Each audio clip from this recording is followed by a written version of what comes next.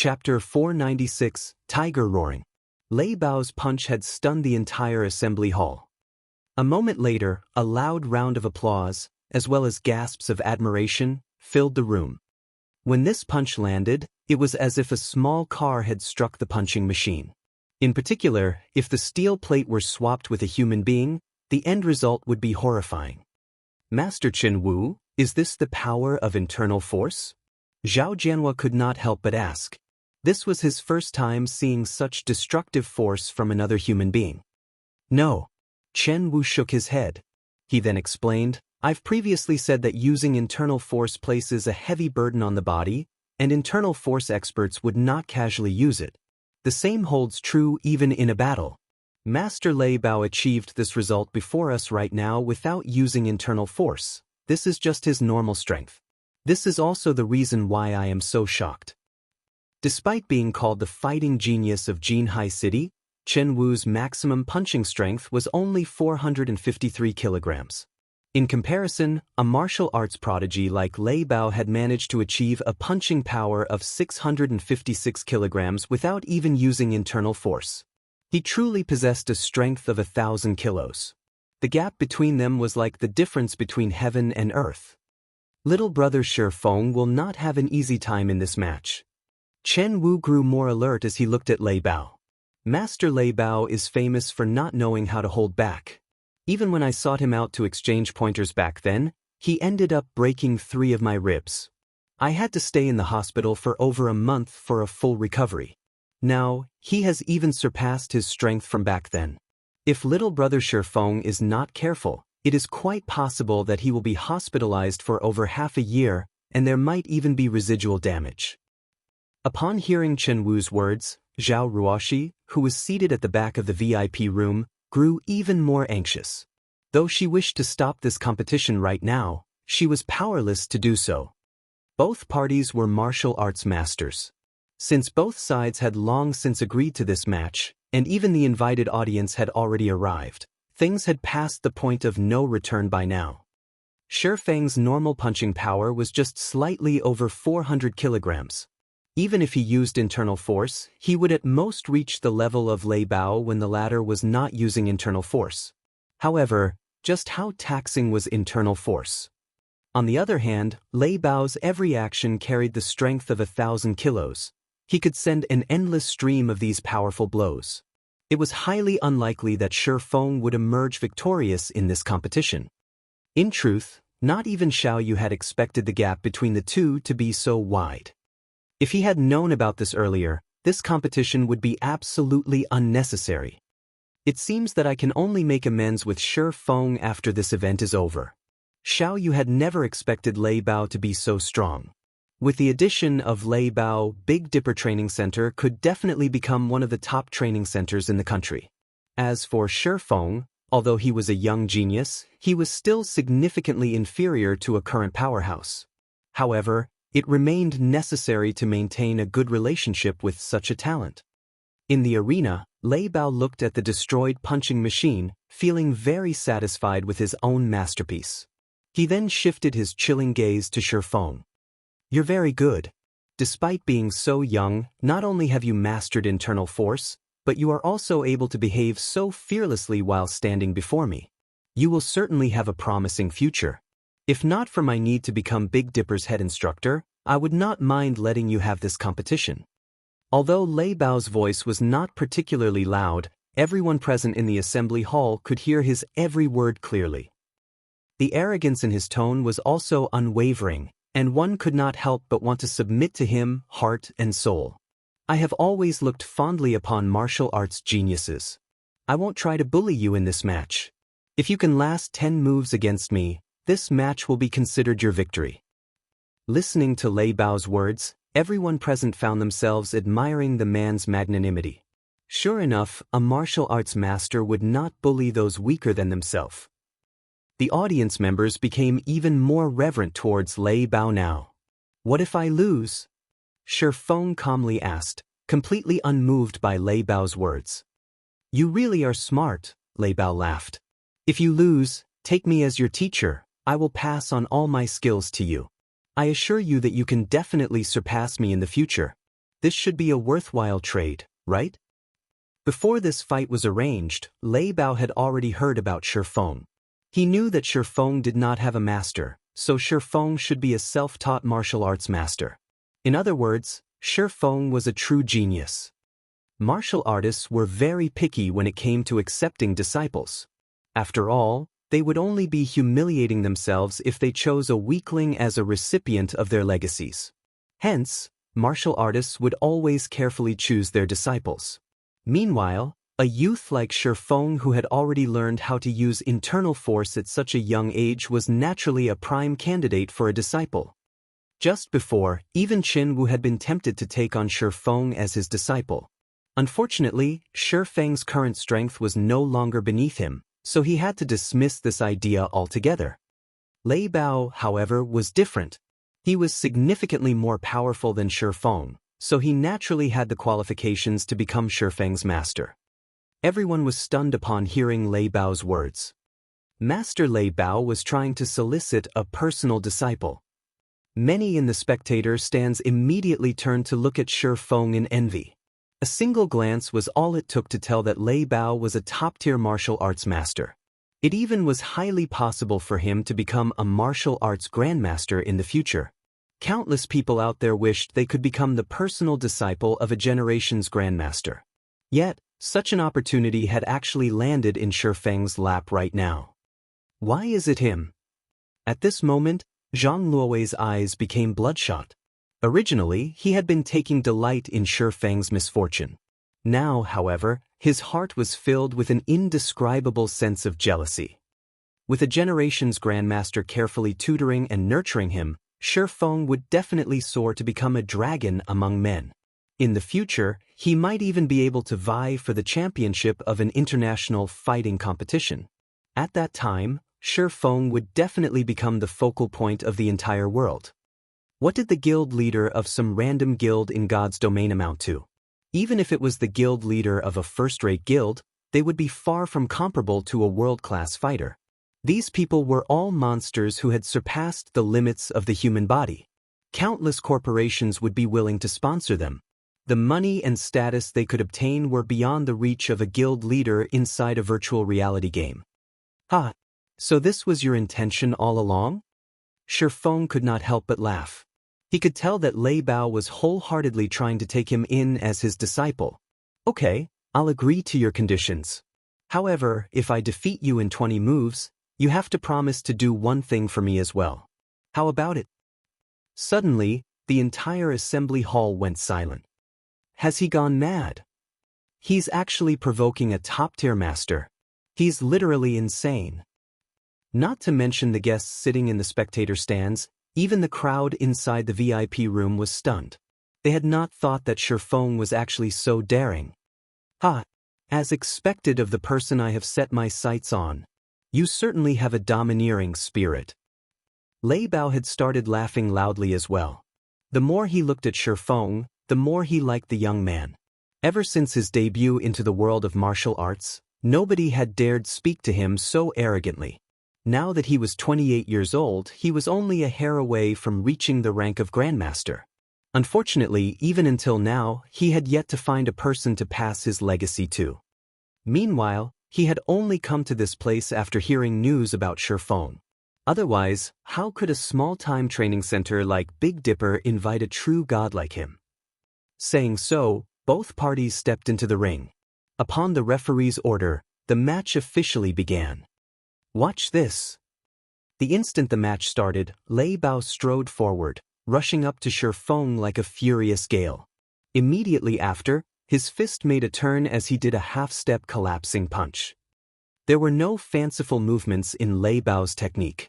His punch was simple and straightforward, yet fast and fierce. When sending out his punch, Lei Bao's body had also released the thundering roars of tigers. Peals of thunder echoed throughout the assembly hall. The sounds were absolutely breathtaking. Tiger roaring, muscle and bone singing. Shifeng was stunned. Lei Bao had actually trained both the inside and outside of his body to the peak. Chapter 497, Initial Mastery. The instant Lei Bao sent out his fearsome punch, Shi Feng hurriedly leaned back like an agile monkey. He did not attempt to block Lei Bao's fist at all. When Lei Bao's fist was only centimeters away from its target, Shi Feng abruptly contracted his abdomen, narrowly avoiding the attack. Lei Bao's punch carried with it a fearsome shockwave. Even through a layer of clothing, Shi Feng could feel his abdomen receiving part of the shockwave. If that violent force landed directly on his body, the consequences would be unimaginable. The members of the audience were stupefied once again. Tiger roaring? How is this possible? Seated in the VIP room on the second floor, Chen Wu saw Lei Bao's punch, and his eyes glowed brightly and his heart thumped madly. The ecstatic expression on his face made it seem as if he had just seen a peerless beauty. Tiger roaring? The spectators beside Chen Wu echoed his words in confusion. However, seeing Chen Wu's excited look, they could guess that it was a very powerful technique. Chen Wu nodded. With great excitement, he explained, only when a person has managed to merge both their internal and external power can they produce that kind of sound. One could say that it is the proof that one has trained their body to its limits. Normally, only experts at the Grandmaster level are capable of such a feat. I never imagined that Master Lei Bao had actually managed to achieve it so soon. With this, it won't be long before Master Lei Bao breaks through his limits and becomes a generation's Grandmaster. Countless martial arts masters had trained themselves desperately, yet still failed at combining their internal and external forces. On the other hand, before even reaching the age of 30, Lei Bao had already succeeded in pushing his body to its limits. Now, he could utilize internal force freely, applying it to his every action. He fit the term martial arts prodigy to a T. Even if Shi Feng knew how to use internal force, when faced with Lei Bao, someone who had pushed his body to its limits, he had zero chance of victory.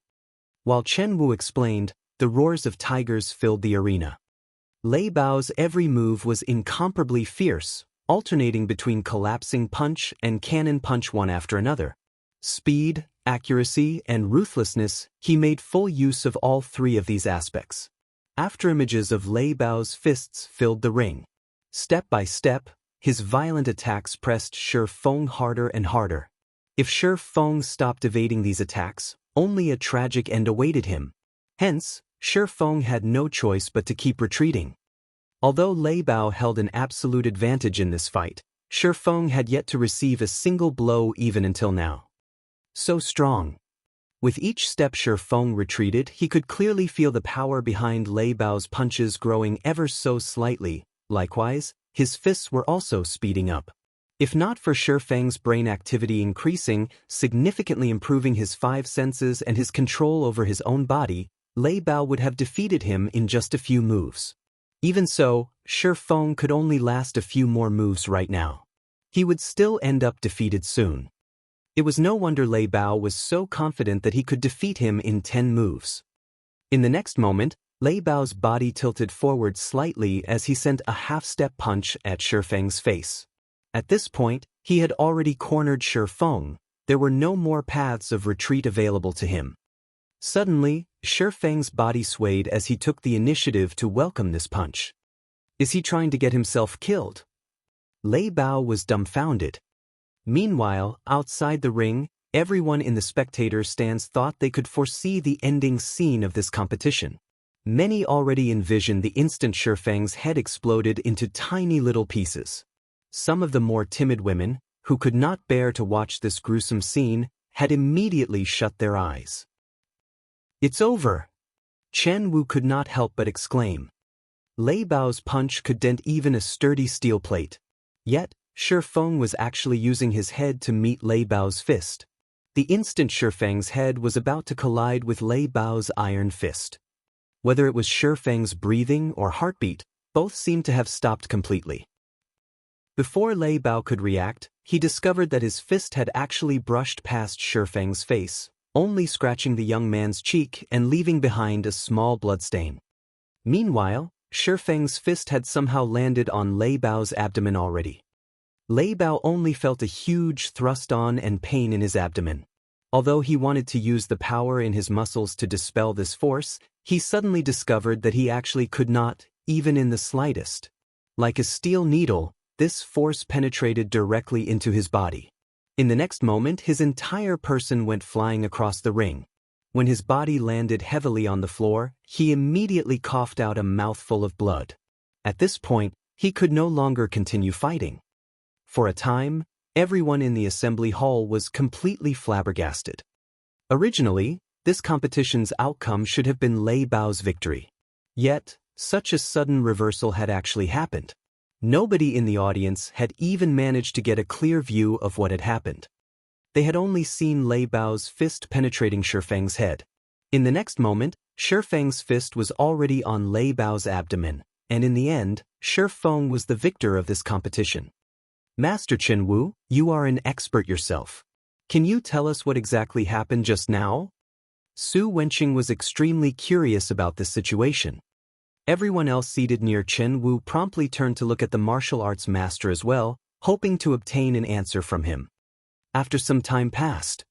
I have no idea either, Chen Wu said as he shook his head. The two's exchange had simply been too fast. Their speeds were already beyond what he could respond to. Hence, not even he knew what Shifeng had done exactly. He only knew that Lei Bao's lethal punch had not landed on Shifeng. However, who was Lei Bao? Back then, the situation had already reached the point of no return. Even if Lei Bao did not wish to kill Shifeng, he could do nothing to change the sudden development.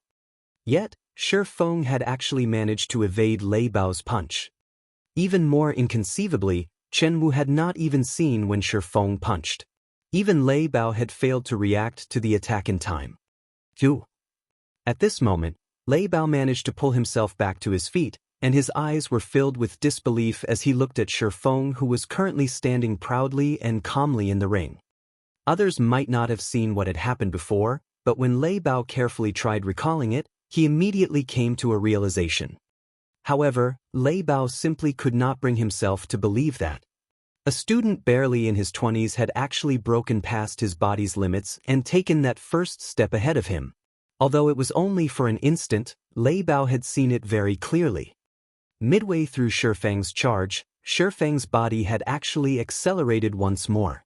At the moment of life and death, Shifeng had actually managed to evade his fist and, in turn, landed a punch on him.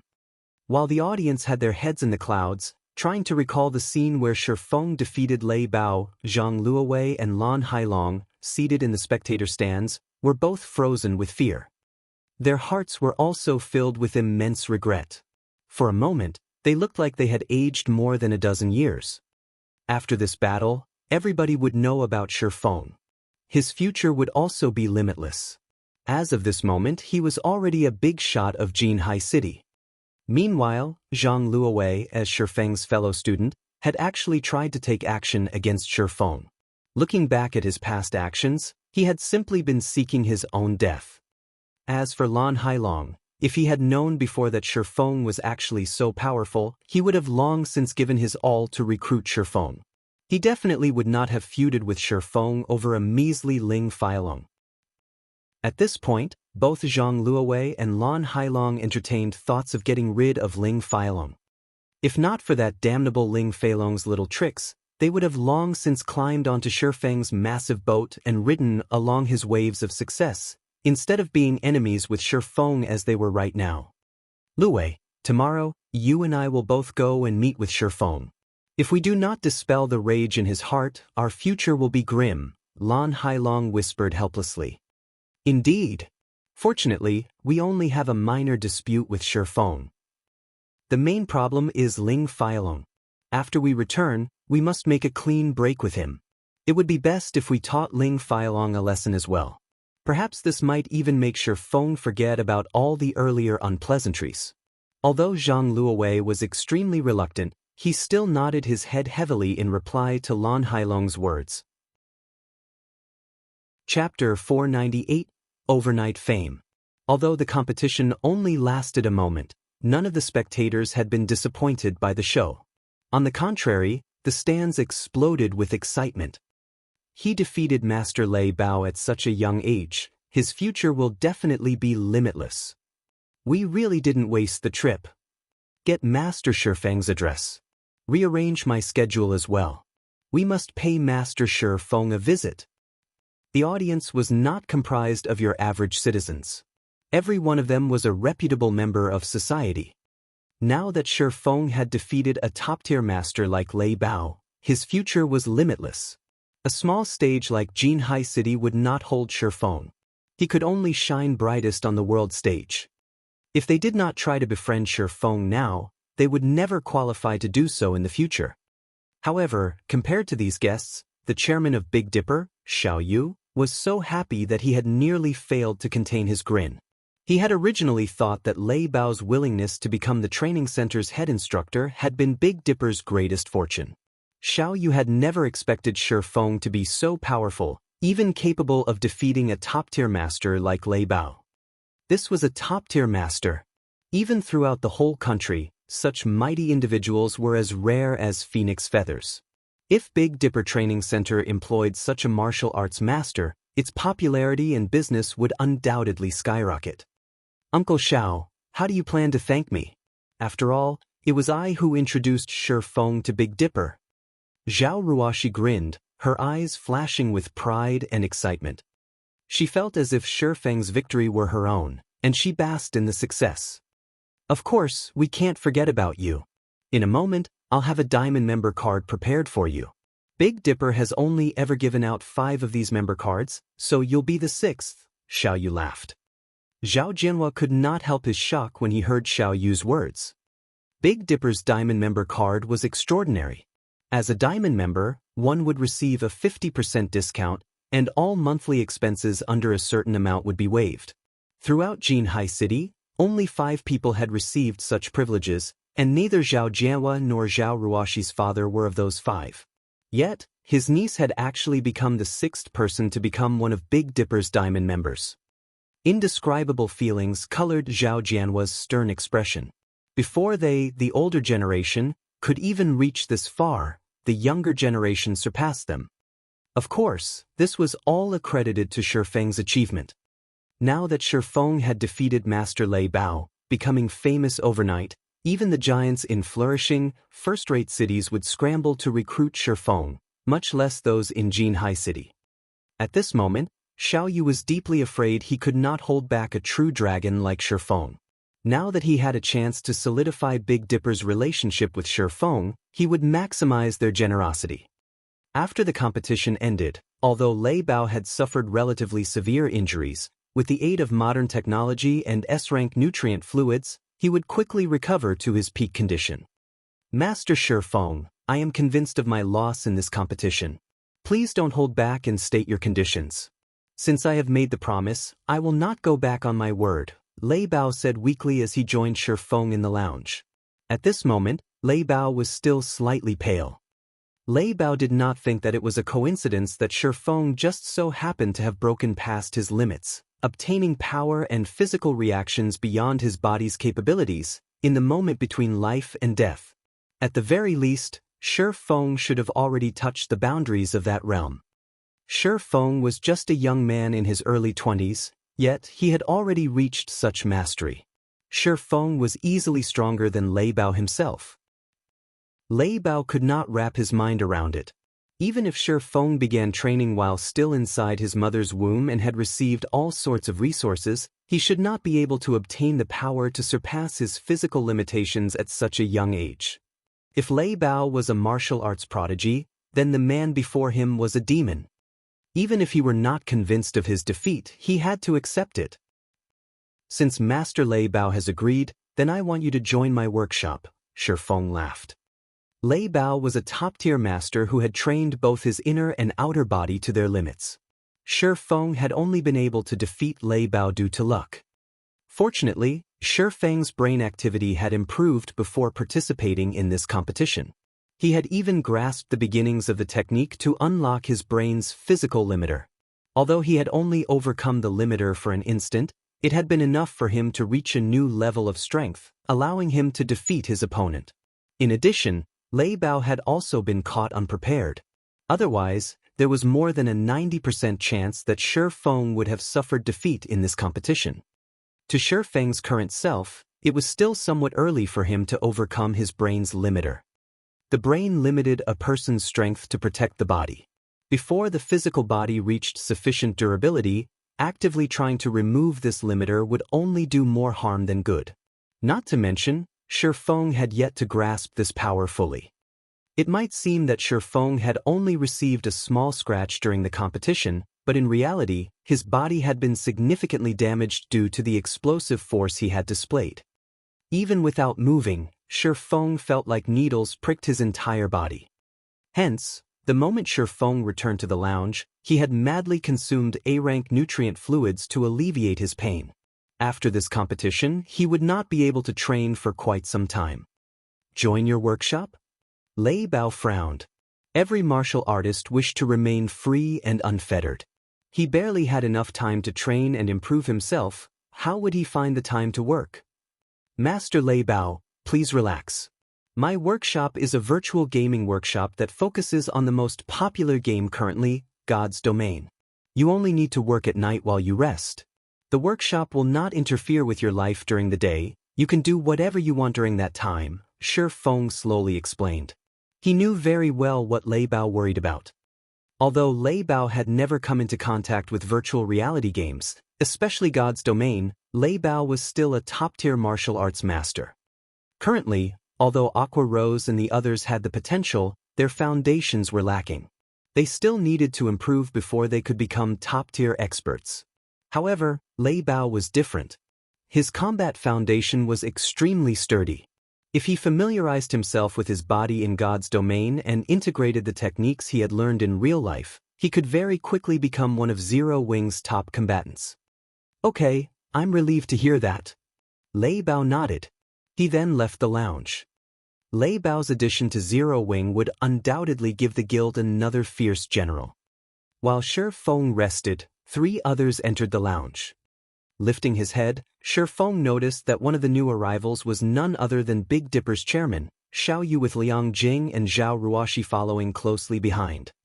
At this moment, Zhao Ruoxi wore a blue one-piece that looked both light and elegant. Her inky hair scattered around her waist like a waterfall, adding a few hints of elegance to her originally innocent temperament. Upon entering the room, Zhao Ruoxi beamed at Shifeng, both worry and joy filling her eyes. Now that Shifeng had become famous overnight, the originally silent and unknown boy from school was no more. Now, he had become Jinhai City's focal point. Even old man Su wished to have a proper chat with Shifeng. Chapter 499, Rising of Candlelight. In the lounge, both Liang Jing and Xiao Yu approached Shifeng with far more caution and respect than in the previous meetings. Only Zhao Ruoxi behaved as usual, smiling and laughing as she conversed with Shifeng. There did not seem to be any signs of a barrier between them. Master Shifeng, based on our previous arrangements, from today onwards, you will be Big Dipper's head instructor. At the same time, you will also become one of Big Dipper's directors, and as you requested, Big Dipper will also come up with an area that will be under your sole management. Saying so, Xiao Yu took out a half-transparent card from his suit's pocket, handing it to Shifeng. This is Big Dipper's Diamond Member card. The card's information has already been updated. In the future, all of your expenses at Big Dipper will be free of charge. Moreover, Big Dipper will also specially reserve a special training room for your use at any given time. When Zhao Ruoxi heard Xiao Yu's words, even she could not help her shock. The usual training rooms only contained some fitness and testing equipment. However, Big Dipper's special training rooms were different. Big Dipper spared no expense when they had constructed these training rooms. Every item inside was state-of-the-art. The entire room was also controlled by a quantum computer. These rooms were usually only provided to professional fighters. Normally, these rooms contained a dedicated combat robot. Special training rooms also came with full virtual combat videos and combat systems that stored beneficial data, which users could reference and learn from. There was even a gravity control device that allowed one to adjust the gravity in the room in order to produce better results. Furthermore, each room had a health cabin that could help its users alleviate physical fatigue, accelerate physical recovery, and maintain the best quality of sleep each day. Hence, many of Jinhai City's professional fighters loved come to Big Dipper. The training rooms in Big Dipper were categorized into 4 different ranks: basic, intermediate, advanced, and special. While the cost of each room increased with rank, the benefits also increased. It was especially true for the gravity settings. In the basic training room, one could adjust the room's gravity by 2G. The intermediate training room's gravity could be adjusted by 3G. In advanced training rooms, one could change the gravity by 4G. In special training rooms, one could increase or decrease the gravity by 6G. It was impossible for ordinary people to train in such an environment. Even moving one's fingers would be difficult. As for the rental fees, ordinary people could not even afford a basic training room. It cost 3,000 credits to rent a basic training room for a day. That was almost a typical person's monthly salary. Of course, your average citizen didn't even qualify to become a member of Big Dipper to begin with. To professional fighters, however, this was easily affordable. The intermediate training rooms cost 5,000 credits per day. A majority of the city's professional fighters usually preferred to rent intermediate training rooms. Unfortunately, there was not many available. Big Dipper only had 20 advanced training rooms, and they cost 10,000 credits to rent per day. This was practically the average price of renting a room at a 7-star hotel. As for special training rooms, there were only 5 in the Big Dipper Training Center, or better yet, in all of Jinhai City. The rental for these rooms was 30,000 credits per day. However, one would be lucky if they even had the chance to rent one of these rooms. Yet now, Big Dipper had specifically reserved one of these rooms for Shifeng. Countless people would definitely turn green with envy if they found out. "I'll have to trouble Chairman Xiao, then." Shifeng did not hold back as he accepted the Diamond member card. With the special training room's gravity enhancement, his future training would yield far better results. Master Shifeng, there is also the matter of the 15 bottles of S-rank nutrient fluids and 5 virtual gaming cabins that we previously agreed to. Our board of directors has unanimously agreed to increase the count to 30 bottles and 10 virtual gaming cabins. We will have the items delivered to you in a few days, Xiao Yu said with a smile. Also, I will have my head assistant, Liang Jing, follow you. She is always very efficient. If you have any matters in Big Dipper you need to deal with, please let her take care of them for you. All right. Shifeng did not refuse Xiao Yu's offer. He had no reason to refuse to begin with. Aside from how important S-rank nutrient fluids were to him, just the 10 virtual gaming cabins could raise Zero Wing's workshop to a whole new level. It would no longer be just your average workshop. As for the assistant named Liang Jing, Shifeng did not know much about Big Dipper. If he wanted Big Dipper to take care of some matters for him, such as training the members of his workshop, an assistant like Liang Jing would definitely come in handy. She could save him a lot of trouble.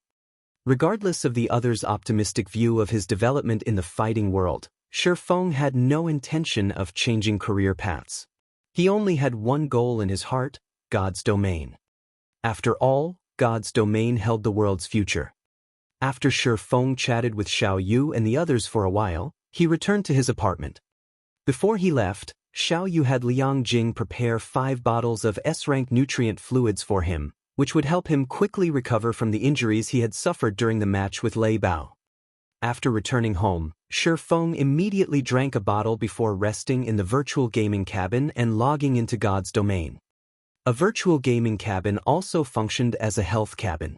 Only, it had an additional function of allowing its user to log into God's domain. Hence, when recovering from an injury, it would be best to lie inside a virtual gaming cabin. The time was currently 7 p.m. Although it was still dark in God's domain, the sound of 3 system notifications rang in Shifeng's ears the moment he logged in. These 3 notifications informed him of the 2 candlelight trading firms' completion in White River City and 1 in Star Moon City. The construction of all 3 firms had finished during the day outside of God's domain. Moreover, all 3 shops had attracted quite a bit of attention, the 2 candlelight trading firms in White River City in particular. Both shops were exquisite 3-story tall buildings. Moreover, as both buildings had suddenly appeared beside White River City's auction house and bank, they had no difficulty attracting notice. In the end, many players had entered the buildings out of curiosity. Before they had investigated these new buildings, they had been ignorant. The moment they did, however, they were immediately startled. Not only were the shops equipped with a full range of items that players required, but the furnishing inside was also luxurious and magnificent. Both candlelight trading firms were far more glamorous than the Starstreak trading firm. There were even lounges available in the two shops that allowed visiting players to enjoy beverages while they shopped. Most importantly was the appearance of an item that everyone in White River City thirsted for. That item was the basic strengthened armor kit. Although the basic strengthened armor kits were inferior to the basic mana armor kits, the latter was simply too scarce. Despite many people having heard of the item before, they had never personally seen it. Now that the basic strengthened armor kits had appeared in the two candlelight trading firms, the first batch of players to enter the shops fought desperately to purchase them, afraid that the armor kits would sell out in a heartbeat. Shi Feng had given Melancholic Smile the authority to determine the goods' prices in the shops, so it was up to her to decide at what price she wanted to sell the basic strengthened armor kits for. Yet, despite having set the initial price of the armor kits at 11 silver coins, it had taken only an instant for more than 100 to sell. As a result, Melancholic Smile had no choice but to raise the price once more. In the end, the price of the basic strengthened armor kit rose gradually from the initial 11 silver to its current price of 16 silver per kit. This price had far surpassed Shi Feng's initial expectation. Even so, in a short dozen or so hours, the three shops in White River City and Starmoon City sold more than 6,000 kits. Moreover, due to the basic strengthened armor kits, every player in White River City now knew about the newly established candlelight trading firms. As a result, more players began to visit the trading firms, allowing business at the two shops to flourish. By the time Shi Feng logged into the game, the two candlelight trading firms in White River City were already packed full of people. Everyone rushed to purchase the basic strengthened armor kits. In addition to the several dozen sets of Dragonscale set equipment that had sold at the Blackwing auction house, Shi Feng had suddenly become a wealthy man again, with more than 10,000 gold in his pockets. Chapter 500 Exclusive Control. White River City, Overwhelming Smiles Guild Residence. Vice Leader Yulan, I've finished my investigation of the candlelight trading firm, a level 23 male assassin reported upon entering Overwhelming Smiles meeting room. Who started it? Yulan asked in a hurry. Currently, Overwhelming Smiles suffered in the field battles against Zero Wing. Their daily coin expenditures were also quite significant. Although Underworld had increased their investment in Overwhelming Smile funds in particular, it was truly not easy to convert credits into coins. Despite spending a massive amount to purchase coins, the guild's supply barely maintained balance with its consumption. In the beginning, Yulan had not expected that repairing equipment would cost so much. However, her thoughts changed as the guild's death toll continued to increase. Dying once might not cost much, but after 2 or 3 deaths, the guild members had spent practically all of their remaining coins. Afterward, in order to repair their equipment, these guild members had no choice but to choose coins as compensation. This situation had immediately given Yulan, who had initially been quite confident, a huge headache. She wished she could choke Black Flame to death. They had already paid out more than 1,000 gold as compensation, not to mention the amount of credits they had compensated. Moreover, it wouldn't be long before the guild had to pay compensation solely in coins. After all, if players did not repair their equipment, they could not go out and level up. If their equipment became scrap, they would have to purchase new equipment to serve as a replacement. However, good equipment was not easy to obtain. Every piece of a player's equipment had been earned through blood and sweat. Losing even a single piece was a painful loss. If they lost every piece of equipment they had on them.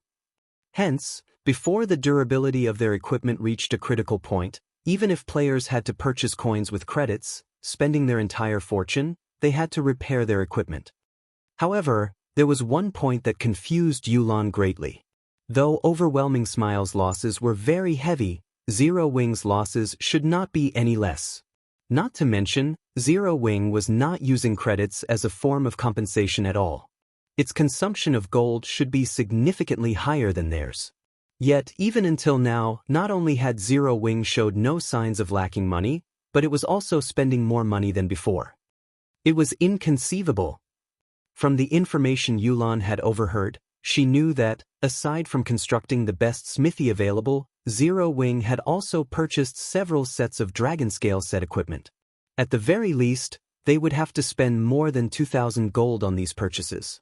Not to mention, there was also the gold they had to give out as compensation for the war of attrition. Even Underworld would find it difficult to spend so much in such a short time. Yulan could only see one end, Overwhelming Smile withdrawing from White River City, if things continued like this in their war of attrition. Hence, they needed to make a major change now. They must find a way to earn a large sum of gold. If one wanted to earn a large sum of coins in God's domain, the only way to do so was through trade. Although the guild quests published in the guild residence were a large source of income, that potential was nothing compared to the money one could earn through trade. Although the various large guilds of God's domain possessed a lot of gold, compared to the countless players in God's domain, this sum was insignificant. Even if Overwhelming Smile only earned 1 silver from each of the millions of players in White River City, the total would be several tens of thousands of gold. At that time, they could easily afford a war with several other large guilds simultaneously, much less afford to deal with a single Zero Wing.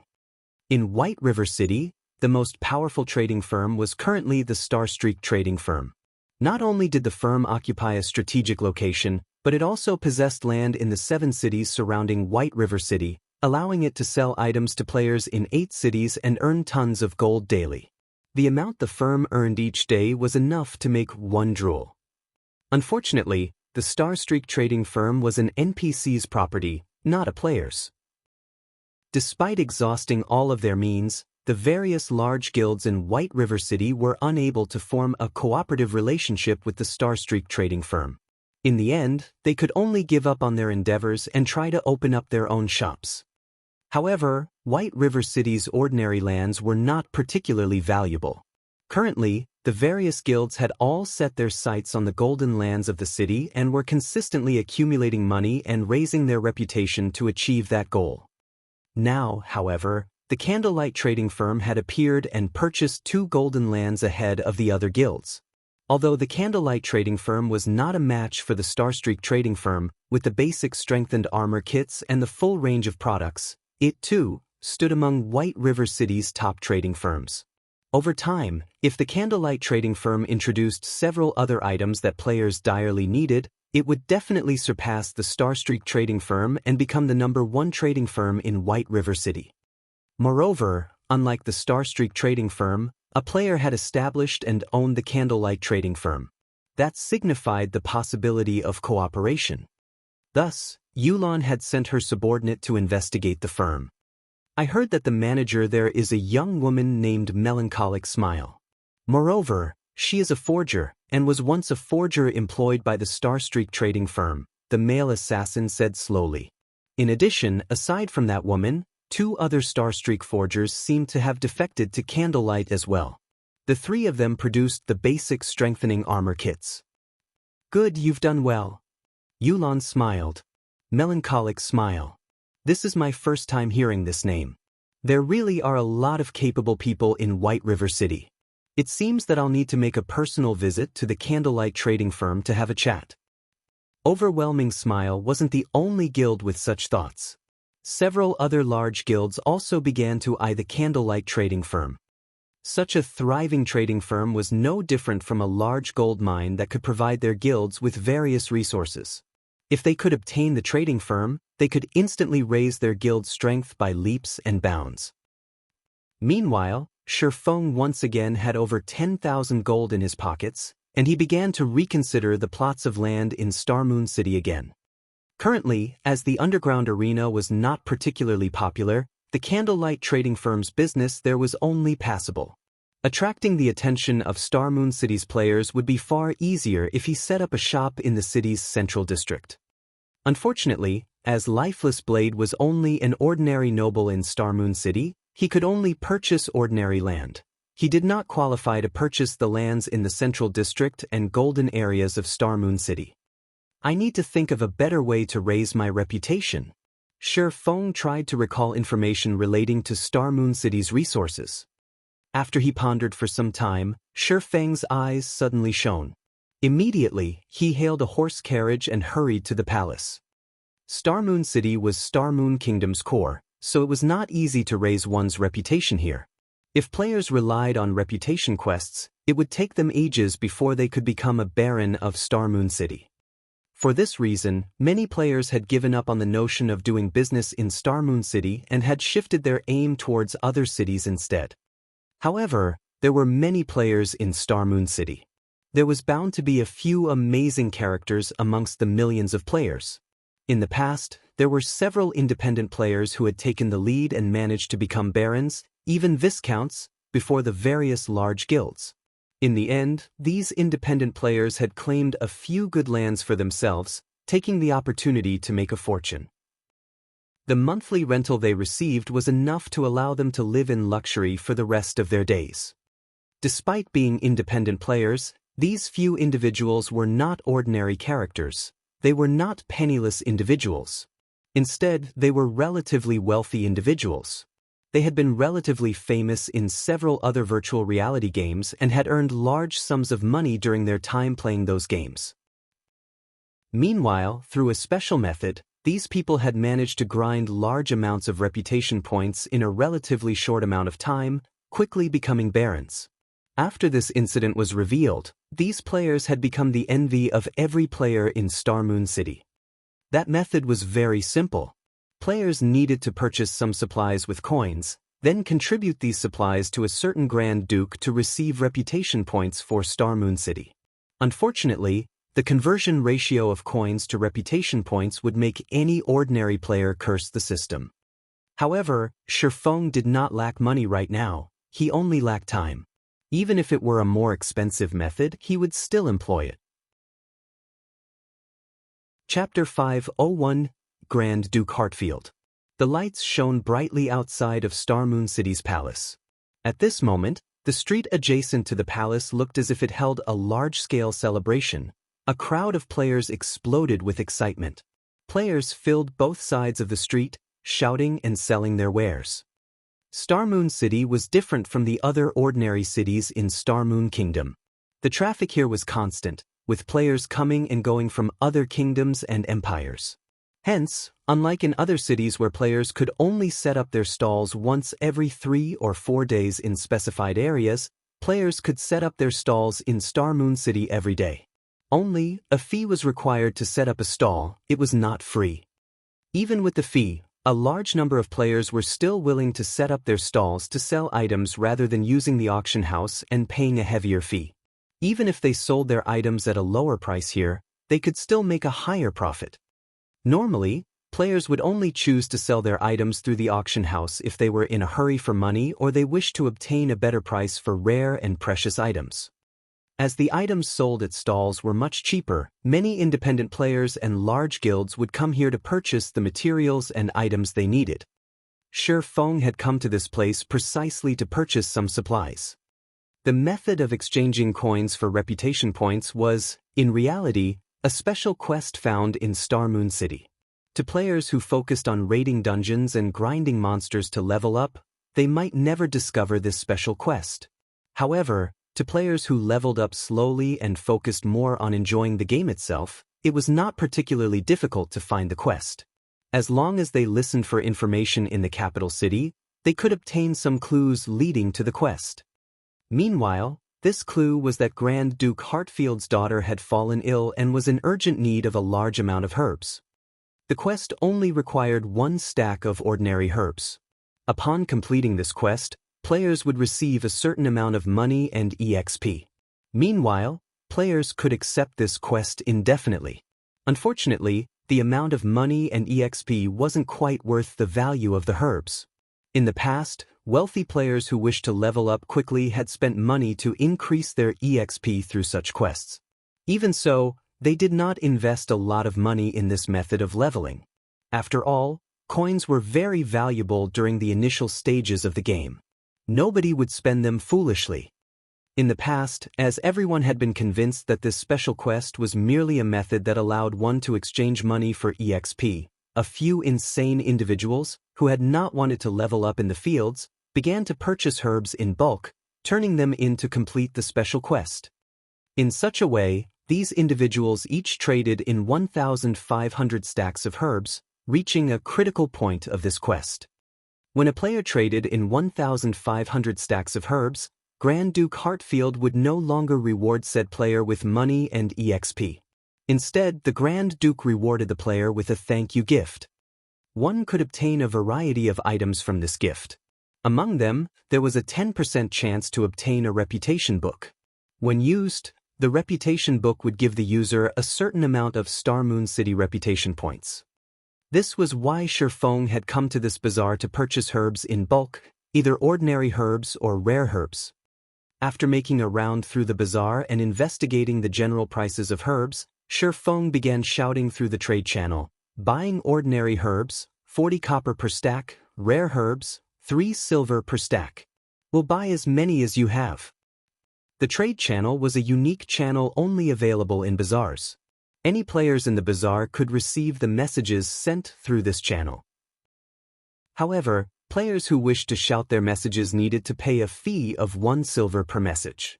Though the length of each message was limited to 100 words, it was a valuable promotion tool.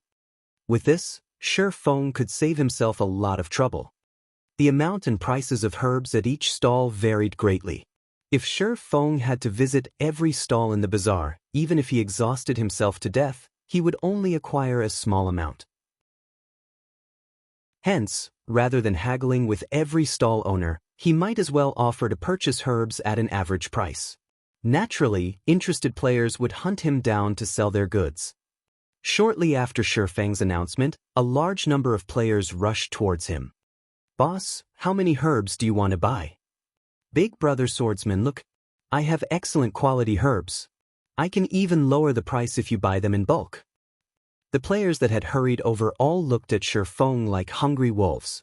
They crowded around him, rushing to sell their herbs. Their intensity far exceeded Shifeng's initial expectations.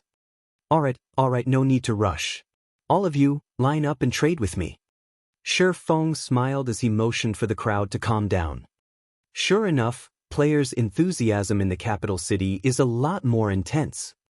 However, after giving it some thought, their enthusiasm was only natural. Players were currently busy with leveling and were not particularly enthusiastic about lifestyle classes. Although guilds nurtured their own alchemists, the guilds could easily supply the amount of herbs their alchemists needed. They didn't need to purchase any. More importantly, the crowd was so excited because the demand for herbs was usually quite low. As useful potion recipes were extremely rare, demand for herbs had dropped even further. In addition, Star Moon Kingdom was not a herb-poor kingdom, resulting in the prices of herbs remaining relatively low. Despite there being 20 herbs in each stack, ordinary herbs only sold for 40 copper per stack. Even rare herbs only sold for 3 silver per stack. One could imagine just how worthless herbs were. Yet, even with such low prices, few people were willing to purchase herbs, which explained why everyone was so excited to see Shifeng. Players would frequently encounter herbs while adventuring, and they would usually collect these herbs to sell in bulk at a later time. Now, these players' actions benefited Shifeng. In a short moment, Shifeng had purchased 2,000 stacks of ordinary herbs and 200 stacks of rare herbs, spending 14 gold in total. To other players, this might be an astronomical sum, but to Shifeng, this was only a drop in the bucket. "Sorry, but my bag's full. Everyone, please wait here for a while. I'll come back to purchase more in just a moment."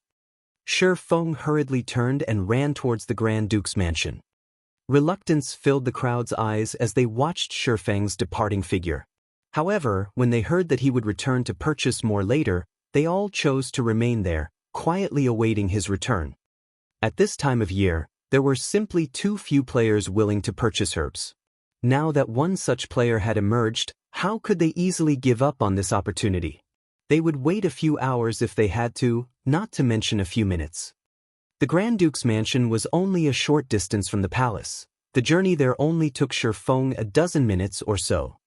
After entering the Grand Duke's mansion, after the level 150 Great Steward's introduction, Shi Feng arrived before the level 200 Grand Duke Hartfield. After a brief conversation, Grand Duke Hartfield began telling Shi Feng the problem burdening his daughter. After which, Shi Feng received the special quest to acquire herbs.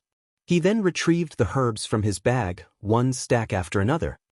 For every stack of herbs Shi Feng turned in, he received 20 copper and 2,000 EXP in return.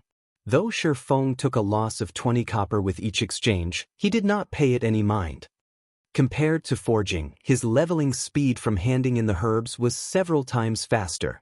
As soon as he gave the Grand Duke the herbs, he immediately received EXP. The process was very fast and convenient. In mere moments, Shi Feng had turned in 1,500 stacks of ordinary herbs, earning a total of 3 gold coins and 3 million EXP.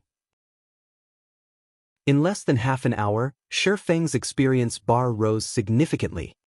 Earning 3 million EXP in half an hour was an incredibly efficient way to level up. Unfortunately, after turning in the 1,500 stack of herbs, he only received a thank you gift for every subsequent stack of herbs he turned in. As there were still a large number of players waiting for him to purchase their goods, Shi Feng wasted no time as he turned in all of the herbs in his possession. Unlike ordinary herbs, he would receive 10 thank you gifts for each stack of rare herbs. In terms of money, it was much more worthwhile to trade rare herbs for the gifts instead. Unfortunately, rare herbs were too scarce. Chapter 502, Twilight Treasure Chest. Shi Feng traded all of his ordinary herbs and rare herbs for thank you gifts in one fell swoop. Suddenly, Shi Feng noticed that Grand Duke Hartfield's gaze had changed slightly. The Grand Duke's originally stern expressions seemed to have softened significantly.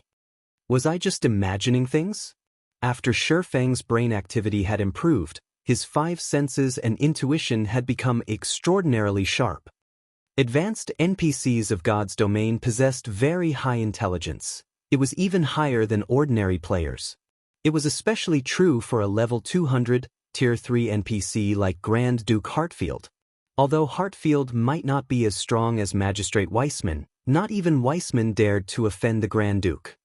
Hartfield was the only Grand Duke throughout Starmoon Kingdom, while the others were just dukes. In Starmoon Kingdom, his position was only below that of the king and equal to that of the kingdom's Grand Marshal, Adolf Serret. Working with the Grand Marshal, they protected the kingdom from both inside and outside threats. If Shi Feng could form a relationship with Grand Duke Hartfield, it would greatly benefit his future development in Starmoon Kingdom. Forget it. It's best to just focus on raising my reputation. Shi Feng shook his head to clear his mind. He then departed from the Grand Duke's mansion and returned to purchasing herbs. The thank you gifts did not take up a lot of space, with each stack holding up to 1,000 gifts. Shi Feng had received a total of 2,500 gifts, which took up only 3 bag slots. Upon arriving at the bazaar in front of the palace, sure enough, the herb-selling players had not moved. The moment these players noticed Shi Feng's return, they immediately rushed over to welcome him. In moments, Shi Feng's bag was filled to the brim once more. He then returned to the Grand Duke's mansion and began to trade the herbs for more thank you gifts. After spending several hours ferrying herbs from the bazaar to the Grand Duke's mansion, Shi Feng had purchased close to half of all the available herbs in Starmoon Kingdom, his total expenditure exceeding 400 gold. Originally, Shi Feng had hoped to continue purchasing herbs.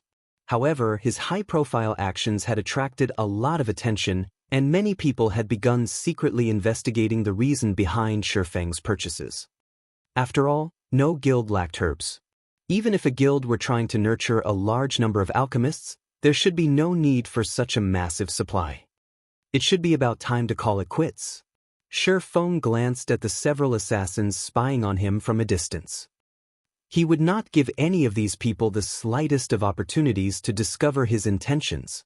Every time he visited the Grand Duke's mansion, he would look for a secluded location before disguising himself.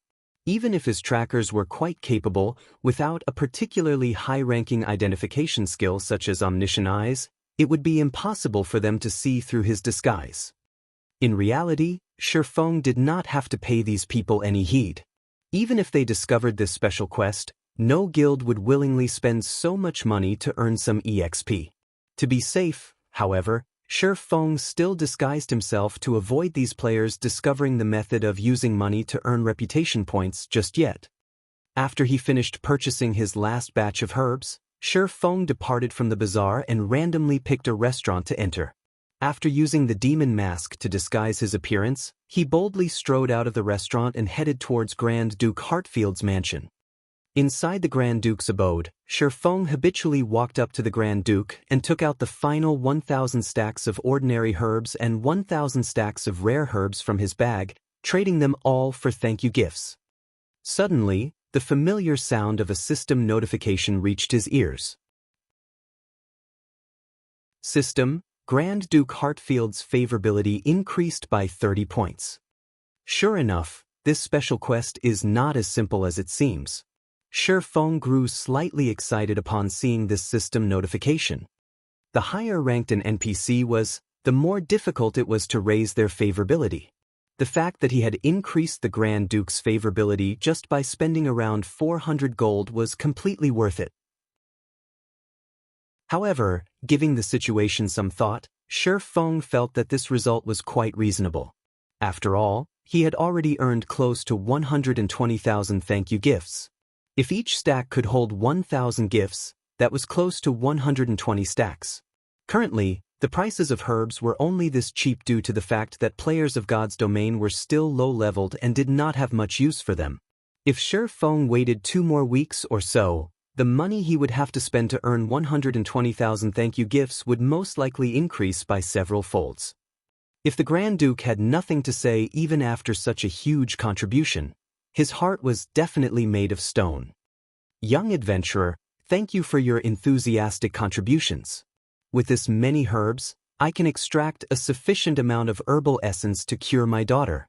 To show my gratitude, you may use those thank you gifts to trade for the treasures I usually store inside my treasury, Grand Duke Heartfield said happily. Your Highness Heartfield, it will be my honor, Shifeng replied, immense joy filling his heart.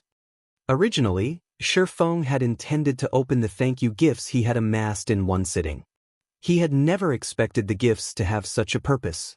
Most likely, not even those several wealthy players in the past had exchanged as many herbs as he had.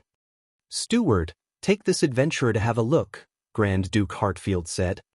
Yes, the Grand Steward answered before leading Shifeng to the treasury on the 3rd floor. The Grand Duke's treasury was heavily guarded. The 6 white-robed knights guarding the entrance were level 200 Tier 3 Judgment Knights. Not to mention, there was even a Tier 5 magic array protecting the vault. Even a Tier 4 class would require a significant amount of time to break through such a powerful magic array. Upon entering the treasury, Shifeng discovered that the place looked very much like a museum, with many treasures on display. This is the list of treasures. You are allowed to redeem the gifts for any of the items inside. The Grand Steward passed a list to Shifeng. There were not many items available for exchange on the list. However, Shifeng was not surprised. Grand Duke Heartfield's favorability towards him was only 30 points. The fact that the Grand Duke was willing to let him trade his thank you gifts for treasures was already a considerable outcome.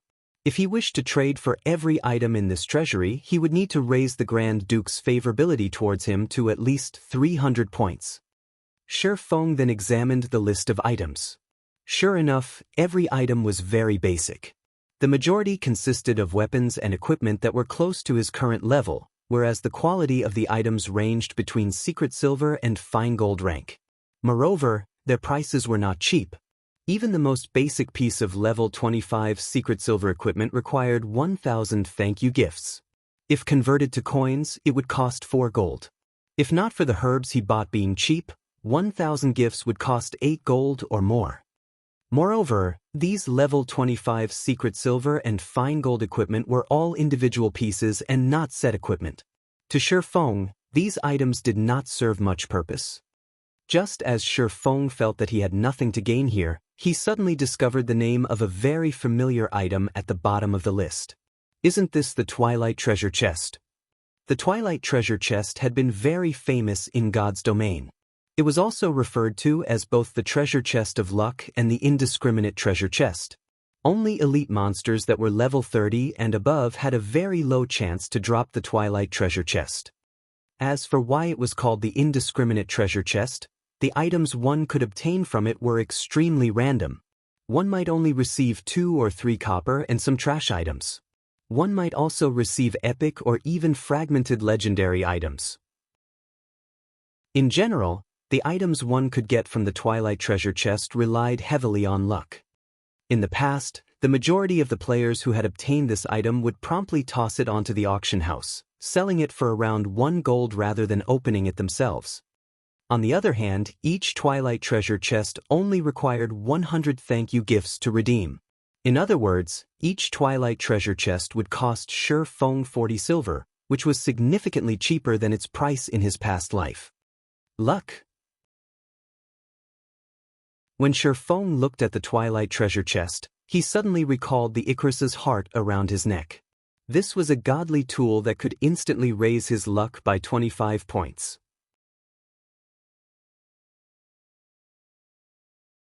Chapter 503, Inyang Walker. Shi Feng looked at the Twilight Treasure Chest and pondered his situation carefully.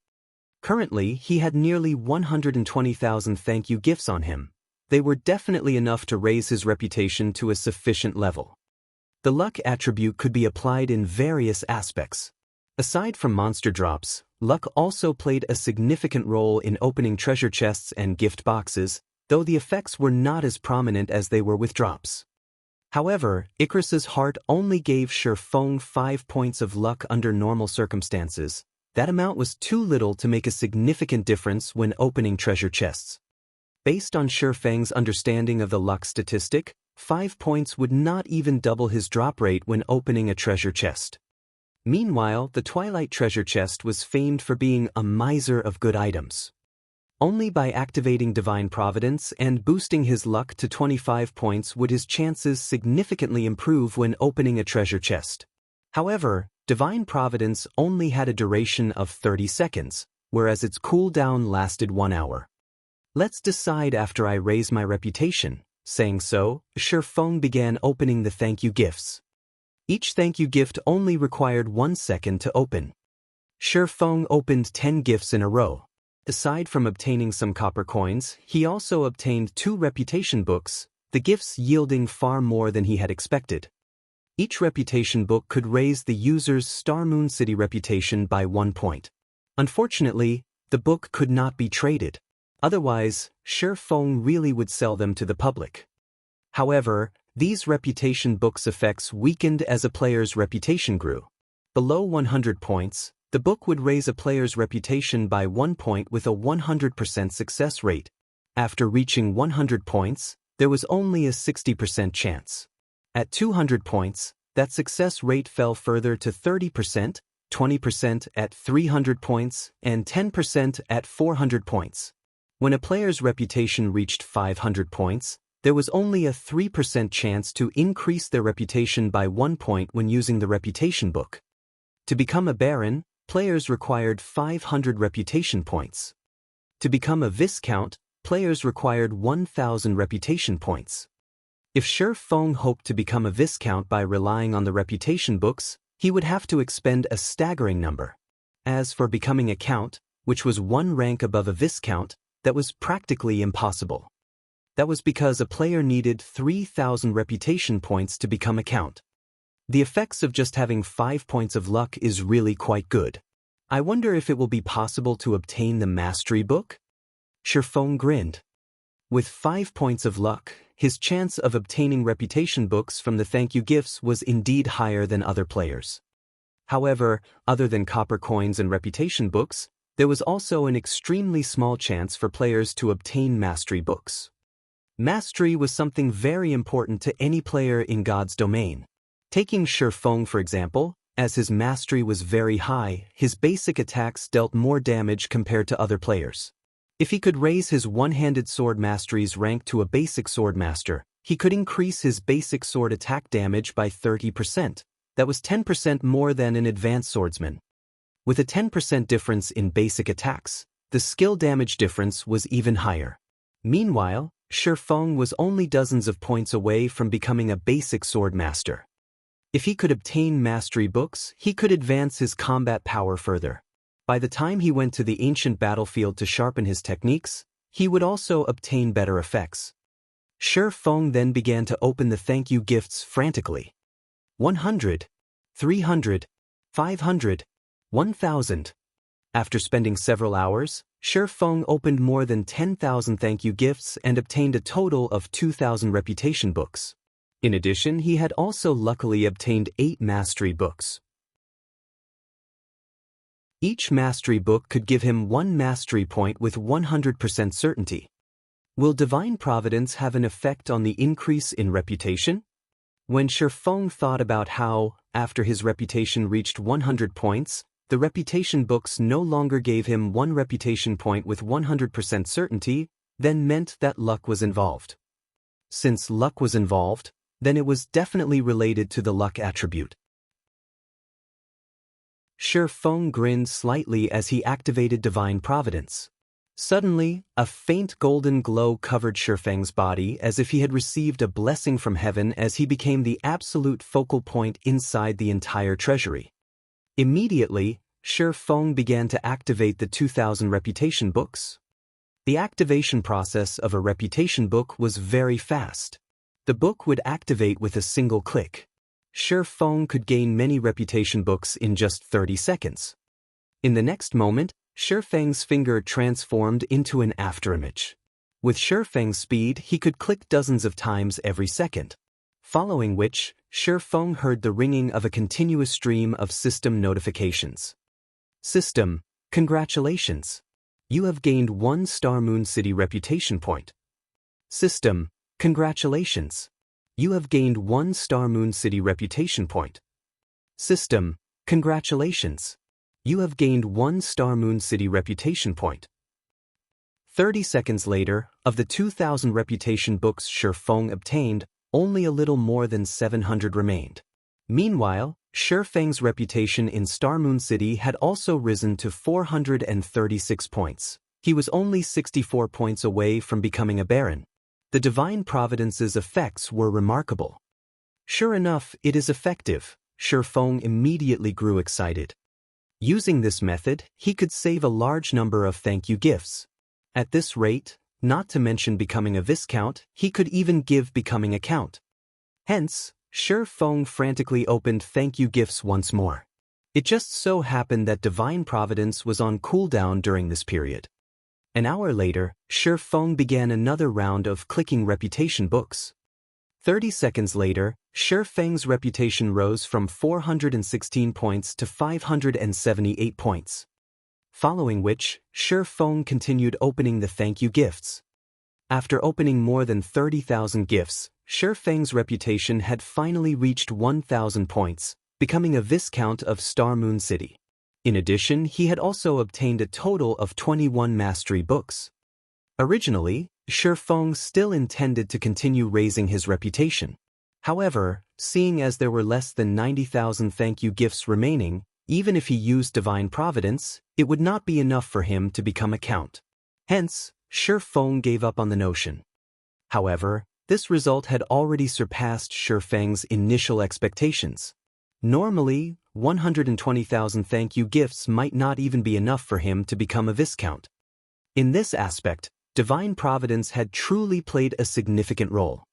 However, now that Shi Feng had 21 mastery books, as long as he strived, he could raise his one-handed sword mastery to 150 points, reaching the standard of a basic sword master. Hence, Shi Feng continued the process of opening the thank you gifts and had even used divine providence to aid him in his endeavor. After opening another 10,000 or so thank you gifts, Shi Feng accumulated a total of 48 mastery books. Immediately, he upgraded his one-handed sword mastery to the standard of a basic sword master, his basic damage increasing by 30%. At this moment, Shi Feng had less than 80,000 thank you gifts remaining. At once, Shi Feng exchanged all of them for Twilight treasure chests. Each Twilight treasure chest cost 100 thank you gifts. In the end, Shi Feng had gained close to 800 Twilight treasure chests. He would have to spend close to 800 gold if he bought so many anywhere else. After Divine Providence's cooldown completed. Twilight treasure chest, you better not disappoint me. Shi Feng took out 9 Twilight treasure chests and set them on the ground. Taking a deep breath, he immediately activated Divine Providence and swiftly began activating the treasure chests before him. As time passed, the silver-colored treasure chests inlaid with purple crystals were swiftly opened. 1 chest, 2 chests, 3 chests. Finally, Shi Feng managed to open the 9 Twilight treasure chests within 30 seconds. The 9 Twilight treasure chests released a colorful brilliance as their lids were removed, making the entire treasury shine beautifully. Shi Feng then began collecting the items inside the treasure chests. As Shi Feng collected the items inside the 6th Twilight treasure chest, he suddenly froze. With disbelief, he retrieved a beautiful chestplate that gave off both a black and white glow. Yin-Yang Walker.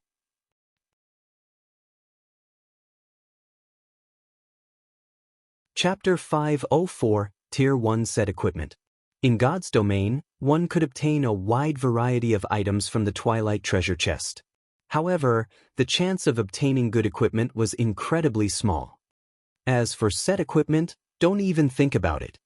Yet, the armor called Yin-Yang Walker before Shi Feng was indeed a part of a set equipment. For a moment, Shi Feng even questioned his own vision. If it were any other set equipment, at most, Shi Feng's good luck would have surprised him. However, the Yin-Yang Walker was different. It was a special set equipment just like the Warfire set equipment. However, if Shi Feng had to decide which set was better, without a doubt, it would be the Yin-Yang Walker set equipment before him. Although the Warfire set equipment could be upgraded to fine gold rank, the Yin-Yang Walker was a Tier 1 set equipment. A Tier 1 set equipment was an exclusive set for Tier 1 classes. Although it had no grade, its boost to a Tier 1 player's combat power even surpassed Dark Gold set equipment. However, a Tier 1 set equipment also possessed heavy restrictions as only designated classes could use it. Moreover, the set would bind to a player when equipped, and it could neither be dropped nor traded. However, it could be destroyed if its durability reached 0.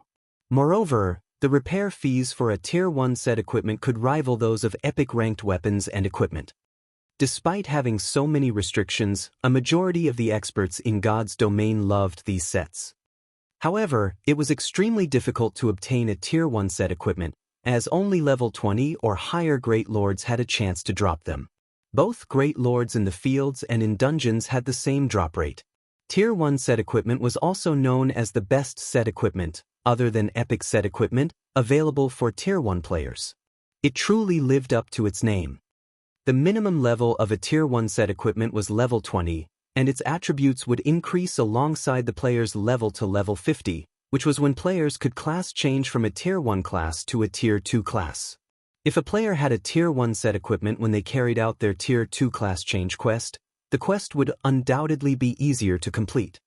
Shi Feng then appraised the Yin-Yang Walker's chest plate. Yin-Yang Walker set equipment. Level 20, level 50. Equipment requirement. Tier 1 Guardian Knight. Set consists of 5 parts: head, chest, hands, legs, and feet. Binds when equipped. Set effect. 2-piece effect. Defense skill increased by 3 levels. Defense increased by 10%, damage received reduced by 15%, and healing received increased by 15%. 4-piece effect. Endurance increased by 15%, and strength increased by 10%. Obtain Yin-Yang Shield skill. Cast a magic shield on yourself, reducing all magic damage received by 60% and gaining immunity to all control effects for 15 seconds. Cooldown, 2 minutes. 5-piece effect. Receive 1 stack of Yin-Yang energy every time damage is received. After 30 stacks, Yin-Yang power skill can be activated. Hatred increased by 100%, all attacks deal holy damage, all Guardian Knight skill effects increased by 50%, and all attributes increased by 15% for 24 seconds. Cooldown, 5 minutes. If I can gather the complete set and give it to a Tier 1 Guardian Knight, tanking bosses in large-scale team dungeons will be a breeze. Shi Feng inwardly sighed as he read the Yin-Yang Walker's set effects. Obtaining even a single piece from the Twilight treasure chest was already nearly impossible. Trying to obtain the complete set would be a miracle. The effect of having 25 luck is better than I expected. Shi Feng was utterly satisfied. He then looked at the large number of Twilight treasure chests in his bag, chuckling, "With so many Twilight treasure chests, I refuse to believe that Divine Providence won't net me any other good items." Shi Feng had already decided. As soon as the cooldown of Divine Providence completed, he would use it to open the treasure chests. With more than 700 Twilight treasure chests, even if he could not earn back the cost of all the herbs he had bought, he would not suffer too huge of a loss either. Soon, Shi Feng collected the remaining items from the treasure chests and stored them in his bag. Other than the Yin-Yang Walker, the 9 Twilight treasure chests only yielded ordinary items. Shi Feng had only obtained a few silver coins and some rare materials, as well as a forging design to create the light stone. Although it was a forging design, it wasn't very valuable. It was not worth even 30 silver. This was because the light stone forging design was quite common. It had a chance to drop from any level 40 or above maps. However, God's Domain's current players were very much in need of light stones. The light stone was a consumable item that could illuminate a certain area as if it were daytime. In the darkness of night, any monsters caught within the light stone's radius would lose their nighttime advantages. The item allowed players to grind monsters freely and level up during the night. To players who wished to level up quickly, even the darkest night was a time to level up. Light stones were practically necessary for players out in the fields, hence why the drop rate for the item's forging design was relatively high. Only, players would find it very difficult to obtain the forging design at their current levels. Light stone. A light flashed in Shi Feng's eyes. He felt that this was a good opportunity to make a fortune. As long as he sold them, the light stones would be well received. Currently, the Candlelight trading firm relied on the strengthened armor kits to draw customers from the Starstreak trading firm. If he added light stones to the firm's available products, it would definitely boost the firm's competitive edge. Light stones were easy to produce. Moreover, the materials it required consisted of cheap and common items such as advanced stones and magic essences. Hence, light stones were easily affordable by the majority of the players, unlike the expensive strengthened armor kits that only a small number of players could afford. In addition, there were only 3 people producing the strengthened armor kits right now, and their success rates were only at 30%. It was not enough to satisfy the demand of so many players. As for light stones, even an advanced forging apprentice's success rate would be higher than 30%.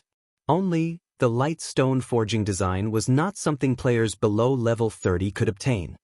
If Shi Feng could acquire a large number of light stone forging designs, the Candlelight trading firm could take Star Moon Kingdom's entire market by storm. The Candlelight trading firm had plenty of advanced forging apprentices. As long as they had a sufficient number of forging designs, they could mass-produce the light stones. Not only could they supply the players from White River City and Star Moon City, but they could also provide an endless supply to other cities as well. At that time, even counting their money would become a laborious task. In any case, I have nothing better to do right now. I might as well grind for some light stone forging designs. Shi Feng grinned.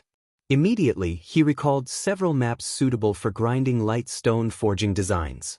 Although those maps were all level 40 and above, Shi Feng had the ignore level effects provided by the magic weapon Abyssal Blade, the Dragon Claw set equipment, and the Golden Stigmata. Combined, he could ignore up to 45 levels. In addition to Shi Feng's own level, he could take on a level 70 monster should he choose to do so. Only, the attributes of a level 70 monster were a bit too powerful.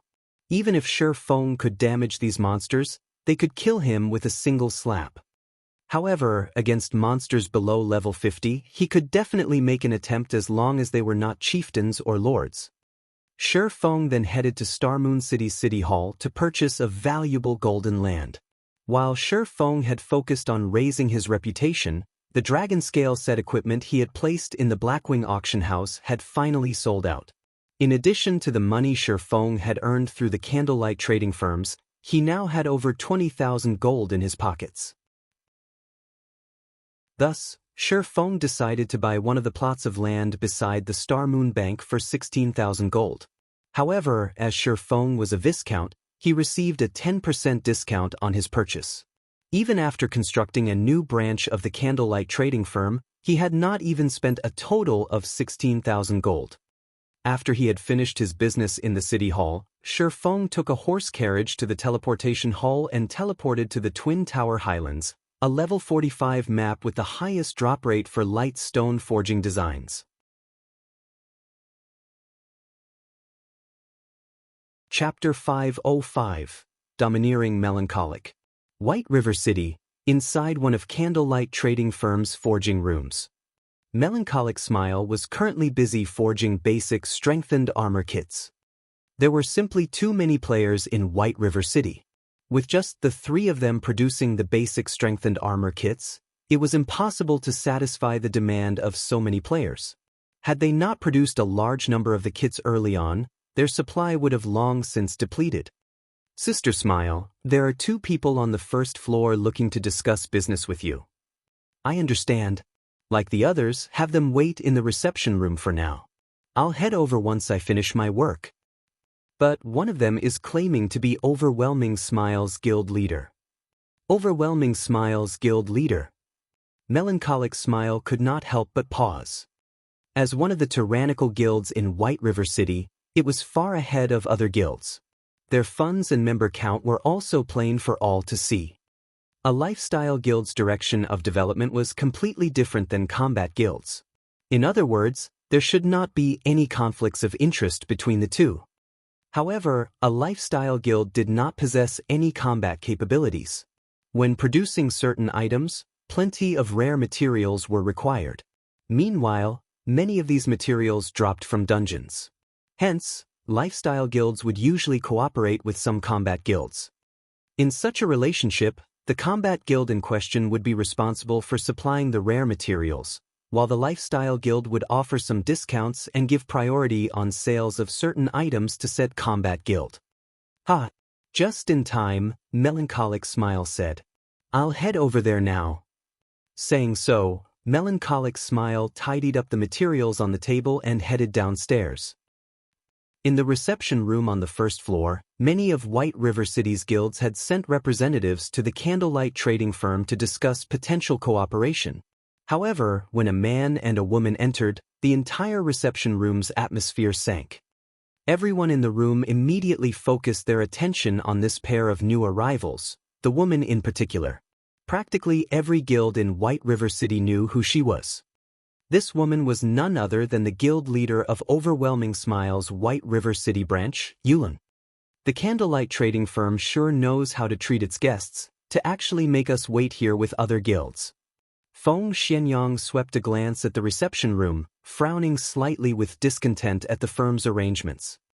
Yulin did not comment on Feng Xianyang's statement. Instead, she only sat down and waited quietly. Although Overwhelming Smile was a powerful guild with ample funds, the candlelight trading firm was no ordinary existence, either. The fact that it had been able to purchase 2 of White River City's golden lands in such a short time displayed the firm's powerful backing. A short moment later, Melancholic Smile entered the reception room. Immediately, the atmosphere in the room relaxed significantly as the occupants promptly stood to welcome her, smiling.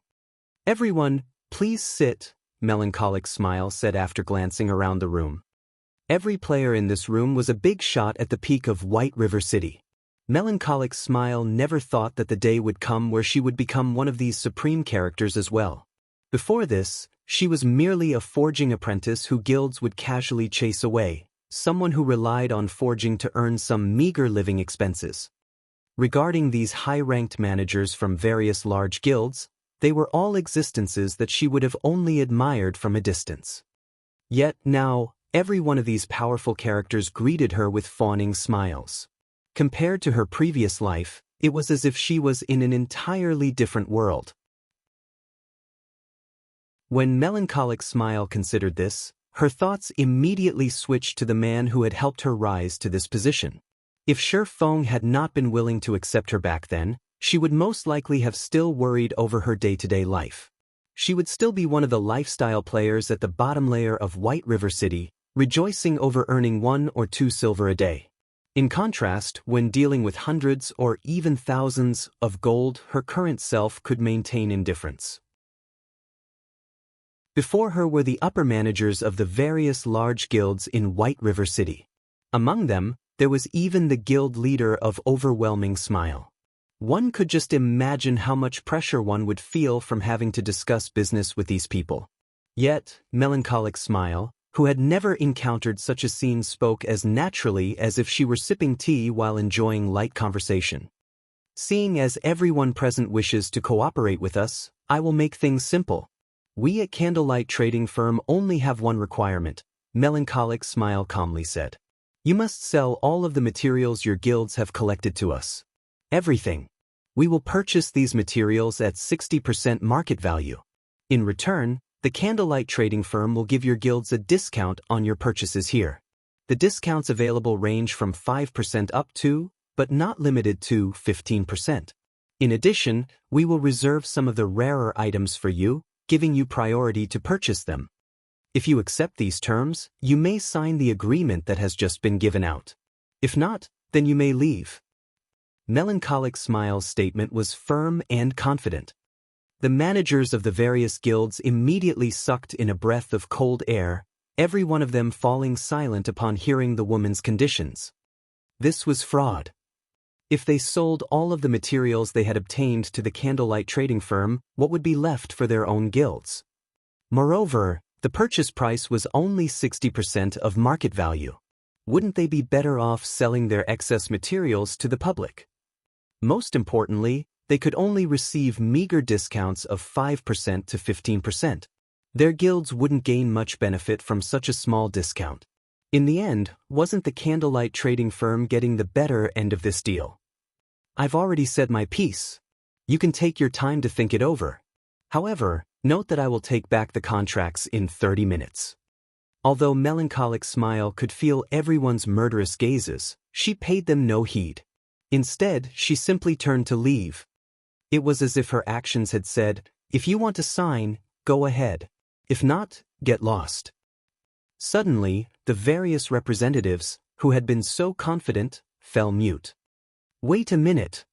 Feng Xianyang suddenly stood with a cold expression on his face. He glared at Melancholic Smile, sneering, don't you think you are going too far with your demands? You should know that there are many materials that only guilds like ours can obtain. Independent teams are simply not strong enough to provide a supply. If our guilds join hands to cut off Candlelight's supply, do you really think you can continue doing business? Shocked, Yulan rushed to her feet, advising, young Master Feng has gone a little too far with his words. I ask for Miss Melancholic's understanding. However, we have all come here with the intent to do business. There should be a process of negotiation at the very least. The way you cut us off will not benefit either side. Why don't we sit down and discuss things properly? Everyone in the reception room nodded in agreement. If every guild refused to sell their materials, how could Candlelight Trading Firm hope to continue its success in White River City? At the end of the day, a lifestyle guild was still a lifestyle guild. They were born to lower their heads to combat guilds. Ha!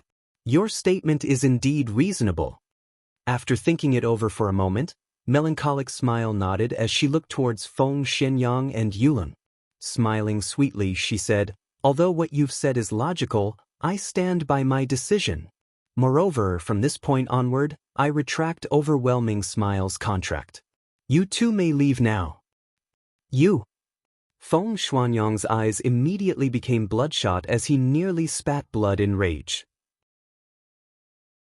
If not for the fact that they were still in the candlelight trading firm, with the owner of the firm having absolute control over and being an invincible existence inside this place, he definitely would have killed Melancholic Smile by now. Yulan was similarly stunned by Melancholic Smile's words. Meanwhile, the upper managers of the various large guilds were also stupefied by this situation. In White River City, Overwhelming Smile was only second to Zero Wing. Yet, Melancholic Smile had dismissed them with just a few words, showing no pretenses at all. This was simply too domineering.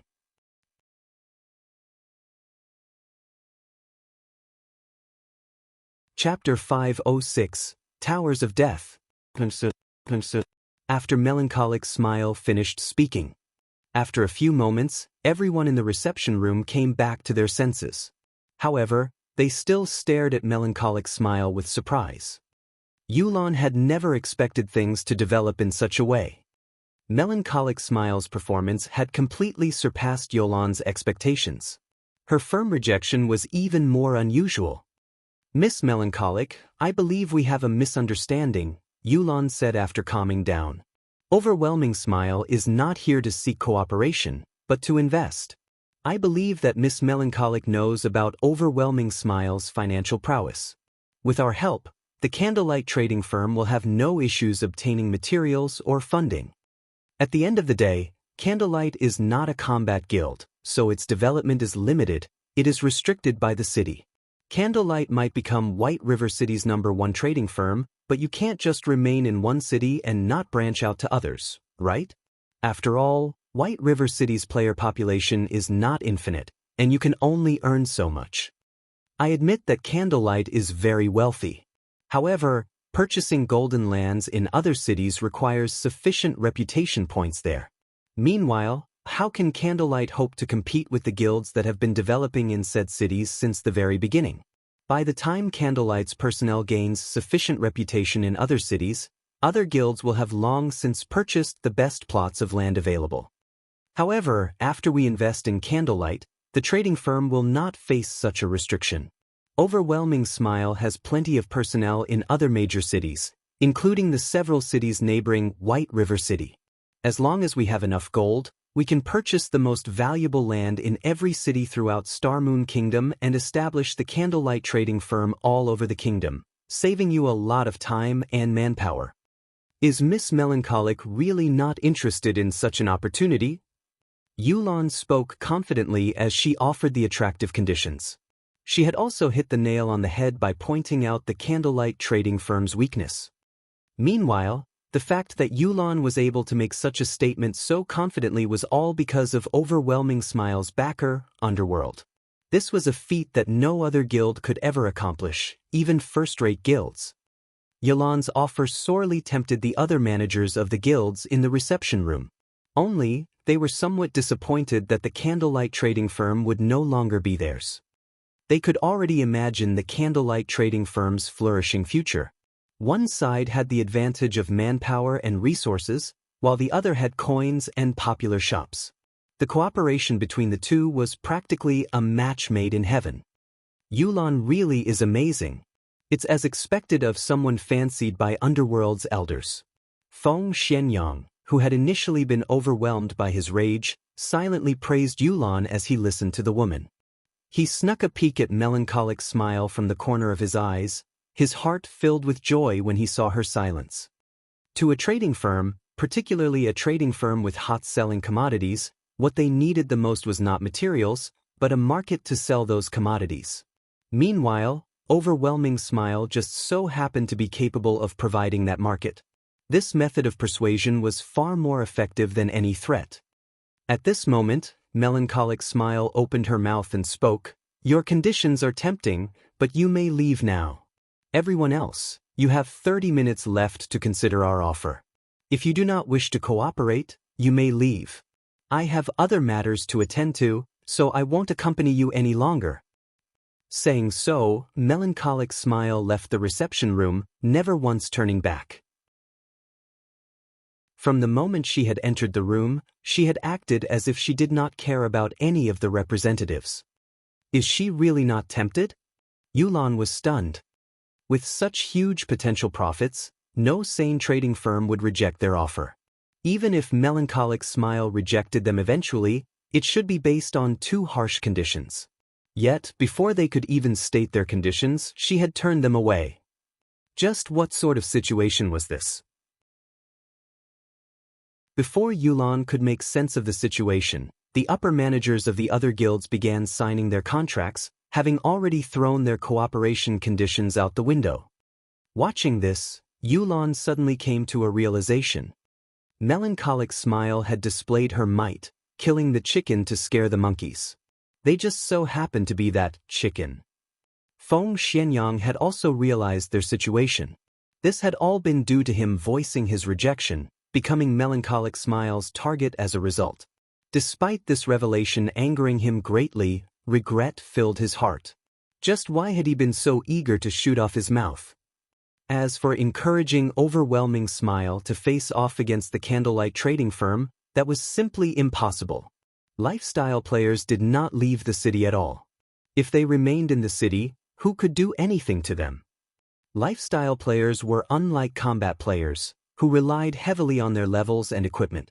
Even if lifestyle players were killed until they fell back to level 0, so long as their lifestyle skills remained, they would feel no effect whatsoever. It seems that we can only hasten our own firm's establishment, Yulan sighed. Things were becoming much more troublesome than she had initially expected. However, the Candlelight Trading Firm had also given her a reminder. I have heard that Maple City's branch almost has enough reputation. We might as well develop our trade in Maple City.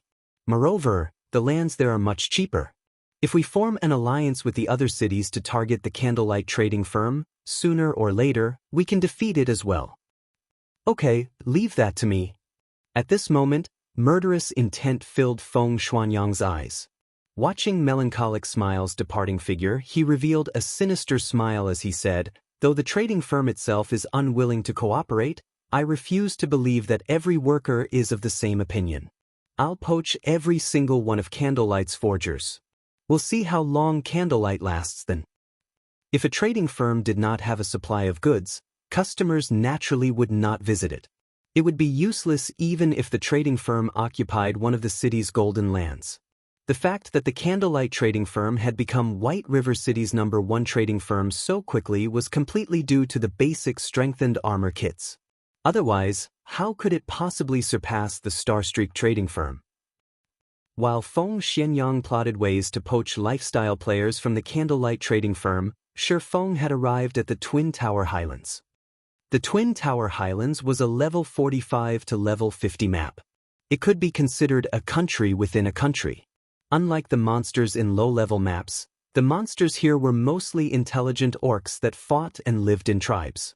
If players were not careful, rather than hunting their prey, they very well might become prey themselves. To God's Domain's current players, the Twin Tower Highlands was definitely a forbidden land. Aside from the level suppression, the difference in attributes was already quite vast. However, Feng did not care about any of that. His own attributes had long since surpassed the standards of the current players. It was especially true after he had equipped the fragmented legendary ranked Heavenly Dragon's Breath. In terms of attributes, he could easily match level 40 ordinary players. Without level suppression, a 5-level difference in attributes was nothing to Feng. Fortunately, Feng was very familiar with the Twin Tower Highlands. He had arrived at the core area of the Twin Tower Highlands, the Towers of Death, without so much as encountering a single monster. Dark clouds hid the tops of the 2 tall towers, preventing one from seeing them with a single glance. A thick layer of death also surrounded the towers as cold wind billowed around them. Tall ramparts surrounded the massive Towers of Death. An army of orcs patrolled the walls. Overall, the Towers of Death looked like an impregnable fortress. This was the best location for Feng to grind for the light stone forging designs. This should be it. Feng activated Wind Rider and the Ring of Nothingness and flew up to the tall walls. Sweeping a glance over the numerous level 47 orcs below the ramparts, a grin appeared on his face.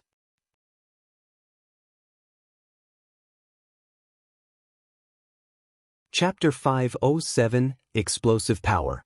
Not only did the Towers of Death resemble a fortress, but there were also tens of thousands of monsters wandering inside their walls.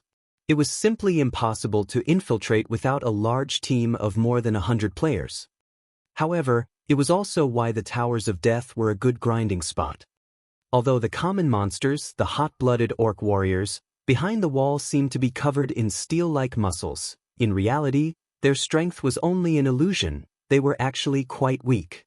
Moreover, they were all melee monsters. As long as a team had several powerful AoE classes, the Towers of Death would become a leveling heaven. Hot-blooded orc warrior, orc, common monster. Level 47. HP 30,000/30,000. To players of a similar level, these orc warriors were very easy to deal with. To Xianxia, who was only level 26 right now, they were just as easy to defeat. The only challenge was the fact that these hot-blooded warriors normally moved in groups of 100 or more, with an elite-ranked hot-blooded orc captain leading each company. The orc captains were much larger than their common counterparts. They were fully protected by a suit of plate armor and wielded a war saber and large shield in each hand. Most importantly, these orc captains had an aura effect that could increase the attack speed and damage of nearby hot-blooded orc warriors by 30%. Hot-blooded orc captain, orc, elite rank. Level 48. HP 200,000/200,000. Even a 50-man team would struggle against such a company of orcs. As for 20-man teams, they could only escape for their lives. Teams that came to grind here would usually eliminate the orc captain first, sending several assassins with high burst damage and a bombardment from the ranged attackers, getting rid of the orc captain in the shortest amount of time possible. That way, the hot-blooded orc warriors would be fish in a barrel, easy to annihilate. However, Xianxia's level was too low right now. It would be very difficult for him to charge into the group of orcs and kill the orc captain swiftly, hence why Xianxia had flown up to the ramparts. The ramparts were very tall, and it would not be easy for one to reach the top quickly, especially common monsters like the hot-blooded orc warriors. Monsters like them could only use the only staircase. Moreover, it was a long way from the bottom to the top of the stairs, and it would take the orc warriors quite some time to reach the top of the walls. The orc captain, however, was different. The captain's strength was impressive, and he could easily reach the top of the walls with just a few jumps. In the past, many people had used this method to grind orcs and level up. After Xianxia positioned himself on the rampart, he switched the 7 luminaries' rings aura of wind to the aura of fire. Simultaneously, he activated the ice blue devil flame, pale blue flames suddenly covering his entire body. With the effects of the aura of fire and the ice blue devil flame combined, his damage instantly increased by 60%. The combined effects were no weaker than when he activated a berserk skill. Moreover, these effects lasted indefinitely and had no side effects whatsoever. He then took out the blazing meteor and threw it at a hot-blooded orc warrior. Shio! The blazing meteor streaked across the air like a shooting star, instantly striking at a hot-blooded orc warrior who patrolled below the fortress walls. -904. Although there was no level suppression, a level 47 monster was far superior to a level 20+ monster regarding both defense and attack power. Xianxia only had the attributes of a level 40 or so ordinary player. His damage was very limited. Intruder! The orc warrior bellowed angrily as he turned towards Xianxia on top of the wall. Immediately, the entire company of hot-blooded orcs also discovered Xianxia. However, as the wall was too large, they could only frantically dash towards one of the distant staircases. The armored hot-blooded orc captain, unlike his allies, simply bent his legs and jumped. In just a moment, the orc captain had jumped up to half the height of the wall. The captain stabbed his saber into the sturdy wall. Using his saber as a foothold, the captain jumped once again, reaching the top of the ramparts. His robust and powerful hand grabbed and tugged on the chain wrapped around his wrist. In the blink of an eye, the saber, which was connected to the chain, returned to the orc captain's hand. The entire process was smooth and only took an instant. The orc captain was like a martial arts expert who could walk on walls and fly through the eaves of buildings. However, Shi Feng was not the slightest bit surprised by the orc captain's actions. Elite monsters' intelligence and combat techniques at this level were not the slightest bit inferior to the professional fighters in real life. In some aspects, these elite monsters were even more amazing than professional fighters. The hot-blooded orc captain looked at Shi Feng, who was 10 yards away, with a bloodthirsty fury in his crimson eyes. Raising his shield, he used charge and dash towards Shi Feng. The orc captain was over 2 meters tall. With his mass and speed, he was like a small car rushing towards Shi Feng. One could just imagine the consequences of such a collision. Without hesitation, Shi Feng activated Purgatory Power, raising his damage by another 30% and attack speed by 100%. He then dashed forward to meet the orc captain's charge head-on. Just as the orc captain was about to send Shi Feng into a fainted state, at the moment between life and death, Shi Feng used silent steps. Not only had Shi Feng avoided the fainted effect of the orc captain's charge, but he also managed to appear behind the orc captain. Die! Shi Feng shouted. In the next moment, the abyssal blade and the purgatory's shadow in Shi Feng's hands released a powerful blinding light. The crimson flames that covered both swords caused the surrounding temperatures to soar. Flame burst! Dazzling streaks of light shot out from Shi Feng's hands, piercing the hot-blooded orc captain's armor. The orc captain's armor could stop neither the scorching heat of the flames nor the sharp edges of the swords. The blazing abyssal blade easily penetrated the sturdy armor, stabbing the orc captain's vital point. -9,120, -18,160, -9,234, -27, 548. Frightening damages appeared above the hot-blooded orc captain's head, one after another. In the blink of an eye, the orc captain had lost close to half of his HP. The orc captain bellowed at the damage he received. Responding quickly, the orc captain used War Stomp, causing all enemies within a range of 6 yards to enter a fainted state for 3 seconds. However, Shi Feng, who had already grasped the flowing water realm, had long since seen the orc captain's intentions. The instant the orc captain lifted his leg, Shi Feng swung his sword. Abyssal Bind. When the orc captain's feet were only several centimeters from the ground, 9 pitch-black chains emerged from the ground and bound the captain, restricting all of his movements. Taking this opportunity, Shi Feng launched a barrage of attacks towards the orc captain. Due to Abyssal Bind reducing the orc captain's defense by 100%, Shi Feng's Flame Burst skill became even more powerful. Now, each attack dealt around -20,000 damage, while double critical hits dealt around -40,000 damage. Before Shi Feng could exhaust the 12 instances of Flame Burst, the hot-blooded orc captain was already dead, dropping a few silver coins and a piece of equipment. From beginning to end, Shi Feng took less than 4 seconds to kill the hot-blooded orc captain. Meanwhile, only now did the hot-blooded orc warriors finish climbing the stairs, reaching the top of the rampart. However, there were still more than 60 yards between them. After collecting the drops, Shi Feng used Skywheel Sword on the orc warriors who were 40 yards away from him. Golden divine swords descended from the sky, sealing the hot-blooded orc warriors in a radius of 20 yards for 4 seconds. At the same time, the orc warriors each received over -4,000 damage, while some received close to -10,000 critical damage. With a single attack, the hot-blooded orc warriors lost close to half of their 20,000 HP. While the hot-blooded orc warriors ceaselessly bellowed with anger, Shi Feng followed up his attack with Firestorm. Suddenly, heavenly fire descended from the skies, annihilating the company of orc warriors. Items scattered across the ground around the orc warriors' corpses. Meanwhile, Shi Feng's experience bar rose at a rate visible to the naked eye. Shi Feng marveled at the dropped items on the ground. Fragmented legendary items and epic items really are frightening.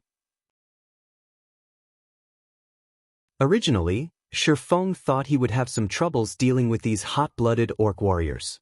Now, it would seem that he had worried for nothing.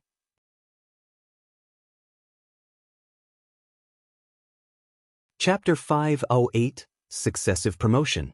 After defeating the first batch of hot-blooded orc warriors, Shi Feng had a preliminary understanding of his current strength.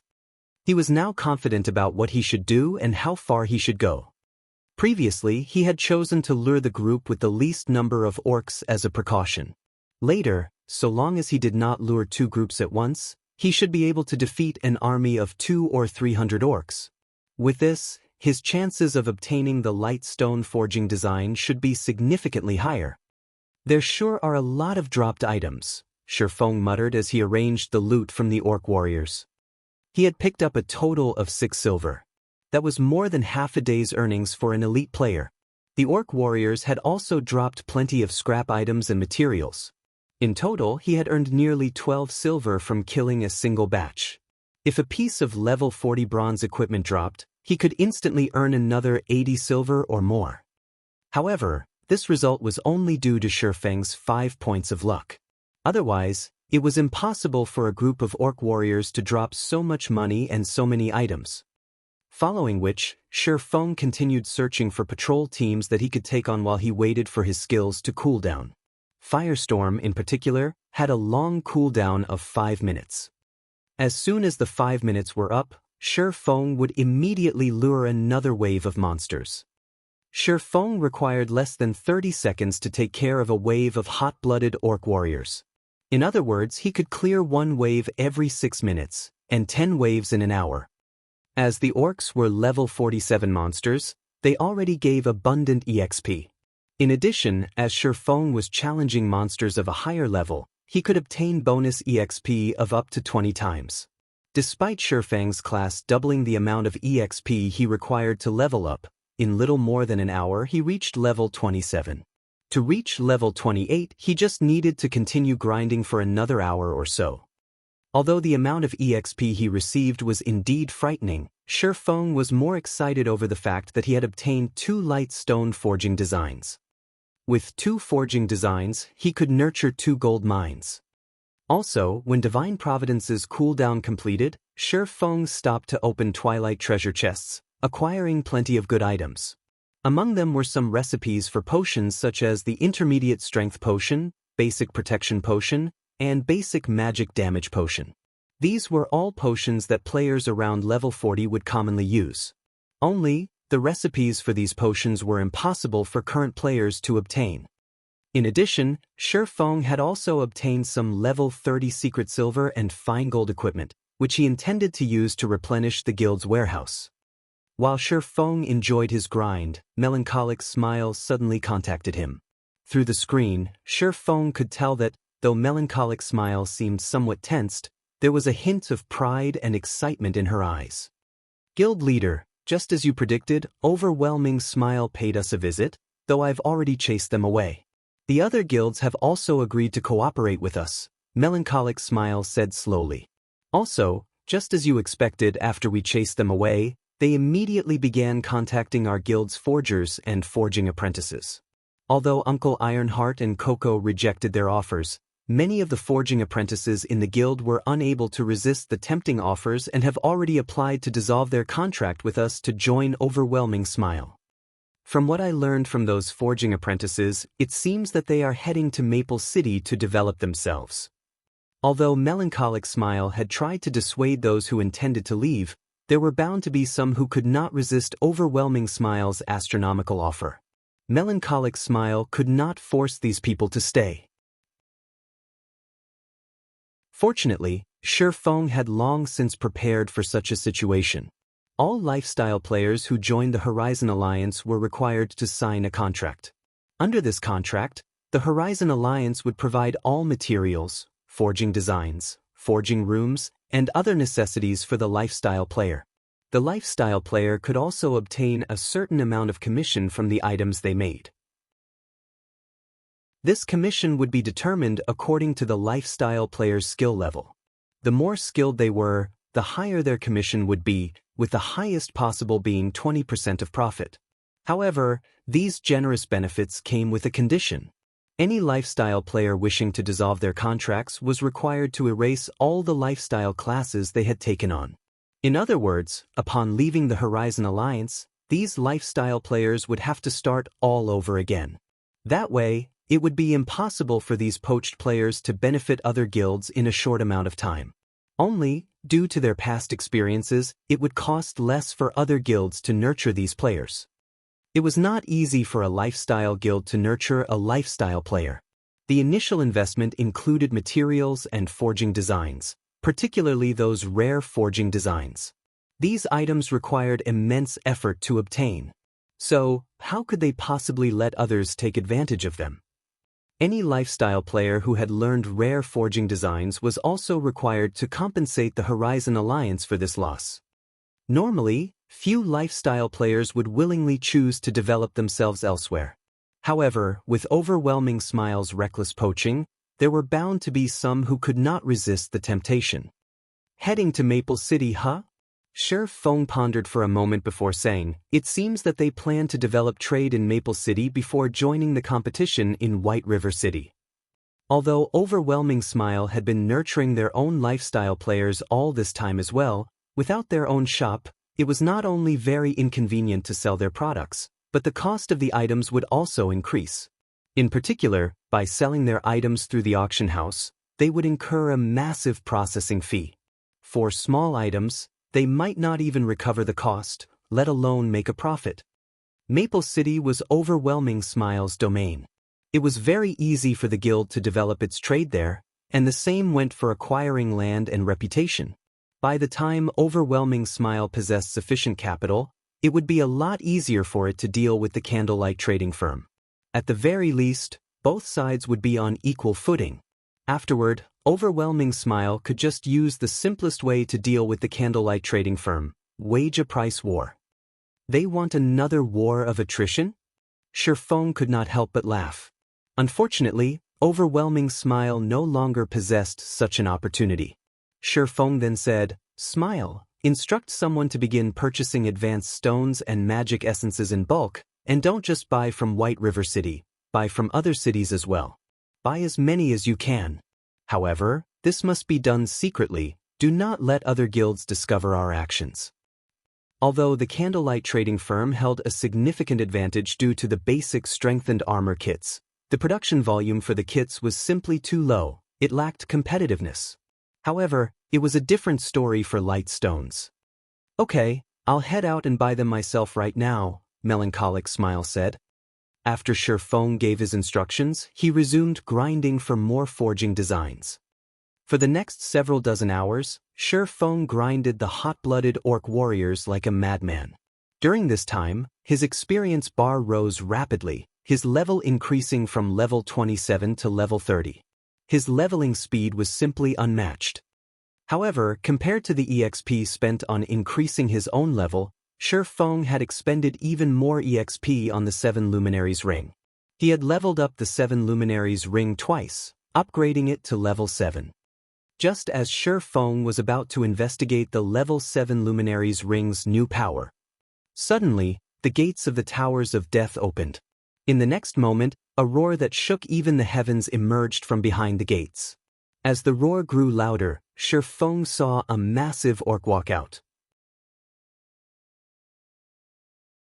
This orc wore exquisite armor and had a black cape draped over his back. Upon the appearance of this massive orc, the orcs outside the Towers of Death went into a frenzy. It was as if they were welcoming the arrival of their king. "Why has the Orc King appeared here?" Shi Feng could not help his surprise. Chapter 509, Mythic. The valiant and extraordinary Orc King slowly walked up to an altar before the Towers of Death, constantly muttering incantations as he approached the pitch-black altar. Suddenly, countless blood-red runes emerged from the altar. The sky also dimmed as strong winds blew. Countless hot-blooded orcs gathered beneath the altar. If one looked down from the ramparts, they would discover a black mass of tens of thousands of orcs within the fortress walls. After these orcs gathered around the black altar, they fell to their knees and prayed. This spectacular scene amazed even Shi Feng. Just what are they trying to do? Shi Feng was utterly confused. The Towers of Death of the Twin Tower Highlands were, in reality, a level 50 100-man team dungeon. In the past, Shi Feng had raided this dungeon many times, so he had a relatively good understanding of the Towers of Death. However, today was the first time Shi Feng had seen something this odd. In particular, the Orc King who had emerged from the Towers of Death was the final boss of the dungeon, Orc King Trezek. When challenging the Hell mode difficulty of the dungeon, Orc King Trezek was a level 54 Grand Lord. Meanwhile, the Orc King Trezek standing on the altar right now was a level 60 mythic monster. Monsters in God's domain occupied multiple ranks. From weakest to strongest, these ranks were Common, Elite, Special Elite, Chieftain, Lord, High Lord, Great Lord, Grand Lord. Standing above Grand Lord was Mythic. Orc King Trezek, Mythic Monster. Level 60. HP 90, 000, 000/90, 000, 000. Upon seeing the Orc King's information, even Shi Feng could not believe his own eyes. A Mythic Monster. A Mythic Monster was slightly stronger than even a Tier 4 class. Moreover, with that ridiculous amount of HP, any Tier 4 party of the same level that attempted to raid Orc King Trezek would be beaten senseless. At the very least, a 50-man team of Tier 4 players was necessary to raid the Orc King.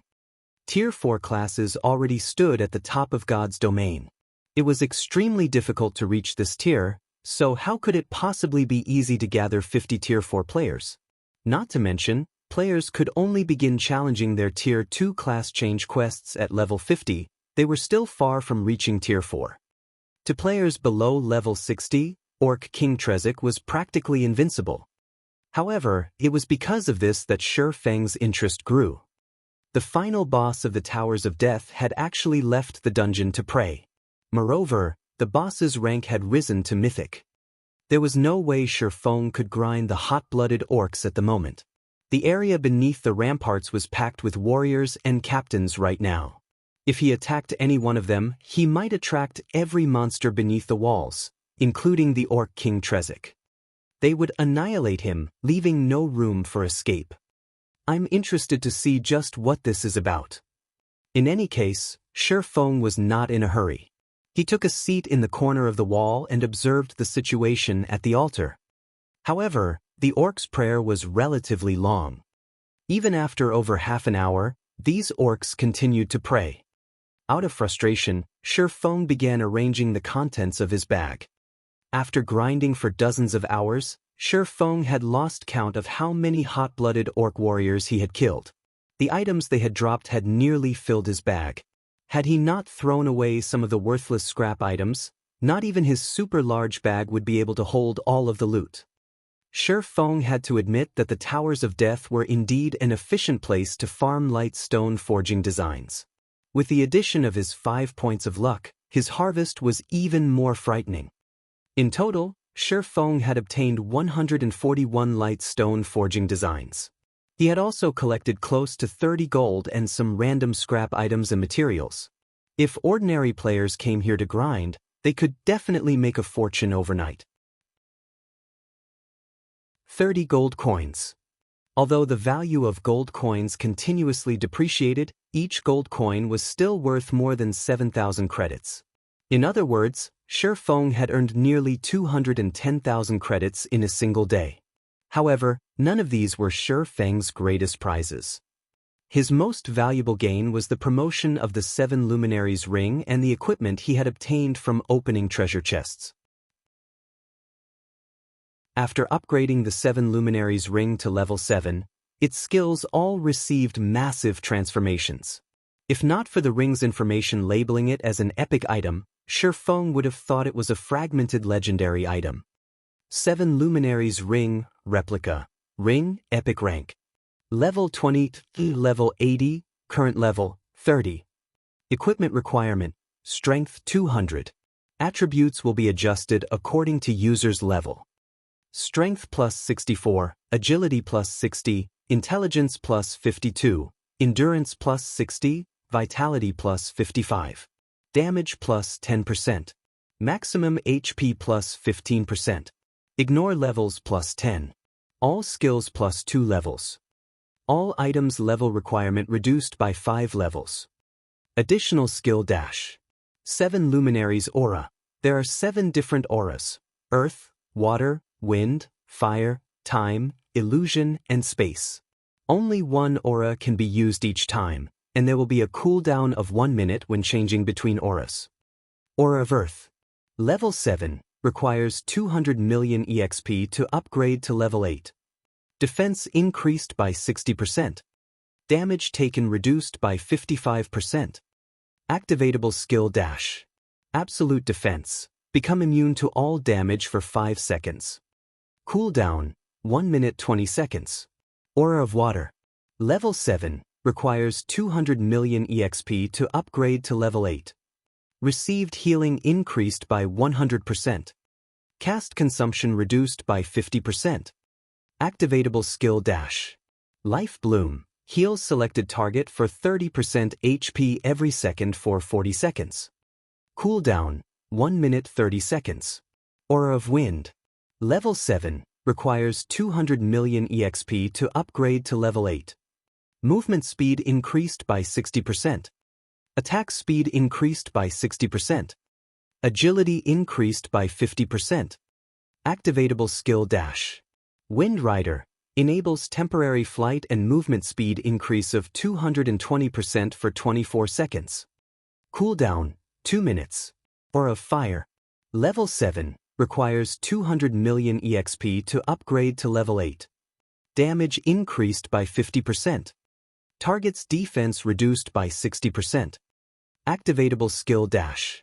Firestorm. Inflicts 1000% damage within a range of 30 by 30 yards for 6 seconds. Cooldown, 5 minutes. Aura of Time. Level 7, requires 500 million EXP to upgrade to level 8. Cooldown of all skills reduced by 40%. Enemies within a 150-yard radius will have their movement speed and attack speed reduced by 40% and cooldown of skills increased by 50%. Activatable skill dash. Absolute Time. Prevents enemies within a radius of 100 yards from using any skills or tools for 24 seconds. Cooldown, 2 minutes 30 seconds. Aura of Illusion. Level 7, requires 500 million EXP to upgrade to level 8. All attributes increased by 40%. Enemies within a 200-yard radius will have all their attributes reduced by 40%. Activatable skill dash. Fantasy World. Immunity to all magic damage and 20% of magic damage received will be converted to healing to recover players' HP for 20 seconds. Cooldown, 3 minutes. Aura of Space. Level 7, requires 500 million EXP to upgrade to level 8. Immunity to all control and restricting effects. Activatable skill dash. Space Movement. Instantly move to any location within a radius of 600,000 yards. Cooldown, 4 minutes. After the 7 Luminaries Rings promotion, just one of its auras could rival the attributes of a fragmented legendary item. Meanwhile, the 7 Luminaries Ring had 7 interchangeable auras. Calling it a fragmented legendary item was by no means an exaggeration. Aside from the 7 Luminaries Ring, Shi Feng valued the Tier 1 set equipment he had gained from the Twilight treasure chests. First, Shi Feng obtained another 2 set pieces of the Yin-Yang Walker set equipment for Tier 1 Guardian Knights, putting him at a total of 3 set pieces. In addition, he had also obtained the Mana Storm set equipment for Tier 1 Elementalists. Unfortunately, he only had 2 set pieces. He had also fortunately obtained 3 set pieces of the Dark Melody set equipment for Tier 1 Assassins. He had 1 set piece of the Forest Guard set equipment for Tier 1 Rangers. He had also gained 2 set pieces of the Hurricane set equipment for Tier 1 Swordsmen. Finally, he obtained 1 set piece of the Brave Heart set equipment for Tier 1 Shield Warriors. Shi Feng had only gone through a small portion of the Twilight treasure chests in his possession. It was fully possible for him to collect a Tier 1 set equipment for every class. Suddenly, why has the sky darkened? While Shi Feng had been busy organizing his bag, he suddenly realized the light had dimmed, visibility becoming even poorer than during nighttime. Taking a look below the ramparts, he noticed that a change had finally occurred at the Black Altar.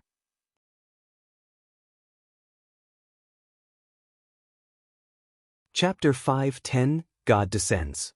At this moment, the Black Altar radiated a blood-red glow. In the darkness, it was an extraordinarily eye-catching. The ground surrounding the altar also began emitting plumes of bright red mist. A small cyclone that had appeared above the altar tugged the mist towards its core. Gradually, the space in the storm's center gradually began to crack. A moment later, this spatial crack formed a portal. The instant the spatial portal was complete, the area around the Towers of Death froze. It was as if a separate, miniature world had formed around the Towers of Death, and no object from the outside world could affect anything that occurred inside this place. All of Shifeng's communication with the outside world was blocked as well, every name on his friends' list having turned a dull gray. He was unable to contact anybody. The surrounding air felt as heavy as mercury, and Shifeng felt as if his every action was heavily restrained. Inside this region, Shifeng felt like a candle flickering in the wind. His life could be extinguished at any moment. Meanwhile, this was all due to the horrific pressure from the spatial portal. Just what is inside that spatial portal? Shifeng widened his eyes in shock.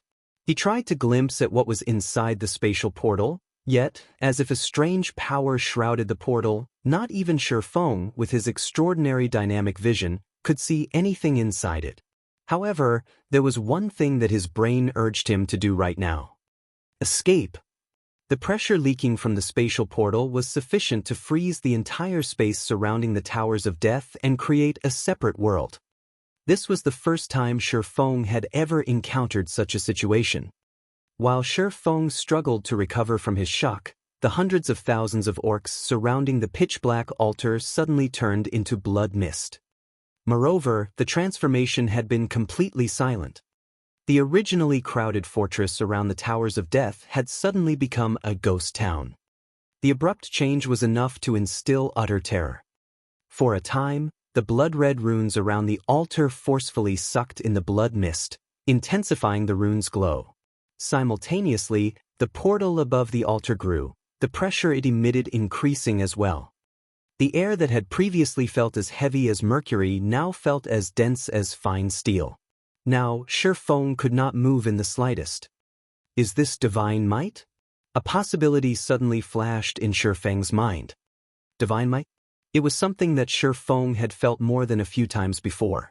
As long as divine might was activated, any players within the affected area would receive various sorts of suppression. Moreover, the wider the gap in tiers, the greater the suppression would be. Only players of the same tier would be unaffected by divine might. However, of all the divine might Shifeng had experienced before, not one had rendered him completely incapable of movement. Before Shifeng could reflect more on the situation, the Orc King Trezek finally finished chanting his incantation. Suddenly, the area around the Towers of Death fell eerily silent. Shifeng noticed hints of excitement and longing on Trezek's ferocious face. At this moment, the spatial portal blotted out the area above the Black Altar. If the portal descended now, Shifeng did not doubt that it would devour the massive Black Altar whole. However, the Black Portal did not descend. Instead, the portal released a loud sound resembling the cracking of glass. It was as if something inside the portal were trying to smash its way through the mysterious power surrounding it. Shifeng began to have a bad feeling about this. If a god truly descended, then he would die with 100% certainty. A god possessed extremely acute senses. Even over 1,000-yard distance, a god could discover a player long before that player discovered said god. In the past, plenty of players had been very interested in gods. Unfortunately, many Tier 4 players had not been able to get even 3,000 yards close to the gods before the divine beings swatted them like flies. Meanwhile, Tier 5 players had survived the wrath of gods, but only Tier 6 players qualified to challenge them. Even then, they only qualified. At this moment, Shifeng was less than 2,000 yards away from the altar. If a god descended, it would discover him immediately and send him to his death with a single slap. It shouldn't be able to descend, right? Shi Feng could feel that the mysterious power surrounding the spatial portal was already at its limits. In the blink of an eye, a gigantic hand that blotted out the sky suddenly emerged from the portal. In the face of this hand, even the massive altar seemed like a small toy. Fortunately, the instant this hand descended, countless golden chains suddenly emerged from the sky. These golden chains immediately bound the hand, preventing it from moving. The chains of order. Shi Feng breathed a sigh of relief at the sudden appearance of these fine chains. Sure enough, it is impossible for a god to appear here. Although the golden chains were thin, they contained an immeasurable amount of power. Even gods could not fight these chains. Yet, this massive hand abruptly twitched, and a single item fell from its palm. This item released a dazzling golden glow that illuminated the entire fortress around the Towers of Death. The moment this item landed in front of the Orc King, the gigantic hand in the sky retreated through the spatial portal. Peace returned to the Towers of Death. Did that god break open the spatial portal just to give the Orc King an item? Shi Feng was utterly stunned. An item that was obtained from a god through the sacrifice of hundreds of thousands of orcs. Even if Shi Feng could not clearly see what that item was, but judging from how the Orc King had willingly made such an immense sacrifice, it was definitely an extraordinary treasure. If he could steal it. However, Shi Feng promptly shook his head, removing the thought from his mind. Only those who wanted to give up on life would attempt to steal an item from a mythic monster. It would be no different than trying to steal from White River City's magistrate, the Tier 4 Great Wizard Weissman. Just as Shi Feng was about to turn and leave, a figure suddenly came flying towards the Towers of Death from a distance. The figure flew at a tremendous speed, several times faster than even Shi Feng when he had Wind Rider activated. In just a few seconds, the originally seed-sized figure grew to the size of an ordinary human. Sky Knight. Shi Feng could not help his shock. The new arrival was actually a human NPC. Moreover, it was the Tier 4 hidden class, Sky Knight. His body exuding a multicolored brilliance, the Sky Knight immediately charged towards the Orc King. Meanwhile, as if receiving the arrival of a great enemy, the Orc King Trezek immediately tried to collect the flashing golden treasure. However, the Sky Knight had obviously prepared for this situation. With a shout, he pointed his sword towards the heavens. Suddenly, a titanic golden sword appeared above the Orc King.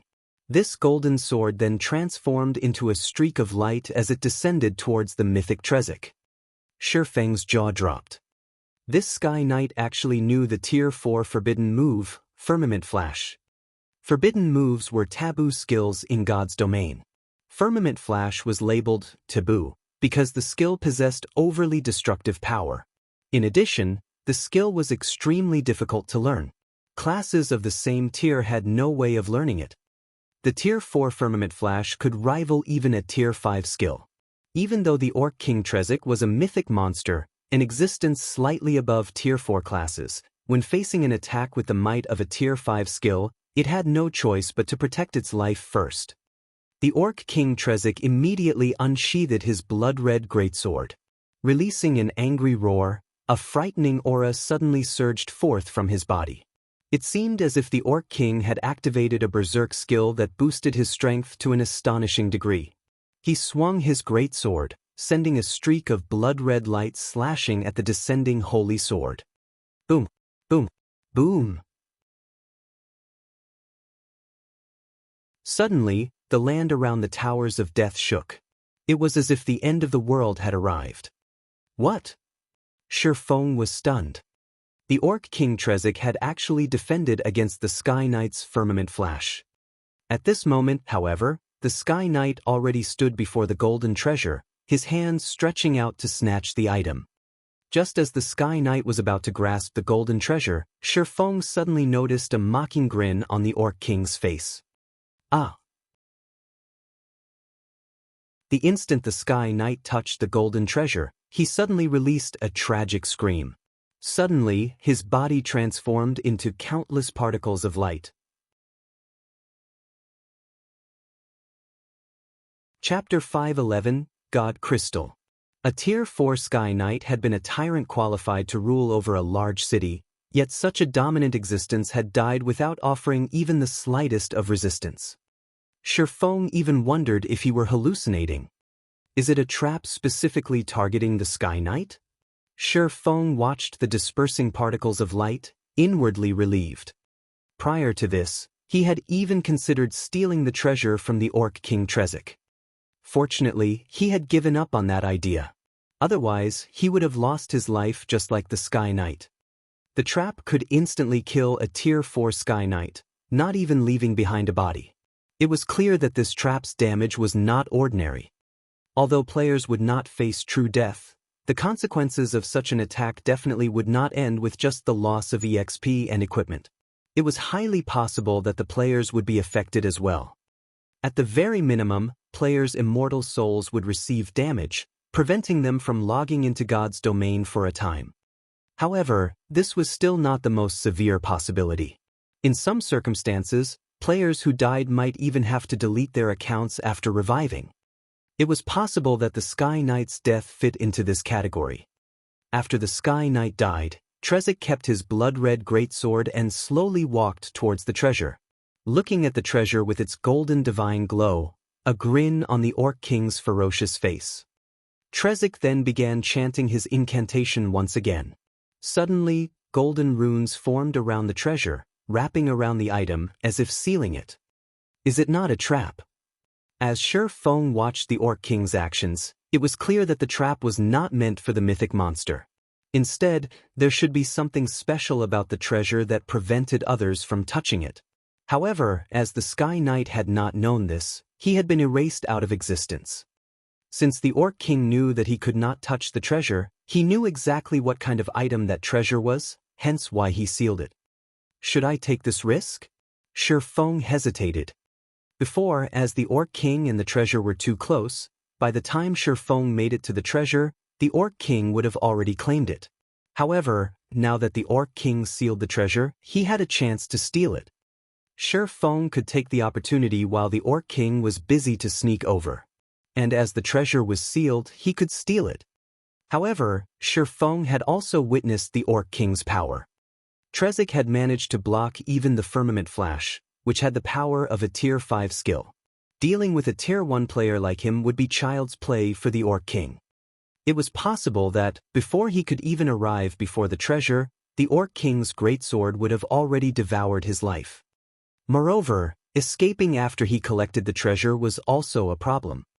With the Orc King Trezek's attributes, even if Shifeng's speed were several times faster, he would not escape from the Orc King's clutches. Seeing as the number of golden runes surrounding the treasure had gradually increased, it was clear that the time remaining for the completion of the treasure's seal grew shorter and shorter. Shifeng looked at the 7 luminaries ring wrapped around his finger. Suddenly, he activated gravity liberation and jumped down from the wall. He then made a dash for the Black Altar. It would be a pity if he did not at least try to steal a treasure that could tempt even a Tier 4 NPC. Moreover, after the 7 luminaries ring had upgraded to level 7, the ring's skills had undergone massive improvements. Shifeng could totally give stealing the treasure a try. Above the Black Altar, Orc King Trezek focused on chanting his incantation. Meanwhile, Shifeng slowly approached the altar. A mythic monster's perception range was not as wide as a god's. Normally, that range was around 100 yards. Hence, Shifeng still had a chance. If the Orc King's perception range were any wider, Shifeng would have no choice but to flee. When Shifeng was about 100 yards from the Orc King, he halted his steps. Sure enough, the Orc King had yet to notice his presence. Shifeng then walked along the distance of 100 yards, searching for the location closest to the treasure before settling down and waiting for the moment the treasure's seal finished. Line after line of golden runes hovered around the treasure. This was the first time Shifeng had ever witnessed such a complicated sealing ritual.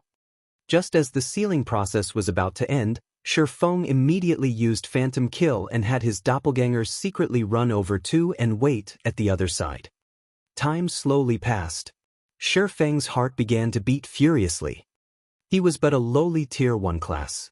Moreover, this was his first time trying to steal an item right from under the nose of a mythic monster. One mistake would definitely end with his death. Though Shifeng did not mind losing a little EXP, he was deeply afraid of losing his equipment, particularly the 7 Luminaries ring and the Heavenly Dragon's breath. Neither of these items were bound to his character. After he died, there was a very high possibility of either of these 2 items dropping. However, if he unequipped these 2 items, he would lose his edge to steal the treasure. It was a gamble. While Shifeng waited quietly, after the Orc King chanted the final verse of his incantation, suddenly, the countless runes wrapped around this treasure. In the next instant, the golden divine glow that had originally surrounded this treasure disappeared, revealing a simple and unadorned crystal ball. When Orc King Trezik's eyes landed on this crystal ball, the excited smile on his face became even more prominent. However, just as the Orc King was about to step towards the crystal ball, Shifeng's doppelganger abruptly dashed towards it. The doppelganger was extremely fast. It had taken only an instant to cross the distance of 100 yards. A little Tier 1 ant dares to try for my god crystal? Die! Orc King Trezik revealed a disdainful sneer as he unsheathed the blood-red greatsword from his back. Transforming into a flash, Trezik suddenly appeared before Shifeng's doppelganger. Even though the doppelganger had already activated Windwalk, it was still as slow as a turtle compared to the Orc King. Trezik felt nothing but disdain for a Tier 1 ant like Shifeng. Hence, the Orc King decided to annihilate this little rat to avoid any taint to his god crystal. Without waiting for Trezik to take action, the doppelganger activated Defensive Blade. Shifeng's deductions had indeed been accurate. The difference in attributes between them was simply too massive. Before the doppelganger could even raise its sword to defend itself, Trezik's greatsword struck the doppelganger. Although Shifeng had grasped the flowing water realm and had even learned flowing water acceleration, there was a qualitative difference between himself and the Orc King Trezik. In front of absolute power, all tricks were useless. The Orc King's attributes were dozens of times higher than Shifeng's. Even if Shifeng's techniques were more impressive, their effects were limited. In the blink of an eye, Defensive Blade's block charges had been exhausted. Immediately after, a streak of red light cut across the doppelganger. Truly, without being able to resist, Shifeng's doppelganger had been defeated. However, while Trezik dealt with the doppelganger, Shifeng had already activated Windwalk and used a speed scroll. He had even activated Blade Liberation, increasing his agility by 80%, and activated the additional skill of the Flame Boots, Flame Rush, increasing his movement speed by an additional 100%. At this moment, Shifeng was faster than even wind itself. By the time the Orc King killed the doppelganger, less than 20 yards remained between Shifeng and the treasure. Despicable! Trezik immediately discovered Shifeng. Spinning around, he dashed towards Shifeng. Although Shifeng was very fast, 2 to 3 times faster than his doppelganger, compared to the Orc King, however, he was still as slow as a snail. Sure enough, just as Shifeng was around 3 yards away from the treasure, Trezik suddenly appeared behind him, his greatsword swinging down at the little rat. However, Shifeng had long since prepared for this moment. Before this, he had activated the Aura of Earth. At the instant he was discovered, he used absolute defense, becoming invulnerable for 5 seconds. Now that Shifeng was invincible, he did not have to worry about any attacks towards him. While shouldering the Orc King's attacks, he grabbed the crystal ball and stuffed it into his bag. Trezik grew indignant at this sight. The violent aura that surged forth from his body caused even Shifeng to grow breathless. If he were not in an invulnerable state right now, he would have long since died. With the God Crystal in hand, Shifeng immediately swapped the Aura of Earth to the Aura of Space and activated space movement. He then jumped into the spatial crack that appeared and left the Towers of Death.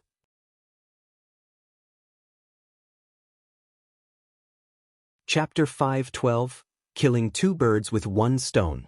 Darkness arrived in God's domain once more. The lights in White River City shone brilliantly.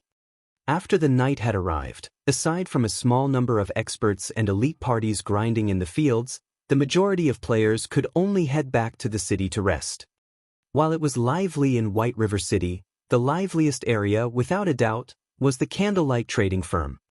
As for the reason behind the candlelight trading firm's popularity, that was due to the basic strengthened armor kits. Although the basic strengthened armor kits were not as powerful as the basic mana armor kits, the latter was simply too scarce. It could not compete with the large number of basic strengthened armor kits available at the candlelight trading firm every day. Inside a high-class bar a short distance from the candlelight trading firm, Feng Xianyang sat on the second-floor open-air terrace, gazing at the candlelight trading firm with a smile on his face. "I want to see just how long you can hold out," Feng Xianyang laughed, his expression clearly displaying his arrogance. Initially, Feng Xianyang had been slightly worried that the candlelight trading firm's flourishing business would show no signs of ending. If that were so, it would not be easy to deal with the firm in the future. However, during the process of poaching the firm's workers, Feng Xianyang had discovered a secret, a fatal weakness of the trading firm. And that secret was that only 3 people in the trading firm knew how to produce the basic strengthened armor kit. With just 3 people, it was simply impossible to satisfy the demands of the large number of players in White River City. Even if it were possible, a long time would be required to do so. By then, players would have outgrown their need for the kits. Knowing this fatal secret, Feng Xianyang began to spend large sums of money to purchase the basic strengthened armor kits, buying as many as he could. First, he wanted to deplete the candlelight trading firm's stockpile. As long as the firm no longer had any basic strengthened armor kits remaining, the firm's popularity would fall and limit its business. Although he had to invest a massive sum of coins, the basic strengthened armor kits he bought were not completely useless. On the contrary, they were particularly helpful when raiding team dungeons. Secondly, aside from striving to establish their own guild residences, the various guilds in Starmoon City also strived to accumulate sufficient money to purchase the city's golden lands. Other than that, these guilds were also continuously raiding large-scale dungeons, improving their guild's popularity and equipment. Meanwhile, other than giving the basic strengthened armor kits to his own teams, Feng Xianyang also set aside a portion, selling them to other cities. There was no candlelight trading firm branch in other cities, so there were no basic strengthened armor kits available there. With Underworld's channels, Feng Xianyang had sold these kits to the various guilds of other cities. When these guilds saw the kits, they fought tooth and nail to purchase them. As a result, he made a huge profit by reselling the kits. It was truly killing 2 birds with 1 stone. Not only could he deplete the candlelight trading firm's stockpile of armor kits, but he could also profit from reselling them. How could this possibly go wrong? However, as he celebrated his plan, he had also gained a deep understanding of how fearsome the candlelight trading firm was. Fortunately, the candlelight trading firm was only in White River City, and there were only 3 forgers capable of producing the basic strengthened armor kits. Should the trading firm ever resolve these 2 problems, it could definitely dominate Starmoon Kingdom's market. At that time, who could possibly compete with the candlelight trading firm? Feng Xianyang could not hold back his envy. Why isn't the candlelight trading firm mine? Feng Xianyang held a deep hatred towards Melancholic Smile. If the candlelight trading firm had agreed to cooperate, it would have been his possession by now. With the money he could earn through the trading firm, his position within Underworld would also soar.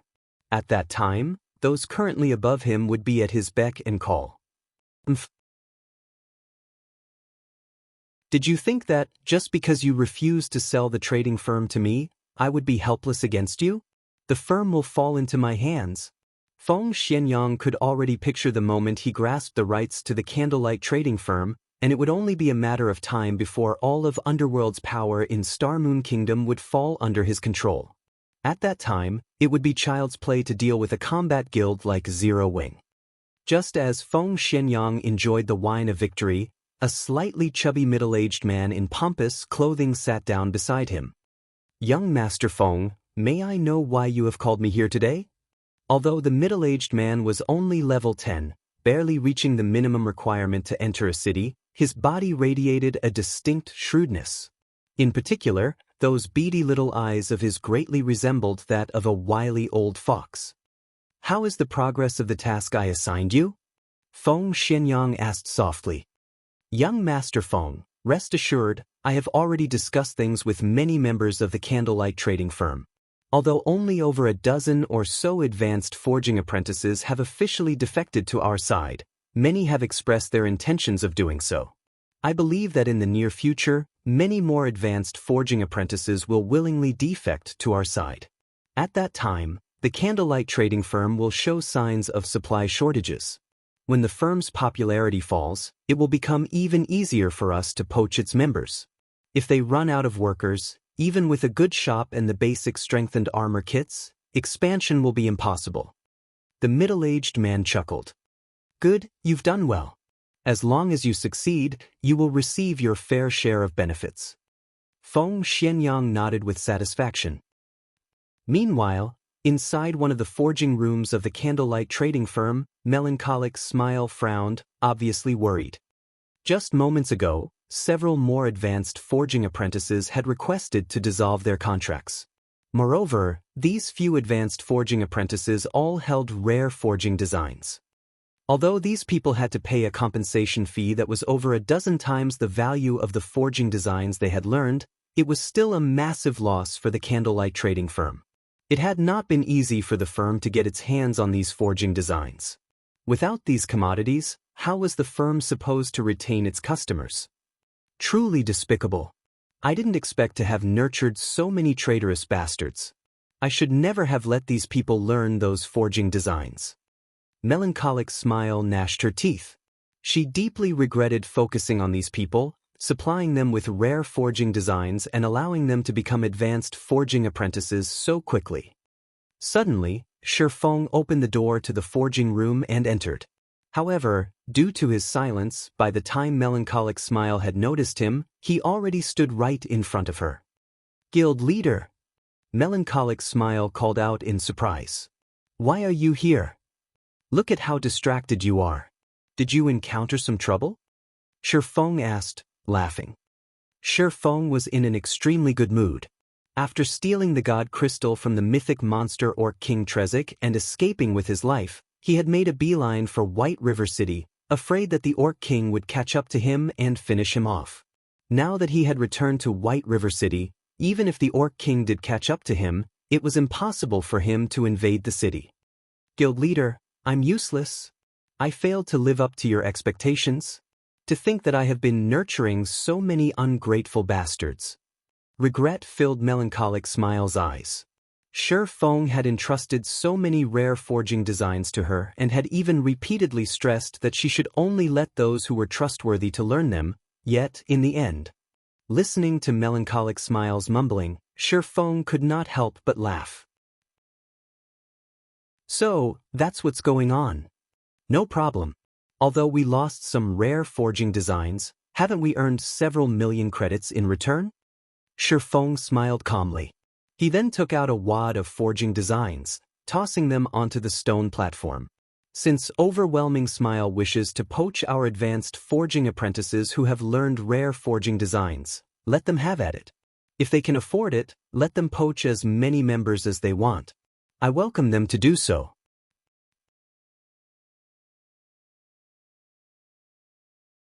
Chapter 513, Mysterious Crystal Ball. Melancholic Smile had never before seen any of the numerous forging designs scattered across the stone platform. This, Melancholic Smile was stupefied. No words could describe her shock. "Guild leader, I'm not dreaming, right?" She was a forger in her own right, so she knew how valuable these forging designs were. While the forging designs that could be purchased from the Forging Association were not particularly valuable, forging designs obtained elsewhere were. This was due to the design's low drop rates. However, ordinary forging designs were not enough to nurture a forger, hence the forging designs were so expensive. It was especially true for the forging designs that had very low drop rates and were meant for producing highly useful items. The prices of such forging designs were astronomical. Aside from that, There was one more type of forging design that was even more valuable, such as the basic strengthened armor kit forging design. Currently, aside from the Horizon Alliance's 3 copies, no one had them. Moreover, nobody knew where to obtain these forging designs. As a result, they were even more valuable than epic equipment. Regarding the currently available forging designs, Melancholic Smile had practically learned all of the designs that were available. Even if she hadn't, she at least knew about them. However, she had neither seen or heard of any of the forging designs that Shi Feng had scattered all over the table before.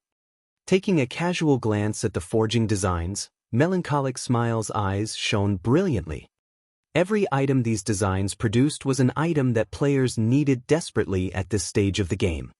A majority of these forging designs detain instructions for the light stone. There are also some meant for level 25 to level 30 mysterious iron and secret silver equipment. You can let any advanced forging apprentice learn the light stone forging designs. Shi Feng chuckled. Slowly, he said, however, only the 3 of you can learn these equipment forging designs.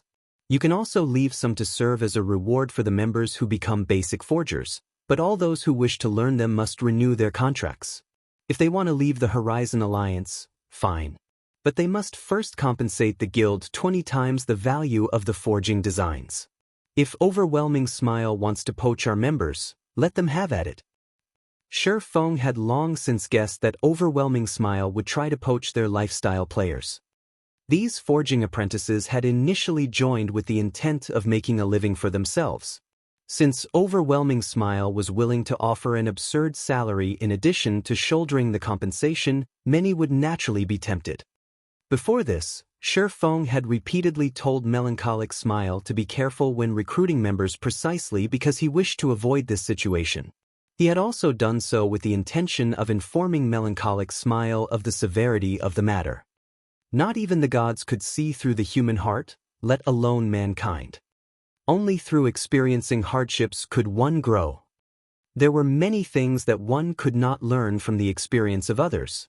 Only through experience could wisdom be earned. Now that Melancholic Smile had personally experienced such a situation, in the future, she would definitely be more thorough when selecting talented players. Currently, he had a large number of light stone forging designs on hand.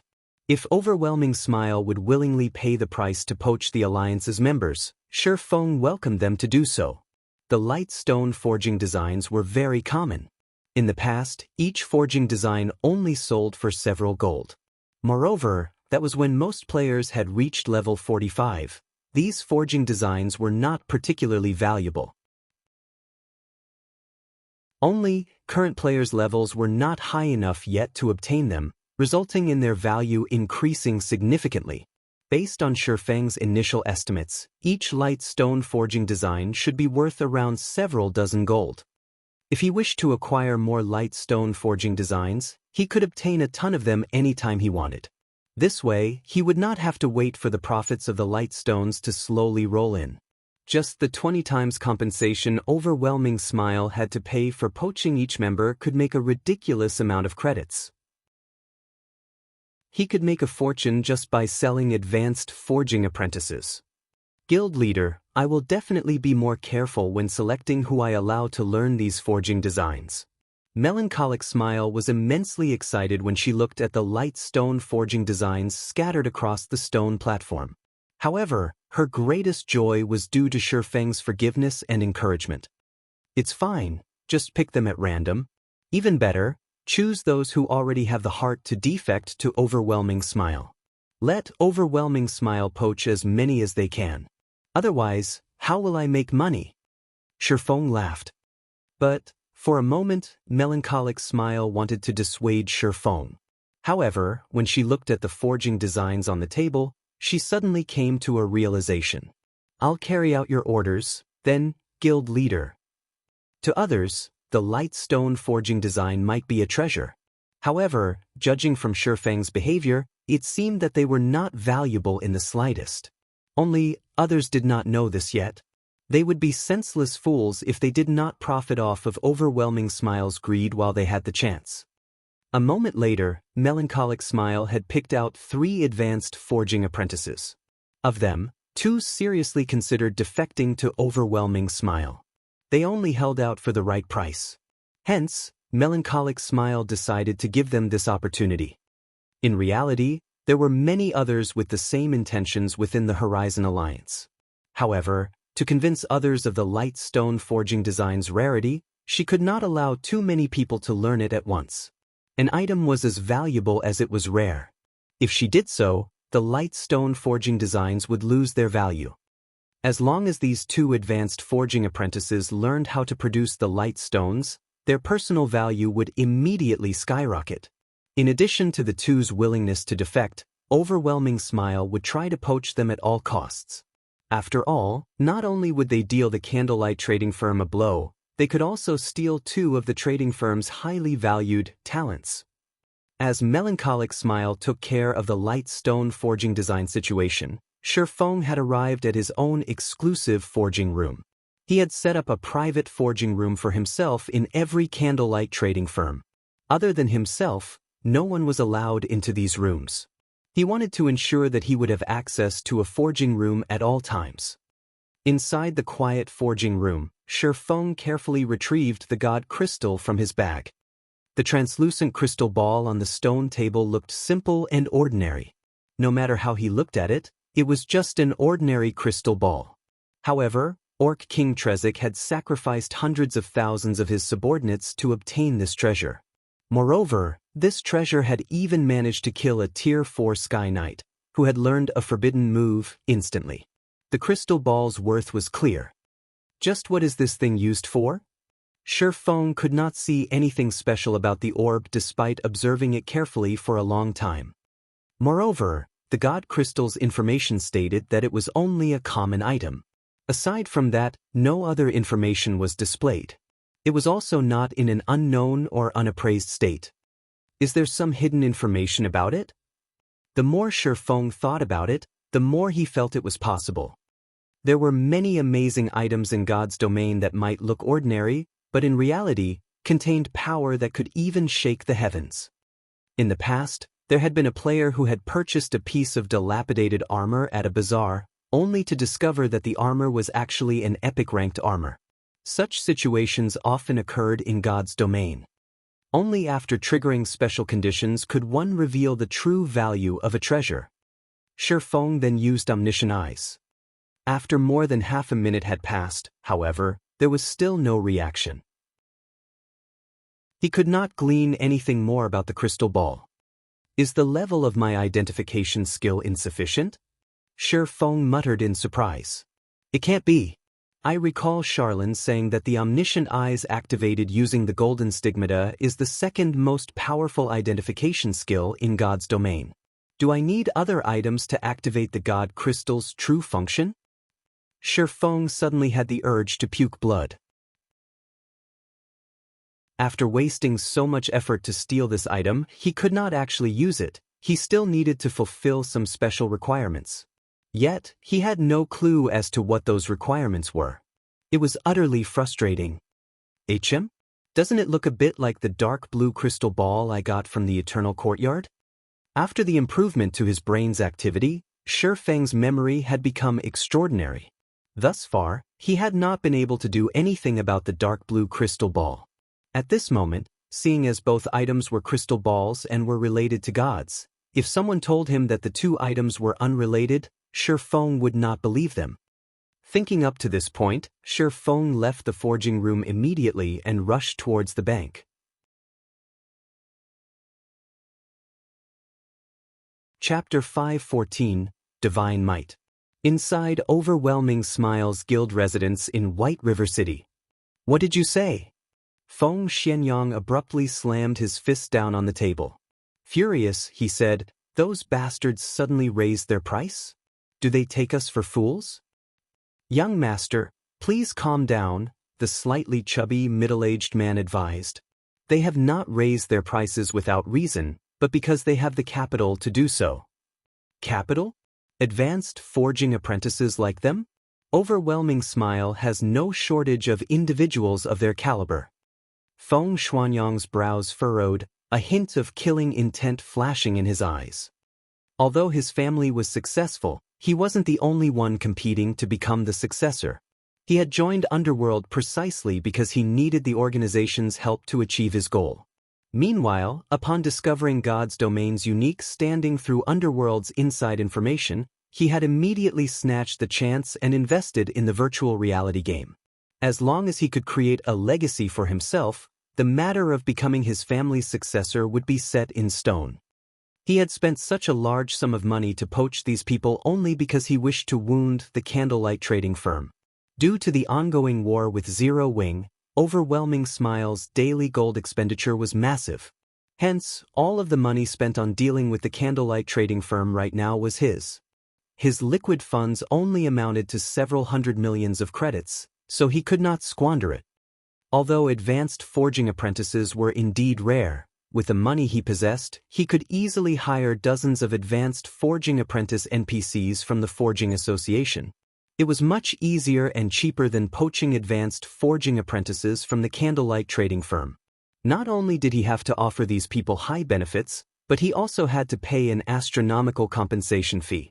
Moreover, even when these forgers joined him, they were useless with their lifestyle skills reset to zero. Young Master Feng, the two I mention are somewhat special. Special? Just because they are special, they dared to raise the price we have agreed upon by 3 times. Do they really consider themselves true forgers? Young Master Feng, although they are not forgers, they have recently learned a rare forging design. They can now produce light stones. A light stone is an item that enables players to grind and level even throughout the night. With it, players will not be limited by time. Moreover, it's quite cheap to produce light stones, so it is a very lucrative product. Meanwhile, among the advanced forging apprentices of the candlelight trading firm, only 3 have learned it. So, naturally they raised their prices. Light stone? There is actually such a thing? Have you confirmed how they managed to obtain its forging design? When he heard about the light stone's function, Feng Xianyang immediately realized how massive its value was.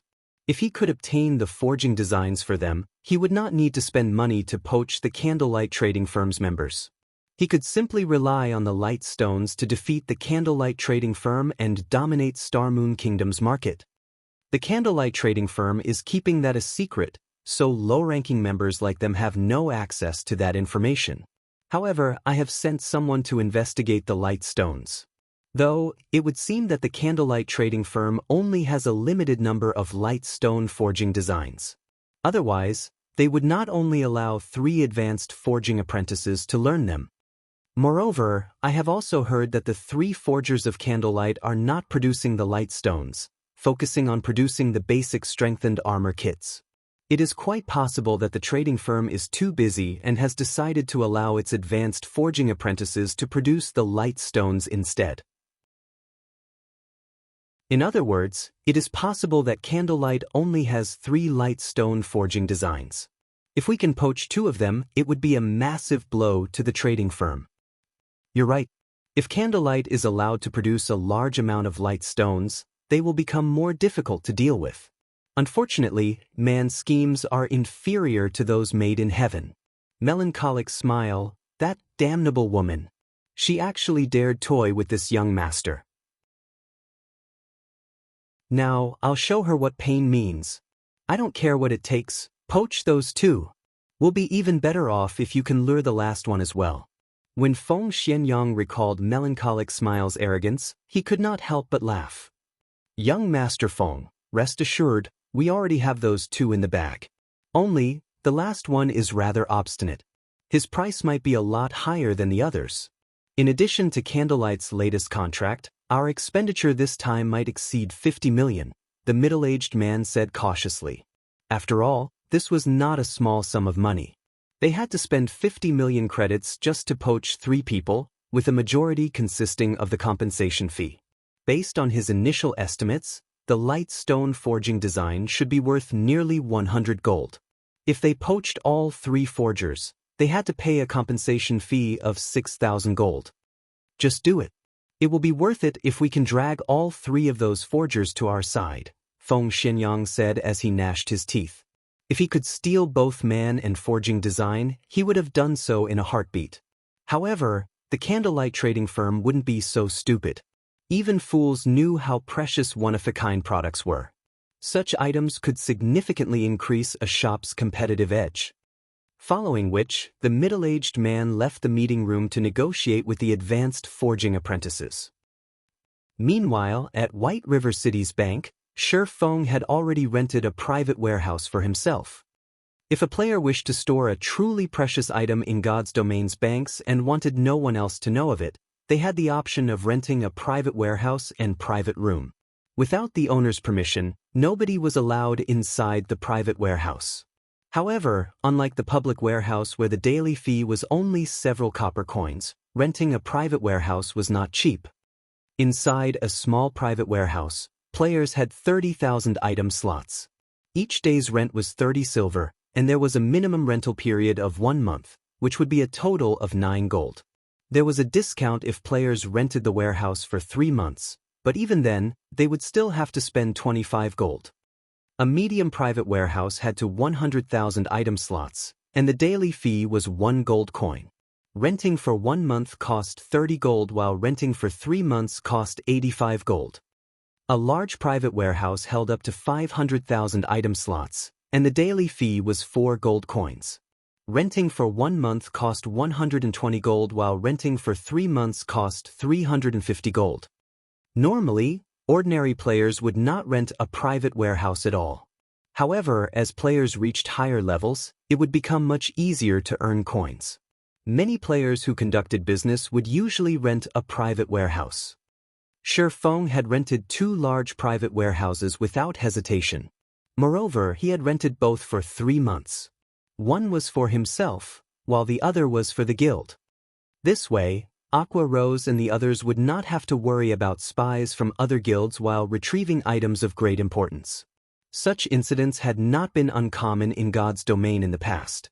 There were many guilds that had not rented a private warehouse, and as a result, other guilds had learned some of their secrets. As a precaution, Shi Feng had to rent one for the guild, no matter what. Shi Feng then entered his private warehouse. Rows of cabinets lined the warehouse's interior neat and orderly. Shi Feng immediately moved all of the items from his public warehouse to his private warehouse. The private warehouse was very human-like, and immediately, it intelligently categorized all of the items, saving Shi Feng the trouble of arranging them himself. Shi Feng then opened a cabinet. Inside the cabinet, there was a single dark blue crystal ball. This crystal ball was none other than the one Shi Feng had obtained from the Eternal Courtyard. However, this crystal ball was too powerful. Even with Shi Feng's extremely high resistance, he lost 1,000 HP every second just by coming into contact with it. If ordinary players touched it, they would most likely die on the spot. Death upon touching? Shi Feng recalled the situation when he had obtained the deep blue crystal ball. Suddenly, he came to a realization. Wasn't it the same situation when he had stolen the God Crystal from the Orc King? Only, as the God Crystal had not been sealed yet, the Tier 4 Sky Knight had died instantly when he touched it. I wonder if it is possible? Shi Feng was slightly nervous as he took out the God Crystal from his bag. Carefully, he placed it inside the cabinet, beside the dark blue crystal ball.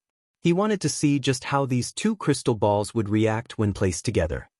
The instant Shi Feng placed the God Crystal inside the cabinet, the 2 crystal balls suddenly released a blinding glow, illuminating the private warehouse. The powerful pressure the 2 orbs gave off had caused Shi Feng's body to feel heavy. Divine might! Shi Feng could not help his shock. Right at this moment, the sound of a system notification rang out by his ears. System, do you wish to remove the seal and merge the 2 crystal balls?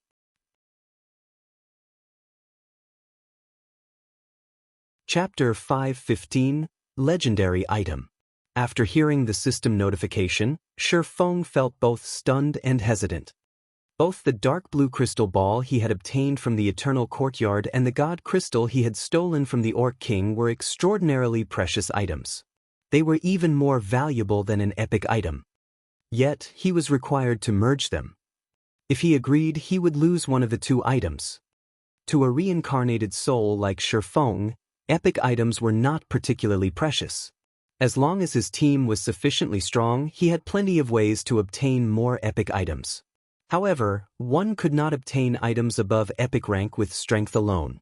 A certain amount of luck and opportunity were required as well. If he disagreed, he would have to look for some other way to activate the two items.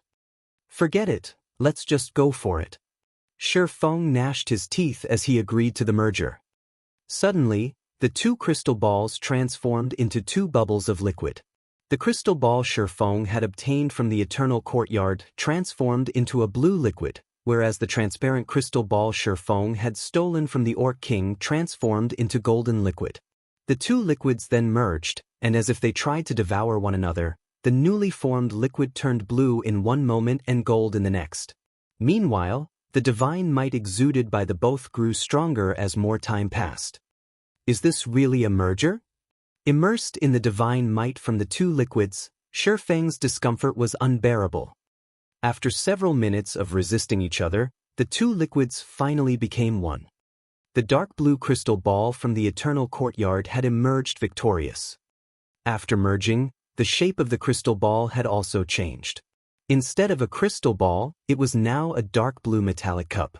Countless tiny blue runes were engraved around the cup's exterior. There was also a faint purple ring of light flowing around the cup.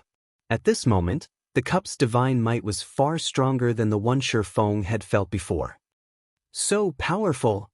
Shi Feng exclaimed. He even dared to guarantee that this was the most powerful item he had ever seen. Even the fragmented legendary ranked Heavenly Dragon's Breath was far from matching this blue metallic cup. If not for this place being a private warehouse, he would have definitely caused a commotion inside the bank's hall. Meanwhile, any players caught within the blue cup's divine might would find it impossible to move. After all, if even a Tier 1 Blade Saint like himself struggled, Tier 0 players didn't have a prayer. If he could control this blue cup, he would have no problems dealing with even an army of thousands of elite players. Immediately, Shi Feng checked the cup's information. However, just after Shi Feng clicked to check the cup's attributes, he received -5,000 frost damage, even with his fingers still a distance away, instantly losing half of his HP. Damn, isn't this a little too intense? Shi Feng looked at his completely frozen hand, a layer of purple frost covering his entire arm. If his finger had moved even a little closer to the cup, he would most likely have lost his life on the spot. Shi Feng then took a look at the cup's attributes. Holy Grail, legendary item. Legend has it that the Holy Grail belongs to the Goddess of Life and that it holds the power to bestow eternal life. However, after Ragnarok, the God of War had destroyed the Holy Grail and placed it in the Eternal Courtyard. The Holy Grail's restoration requires sufficient God's power. Only with an eternal heart can one truly hold the Holy Grail. Activatable skill dash. Power of evolution. Sacrifice one's own life force to evolve an item of the player's choice. However, there is a small possibility that the evolution process will fail. An evolved item's quality cannot exceed the fragmented legendary rank. Cooldown, 10 days. By the time Shi Feng finished reading the cup's attributes, his jaw hung to the floor. Legendary item. This was the first time he had ever actually seen one. Although the Holy Grail was neither a weapon nor a piece of equipment, among the various types of items found in God's domain, tools such as the Holy Grail were the most difficult to obtain. They were far rarer and more precious than weapons or equipment. Moreover, looking at the Holy Grail's description, it was obvious its rank could still be increased. However, he needed power of God to do so. Items such as the God Crystal should be able to supply it. However, looking at the streams of light overflowing from the Holy Grail, Shi Feng could not help but laugh bitterly. Although he had completely unsealed such an amazing item, he could not touch or control it. Shi Feng had also never heard of an item called the Eternal Heart before. Just how and where was he supposed to obtain one? Fortunately, he could still use the power of evolution. After all, he didn't have to control the Holy Grail to use the skill. He only needed to sacrifice some of his life force. The term life force referred to a player's HP. For all Shi Feng cared, The Holy Grail could have as much of his HP as it wanted. HM? That's not right. Shi Feng thought it over for a moment, feeling that something was amiss. A skill capable of evolving an item, such an OP skill should not only require a sacrifice of HP. Even the skill's 10-day cooldown was insignificant. God's domain always followed the rule of equivalent exchange. However, this was obviously not an equivalent exchange. Otherwise, even if the success chance wasn't 100%, having an opportunity to obtain a fragmented legendary item once every 10 days was still astounding. Obviously, Shi Feng wanted to try it. The Holy Grail had a cooldown of 10 days. If he did not activate it now, wouldn't it be a waste? Which item should I evolve? Shi Feng looked through his warehouse and bag, feeling very indecisive. He only had one chance to evolve an item every 10 days. If the item he evolved now had little use to him, he would suffer a huge loss. Should I evolve the 7 Luminaries ring? Shi Feng could not help but stare at the 7 Luminaries ring around his finger. As the replica of a godly relic, it was already frighteningly powerful, even at only epic rank. If the ring were upgraded to fragmented legendary rank, it would be godlike. No. Shi Feng immediately shook his head. If he upgraded the ring to fragmented legendary rank, the equipment requirement would definitely soar.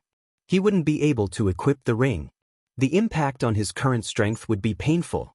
Moreover, Shi Feng did not doubt that the success rate of evolving an item to fragmented legendary rank would be abysmally low. It would be a huge pity to waste an opportunity to evolve an item. The best choice he could make right now was to evolve a dark gold item to an epic item. With this idea, Shi Feng shifted his gaze to the Purgatory's shadow. As a dark gold weapon, if he could promote it to an epic weapon, then it would increase his overall combat power significantly. At that time, even Summer Sunshine would easily suffer defeat at his hands. As the leader of a guild, however, his first and foremost priority was to increase his guild's strength. Currently, his personal strength was sufficient. Even if he became slightly stronger, it would not impact the guild. Suddenly, a streak of light flashed past Shi Feng's eyes. That's right. How could I forget? There's still the Icarus's heart. Shi Feng laughed. If he evolved Icarus's heart, it would help the guild tremendously. Just the meager 5 points of luck it provided had allowed him to obtain so many Tier 1 set equipment. If he could evolve Icarus's heart further, raising the luck it provided even a little, couldn't he obtain even better items? Although Icarus's heart was already capable of evolving, he needed the souls of Lord-ranked monsters to do so. Even so, based on Shi Feng's estimates, he should only be able to evolve Icarus's heart to dark gold rank at maximum.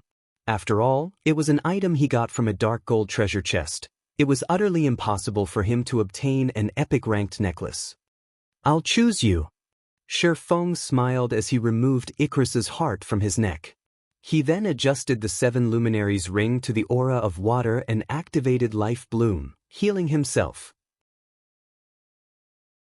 Previously, he had received a significant amount of damage just by approaching the Holy Grail.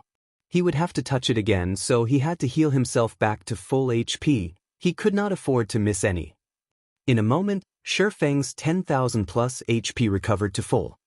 Shi Feng then tapped on the touchscreen that was very close to the Holy Grail, choosing to use Power of Evolution. The instant his finger collided with the touchscreen, Shi Feng lost 7,000 HP. However, Life Bloom quickly regenerated a significant amount of the missing HP. Only when he recovered to full HP did Shi Feng proceed to select Icarus's heart as the target of evolution. System, are you willing to permanently lose 400 HP to evolve the Icarus's heart? Crap, that's the requirement? Shi Feng could not help but curse. It was actually a permanent loss. No wonder it could allow an item evolve to a maximum of fragmented legendary rank.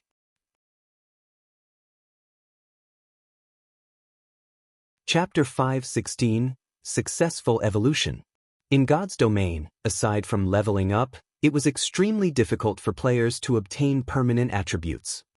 Losing 400 HP or the equivalent of 20 endurance points would significantly weaken a player.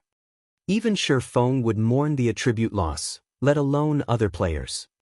However, despite having seen the true side of the power of evolution, Shi Feng still chose to sacrifice 400 HP, albeit begrudgingly. Although 400 HP was precious, it could not beat being able to upgrade the Icarus's heart to epic rank. Moreover, Shi Feng knew of several methods to increase his endurance permanently. He could easily make up for the loss he suffered now. Shi Feng then clicked agree, and suddenly, the strength of the Holy Grail's divine might soared. In the next moment, strands of green light flowed from Shi Feng's body and into the Holy Grail. After the Holy Grail absorbed 400 HP from Shi Feng, it fired a purple ray at the Icarus's heart. Immediately, the Icarus's heart released a brilliant golden glow, forcing Shi Feng to shut his eyes. After the golden radiance faded, Shi Feng opened his eyes and looked at the Icarus's heart, discovering that the necklace now emitted a faint purple glow. Was it a success? Shi Feng was somewhat nervous as he examined the necklace's attributes. If it had failed, then he had permanently lost 400 HP for nothing. Moreover, he would also have to wait for 10 days before the next sacrifice.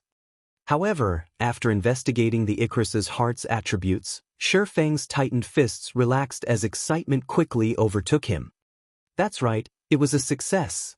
Icarus's heart, necklace, mysterious iron rank can be evolved. Equipment requirement, all attributes 120.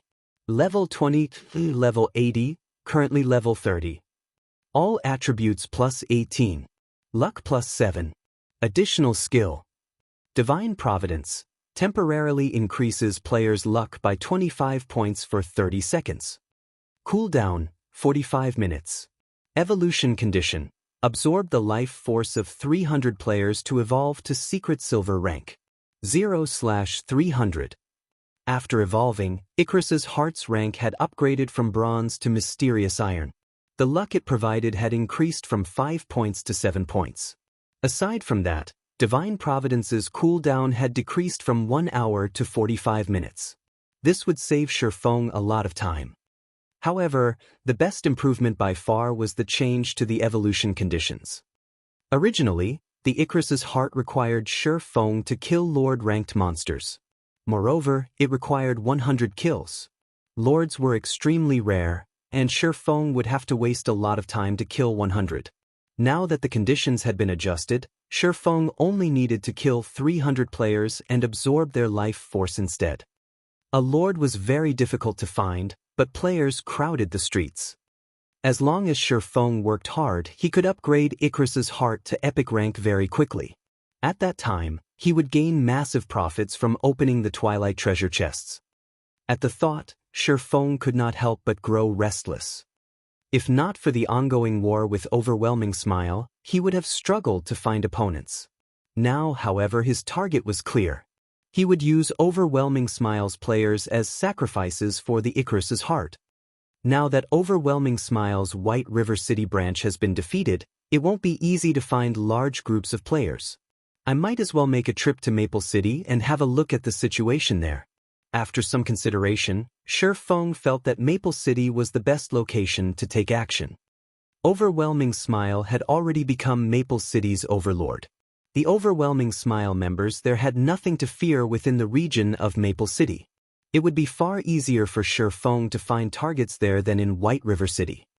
Shi Feng then slipped the Icarus's heart over his head and headed for White River City's teleportation hall. Shi Feng very much looked forward to upgrading the Icarus's heart to epic rank. Not even the night in God's domain could hinder Shi Feng's yearning. The sooner he upgraded the necklace to epic rank, the sooner he could obtain better items from the Twilight treasure chests. One could obtain even epic items from the Twilight treasure chests. If he could get his hands on several epic items, he could help the guild tremendously. Naturally, he would upgrade it sooner rather than later. As for the matter regarding the light stones, he fully trusted Melancholic Smile's capabilities. Shi Feng believed that it wouldn't be long before the light stones raked in a massive income. Just as Shi Feng arrived before the teleportation hall, the sound of his communicator rang near his ears. The caller this time was none other than Gentle Snow, who had been busy consolidating her power as the new guild leader of Ouroboros. Although Gentle Snow had chased away her biggest competitor, Xianxia, the resulting internal struggles within Ouroboros had resulted in the first-rate guild falling apart. If Gentle Snow wished to consolidate her power, she would need to spend a lot of time and effort to do so. In addition, a more powerful opponent, the first-rate Guild Star Alliance, lurked, waiting to strike. Feng had never thought that Gentle Snow would have the spare time to contact him with the burdens she currently shouldered. Guild Leader Black Flame, may I ask if you have the time to speak right now?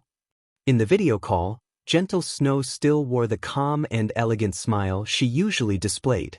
She looked like a goddess that was high above mortals. It felt as if she were in control of everything. However, though she appeared completely fine on the surface, her act did not deceive Feng. He could feel that Gentle Snow had grown frilier than before. Seeing a superwoman like Gentle Snow so exhausted, one could just imagine how terrible Ouroboros' current situation was. However, giving the situation some thought, Feng felt that such an outcome was expected. Gentle Snow had just taken control of Ouroboros. The number of people she could trust was limited. Meanwhile, after ruling Ouroboros for so many years, Xianxia would not give up so easily after being kicked out of his position. In addition to a great enemy like the Star Alliance threatening the guild, it would be very difficult for Gentle Snow to cope. Miss Snow, there is no need to mince words. Our guilds are allies, so feel free to speak your mind, Feng spoke candidly. Gentle Snow revealed a bitter smile on her pure and delicate face upon hearing Feng's words. Guild Leader Black Flame's senses are as sharp as always. I'll speak openly. I'm calling about the candlelight trading firm that suddenly appeared on one of Star Moon City's golden lands and the candlelight trading firms in White River City. I can't think of anyone in the entire Star Moon Kingdom other than you who is capable of launching such firms. That's right, I am indeed the founder. Feng did not try to hide it. To begin with, he had no need to do so. He had spoken with Gentle Snow about his plans to establish a lifestyle guild long ago. Back then, he had hoped to utilize Ouroboros' fame to promote his trading firm. Even without Gentle Snow's call today, he had prepared to seek her help to promote the candlelight trading firm at an appropriate time. As a first-rate guild, Ouroboros had a large number of members scattered across Star Moon Kingdom. Practically every major city in Star Moon Kingdom housed the guild's members. There were even branches in other kingdoms. If the guild helped with promotion, the candlelight trading firm's business would flourish. However, the supply of basic strengthened armor kits simply could not meet the demand. Even if Ouroboros promoted the firm right now, it would not significantly increase the firm's income. Hence, Feng had decided to hold off on seeking Gentle Snow's help for the moment. Excellent. This will make things easy. I want to invest into the candlelight trading firm. I don't want a lot of shares, 20% will do. Naturally, I will compensate you appropriately. The compensation will include 30% of Ouroboros' shares, as well as funds, channels, and materials, which will allow the trading firm to develop quickly. What do you think of my offer?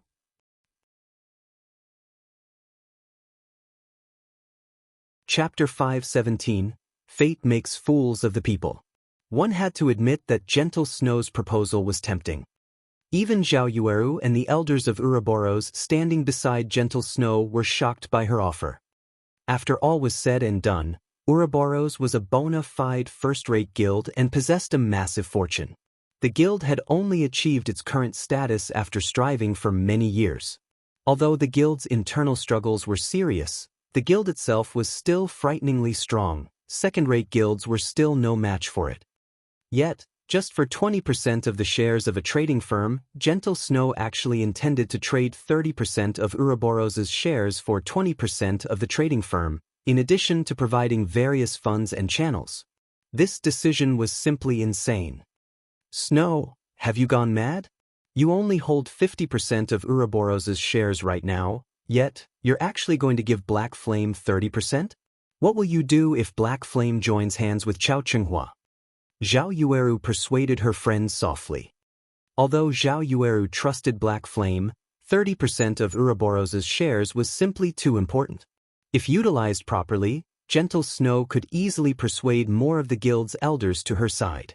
That way, Chao Qinghua would not be able to impact the guild so easily. Utilizing the guild's shares to boost Gentle Snow's strength and solidify the guild was far more valuable than obtaining 20% of the Candlelight Trading Firm's shares. That's right, young Madam Snow, you have to consider this carefully. Those shares are the last resort left by young master for you to keep Chao Qinghua in check. Although Chao Qinghua can no longer play God's domain, in the real world, his authority in the company has not been affected in the slightest. If you give those shares to someone else and lose this protective talisman, he can easily join hands with the other shareholders of the company to oppose you. A man nearing his 50s in butler clothing similarly attempted to persuade Gentle Snow. You don't have to say any more. I know what I am doing. Gentle Snow shook her head, waiting for Shifeng's reply. She was no fool. She knew this was not a worthwhile transaction. Even so, she insisted on conducting such a trade to deepen the relationship between their two guilds. Although she was the guild leader of Ouroboros and one of the major shareholders of the company, neither her authority nor her words were of any use. Unfortunately, although she had tried to nurture plenty of people herself, there were too few capable personnel under her command. It was especially true for experts in God's domain. Chao Qinghua had managed Ouroboros for many years now, so he had previously had the time and resources to nurture plenty of experts. Due to her premature victory over Chao Qinghua in God's domain, he had decisively ordered all of the experts under him to abandon the guild. In addition, Chao Qinghua had also roped in many of the guild's elders and had secretly been transferring personnel out of the guild, gradually splitting Ouroboros in half. If Ouroboros split in half, then the shares she had on hand would be meaningless. Hence, she might as well use it to pull Zero Wing to her side. Although Zero Wing seemed only to occupy a single city right now and looked to be inferior to many second-rate guilds, Zero Wing City had the second highest population in Star Moon Kingdom. That was far better than occupying 3 to 5 minor cities with a population of only several 100,000 players. In particular, after seeing Yi Feng's and Violet Cloud's performance. Although Zero Wing was still a fledgling guild right now, Gentle Snow had seen Zero Wing's small, but sharp, fangs. When the time was right, Zero Wing would rip apart all enemies in its way and become Star Moon Kingdom's overlord. At this moment, just the fact that Black Flame had managed to establish a candlelight trading firm on one of Star Moon City's golden lands displayed the man's capabilities and power. Meanwhile, Shifeng was similarly stunned by Gentle Snow's proposal. He had never expected Gentle Snow to make such a tempting offer. However, Shifeng still shook his head and said, "Miss Snow, your offer is indeed very tempting.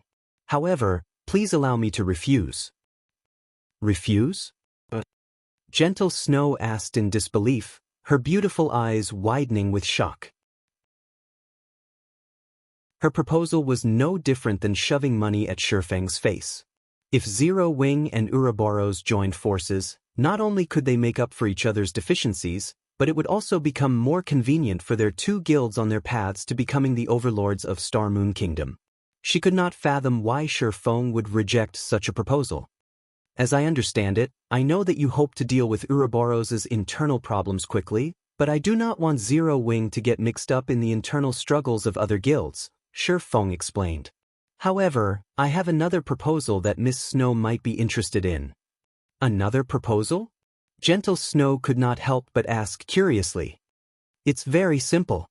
Miss Snow simply needs to bring Ouroboros's members into Zero Wing. I can give Miss Snow 15% of Zero Wing's shares. Although Shifeng's voice was utterly calm, his words were astoundingly shocking. Are you trying to annex Ouroboros? Gentle Snow said, slightly indignant. Ouroboros did not belong to her entirely. Originally, it should have been her brother's.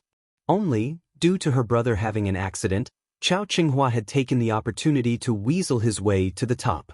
And all this time, she had been thinking of a way to help Ouroboros recover its past glory, so how could she possibly agree to merge Ouroboros and Zero Wing right now? Is there a difference? Shifeng countered. Ouroboros exists only in name now. Although you have acquired the position of Ouroboros' guild leader, you do not possess the corresponding authority. Sooner or later, Ouroboros will split in half, so why not join Zero Wing instead? Shi Feng had his own considerations regarding Ouroboros. In reality, Ouroboros was not all that important to him. The only reason he had decided to offer 15% of Zero Wing's shares was solely due to the war goddess herself, Gentle Snow. Everything else meant little to him. In the past, Chao Qinghua had defeated Gentle Snow. With the entire guild pitted against her, it was only natural that she had lost. Aside from Gentle Snow's most trusted followers, not a single person had stood with Gentle Snow. How could she have won?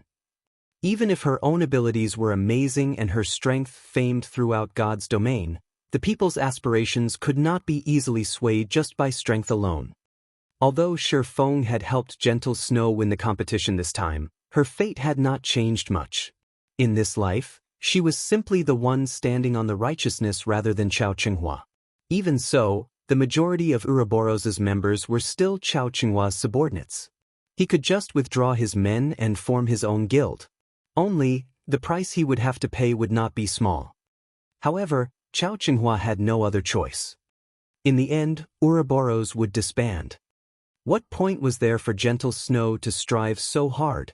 It would be much better for her to take the opportunity, while a small portion of the guild still supported her, to join Zero Wing. Time crawled by. Both sides silently looked at each other. At this moment, complex emotions filled Gentle Snow's heart. She had won the competition, but lost the guild. This sentence fit her situation perfectly. Despite her desperate efforts to preserve the guild, at the end of the day, she could not escape her fate. Fate makes fools of the people. Gentle Snow quietly exclaimed. She then looked at Zhao Yueru and the several guild elders beside her. They were all people whom she trusted the most. By the time Chao Qinghua extracted all of his underlings from Ouroboros, the guild would only exist in name. At that time, it would be very difficult for the guild to continue in Star Moon Kingdom. After all, Ouroboros and the Star Alliance were sworn enemies. Even if Ouroboros only existed in name, the Star Alliance would not let it off the hook. Only when the guild had thoroughly erased Ouroboros from God's domain would it rest. Chapter 5:18, Breaking the Balance. After some time, Gentle Snow released a small sigh. Shi Feng could see the helplessness Gentle Snow struggled with through the screen. However, her reaction was only natural. After all, who would willingly merge the guild they had spent an endless amount of effort to establish with another guild? However, Shi Feng had his own considerations as well. Even if Zero Wing and Ouroboros were allies, the guilds resided in two different cities. And as no one could predict the future, both Zero Wing's upper management and its guild members had to keep up their guard constantly. In order to avoid adding to Zero Wing's worries, the best result would be to annex Ouroboros. It was truly hilarious. A little guild like Zero Wing actually dared to annex a first-rate guild. However, Shi Feng possessed the strength and confidence to succeed. Zero Wing currently possessed many experts. There was also a continuous supply of funds from the candlelight trading firm, so Zero Wing could afford to annex a gigantic existence like Ouroboros. Moreover, after receiving Ouroboros' trade channels, the candlelight trading firm could profit further. In addition, after operating in the virtual gaming world for so many years, Ouroboros must have accumulated plenty of old customers who were very rich and willing to spend lots of money in virtual reality games, as well as corporate sponsors. Otherwise, the guild would not have such an impressive income. Zero Wing Workshop was currently still developing their customer base. If the workshop could claim Ouroboros' old customers, it could very quickly earn large sums of credits, unlike the workshop's current state where it was without a stable income and required Shi Feng to look for a source himself. Guild leader Black Flame, I need some time to consider this matter, Gentle Snow said after calming down. Since Guild leader Black Flame has no intentions of selling the candlelight trading firm's shares, may I purchase some coins from you? Although there were plenty of people selling their coins on the virtual trade center, the available volume was very small. Moreover, every other guild in the game was also attempting to purchase coins in bulk, making it practically impossible to purchase large sums. Thus, Ouroboros could only rely on its own money farming teams to cover the guild's daily expenses. Miss Snow, you should know how tight the various guilds are for coins right now. However, if you're only interested in purchasing a small sum, there should be no issues. May I know how much you are looking to buy? Shifeng asked. Although he had spent quite a lot of money already, both the Starstreak trading firm and the Candlelight trading firm provided him with a significant daily income. He could easily sell 1,000 or 2,000 gold. I don't want much, 5,000 gold will do, Gentle Snow stated after giving the matter some thought. I can transfer 50 million credits for them immediately. With 5,000 gold, she should barely be able to stabilize Ouroboros' current situation. If she established a guild residence and gave the guild members some hope, it would make it more difficult for Chao Qinghua to lure players away. 5,000? Miss Snow, you think too highly of me. Shifeng smiled bitterly. How about this? I can sell you 2,000 gold at market price. However, I will require Ouroboros' help to purchase a few plots of land in Star Moon Kingdom's top 10 cities and to promote the Candlelight trading firm. Coins' market value constantly depreciated.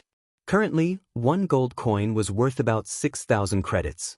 One could roughly purchase a piece of level 25 mysterious iron equipment or level 20 secret silver equipment with that kind of money. Gentle Snow's offer to purchase 5,000 gold at 50 million credits was far above market value. However, even if she had 50 million credits, she couldn't even purchase 4,000 gold, much less 5,000.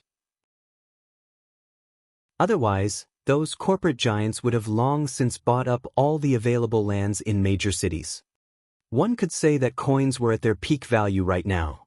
If one could purchase a good plot of land now, they could earn back the money spent by 10 or even dozens of times. These massive corporations naturally would not hold back from spending their credits. Unfortunately, such a thing was simply not possible. 2,000 gold? Gentle Snow was immediately stunned. Before, she had only mentioned 5,000 gold with the intention of probing Zero Wing's bottom line. Throughout God's domain, there was not a single guild that was capable of revealing 5,000 gold, yet Shifeng had just casually mentioned that he would sell her 2,000 gold. 2,000 gold. In order to acquire so much money, she would have to spend several days relentlessly trying to purchase coins and draft the guild's money farming teams and her confidants. On the other hand, even after purchasing so many golden lands, Shifeng could still afford to sell 2,000 gold. His financial prowess was unmatched. Is it not enough? Shifeng pondered for a moment before saying, I can offer you 3,000 gold at most. If it is still not enough, you will have to look for other avenues yourself. Gentle Snow had helped him plenty of times, so he would not kick her while she was down. He would help her to the best of his abilities so long as it was within his capability. Although he had a lot of money, he needed that money to purchase lands and set up shops in other cities. Besides that, he also needed to leave some for the guild in case of emergencies. Thanks, I'll transfer the money to you right away, Gentle Snow said, inwardly feeling overjoyed. With 3,000 gold in addition to the 2,000 gold she currently had on hand, she would have enough to purchase a plot of land and establish Ouroboros' guild residence, as well as maintain the guild's daily expenses. This way, Chao Qinghua would find it far more difficult to tear the guild. After Shifeng sold 3,000 gold to Gentle Snow through the virtual trade center, he then teleported to Maple City. Maple City was also considered a major city in Star Moon Kingdom's eastern region. The city had nearly 1 million players. This was also one of the reasons that many people had an optimistic opinion of Overwhelming Smile. Aside from a few small guilds, Overwhelming Smile was the only large guild residing in the city. It had already chased any major competition out of Maple City. One could say that Overwhelming Smile had fortified itself in Maple City. It would be very difficult for other guilds to cause even the slightest bit of trouble here. At this moment, as Shifeng wandered through Maple Cities, streets. The majority of the players he saw on his walk consisted of Overwhelming Smile's members. Every one of these Overwhelming Smile members flaunted their arrogance, and players of other guilds could only do their best to avoid standing in the way. Overwhelming Smile has set up a trading firm in Maple City. The shop's name is Overwhelming Trading Firm, and it's in the Central District. The items there are much cheaper than the ones in NPC shops. They also offer plenty of items that are not available in NPC shops. If everyone is interested, please go take a look.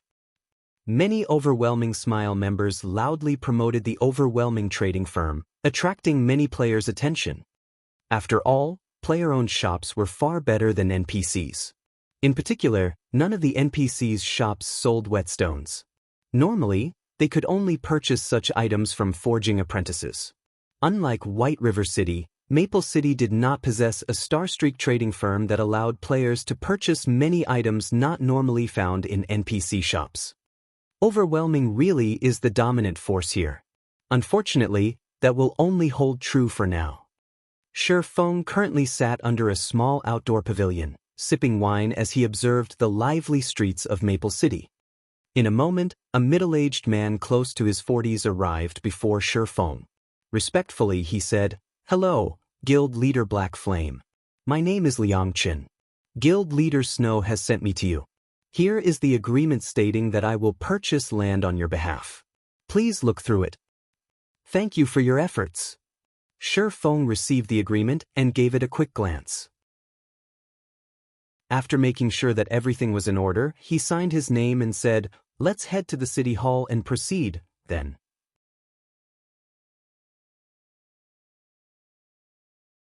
Chapter 5:19 Silent Massacre.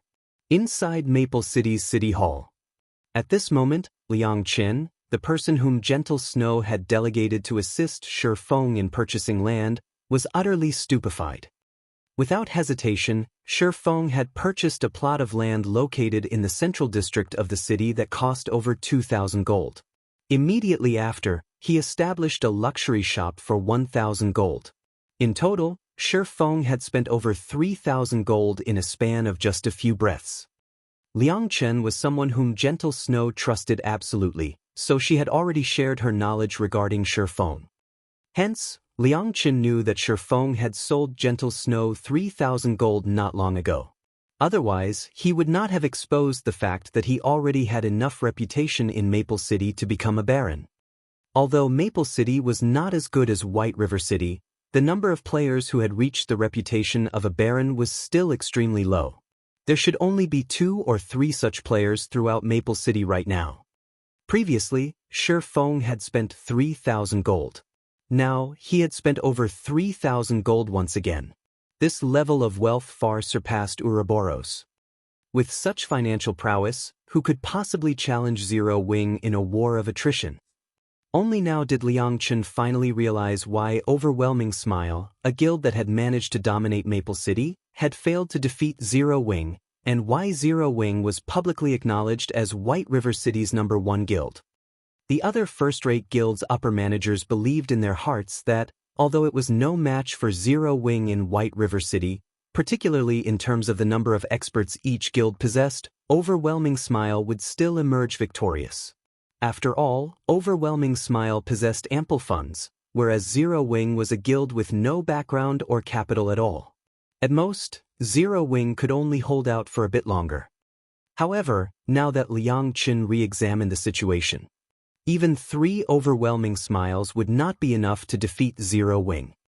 It seems the sky in Maple City will change soon, Liang Qin inwardly sighed. After learning more about God's domain, the various guilds had obtained a general understanding of its rules. If a guild wanted to become an overlord in the game, they required 3 things: experts, financial prowess consisting mainly of coins, and member count. Among these 3 points, member count was the least important as it was very easy to increase a guild's population.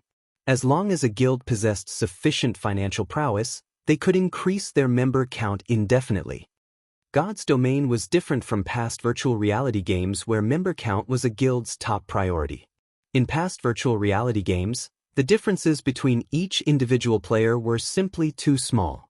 In these games, numbers equaled power. If one person was not enough, then they could just send a group. If a group was not enough, then they could send 100 players. Sooner or later, they were bound to exhaust their enemies to death. Unfortunately, God's domain was different. A single top-tier expert could single-handedly dominate an entire region. Moreover, unlike in past virtual reality games, the top-tier experts of God's domain were not easily produced. In the past, one could easily become a top-tier expert if they had sufficiently powerful equipment. Now, however, players needed sufficiently powerful combat techniques to qualify as a top-tier expert. Meanwhile, Overwhelming Smile was far behind Zero Wing regarding both experts and financial prowess. The result of the confrontation between the two guilds was already self-evident.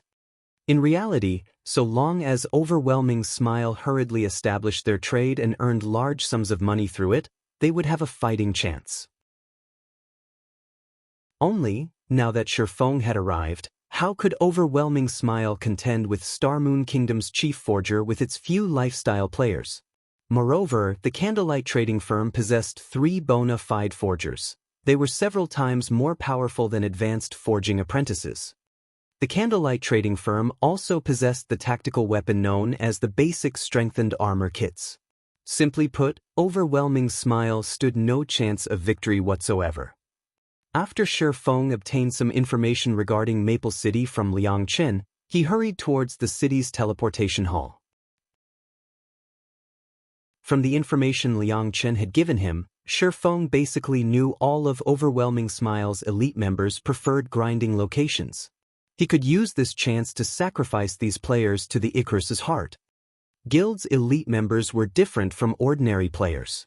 When night arrived, ordinary players would usually return to their respective cities to rest or log out of the game, whereas elite players would continue leveling out in the fields. Because of their equipment or combat techniques, elite players had no reason to fear the monsters at night. Only, their leveling speed would slow somewhat this time of day. Even so, it was much better than others who could not level up at all. Even if their leveling speed were slower at night, they would gradually widen the gap between themselves and other players. As a result, the levels of guild elite members were usually a lot higher than ordinary players. Meanwhile, Overwhelming Smile's main grinding location was the Dragon Ridge. Dragon Ridge was a level 25 to 30 leveling area. The monsters inside consisted of dragon men.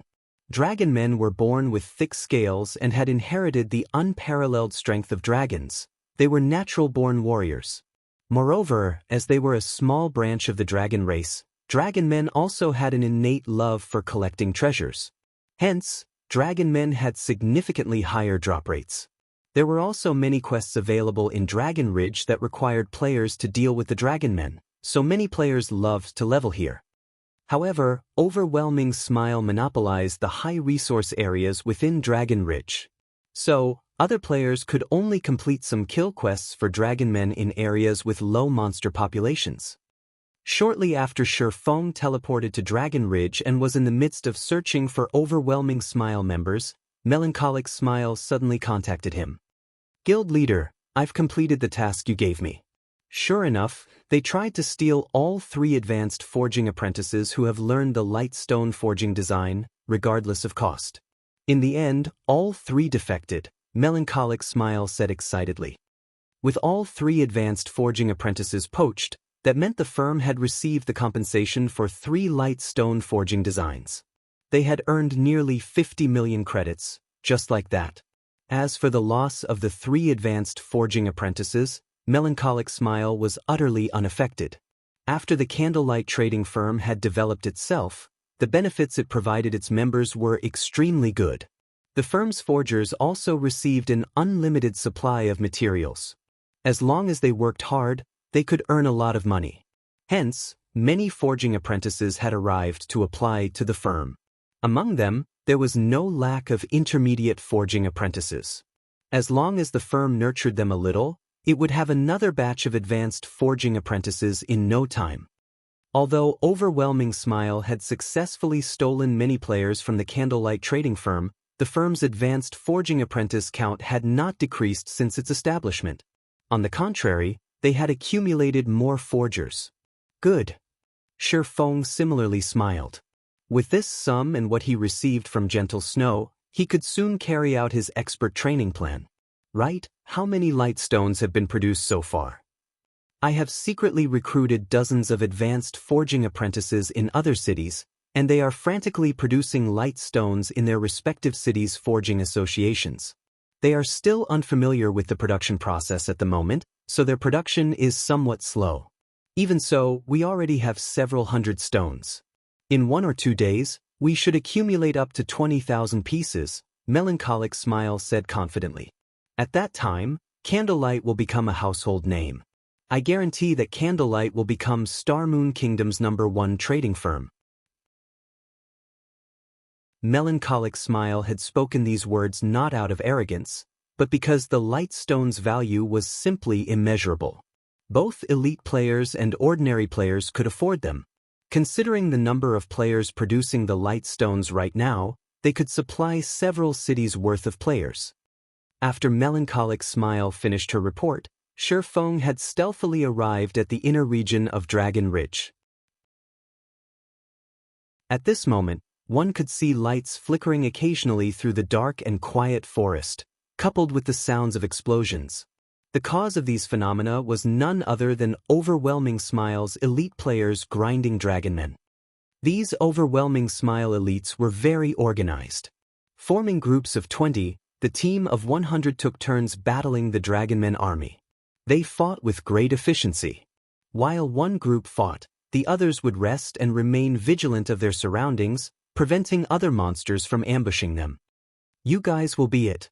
Shi Feng smiled.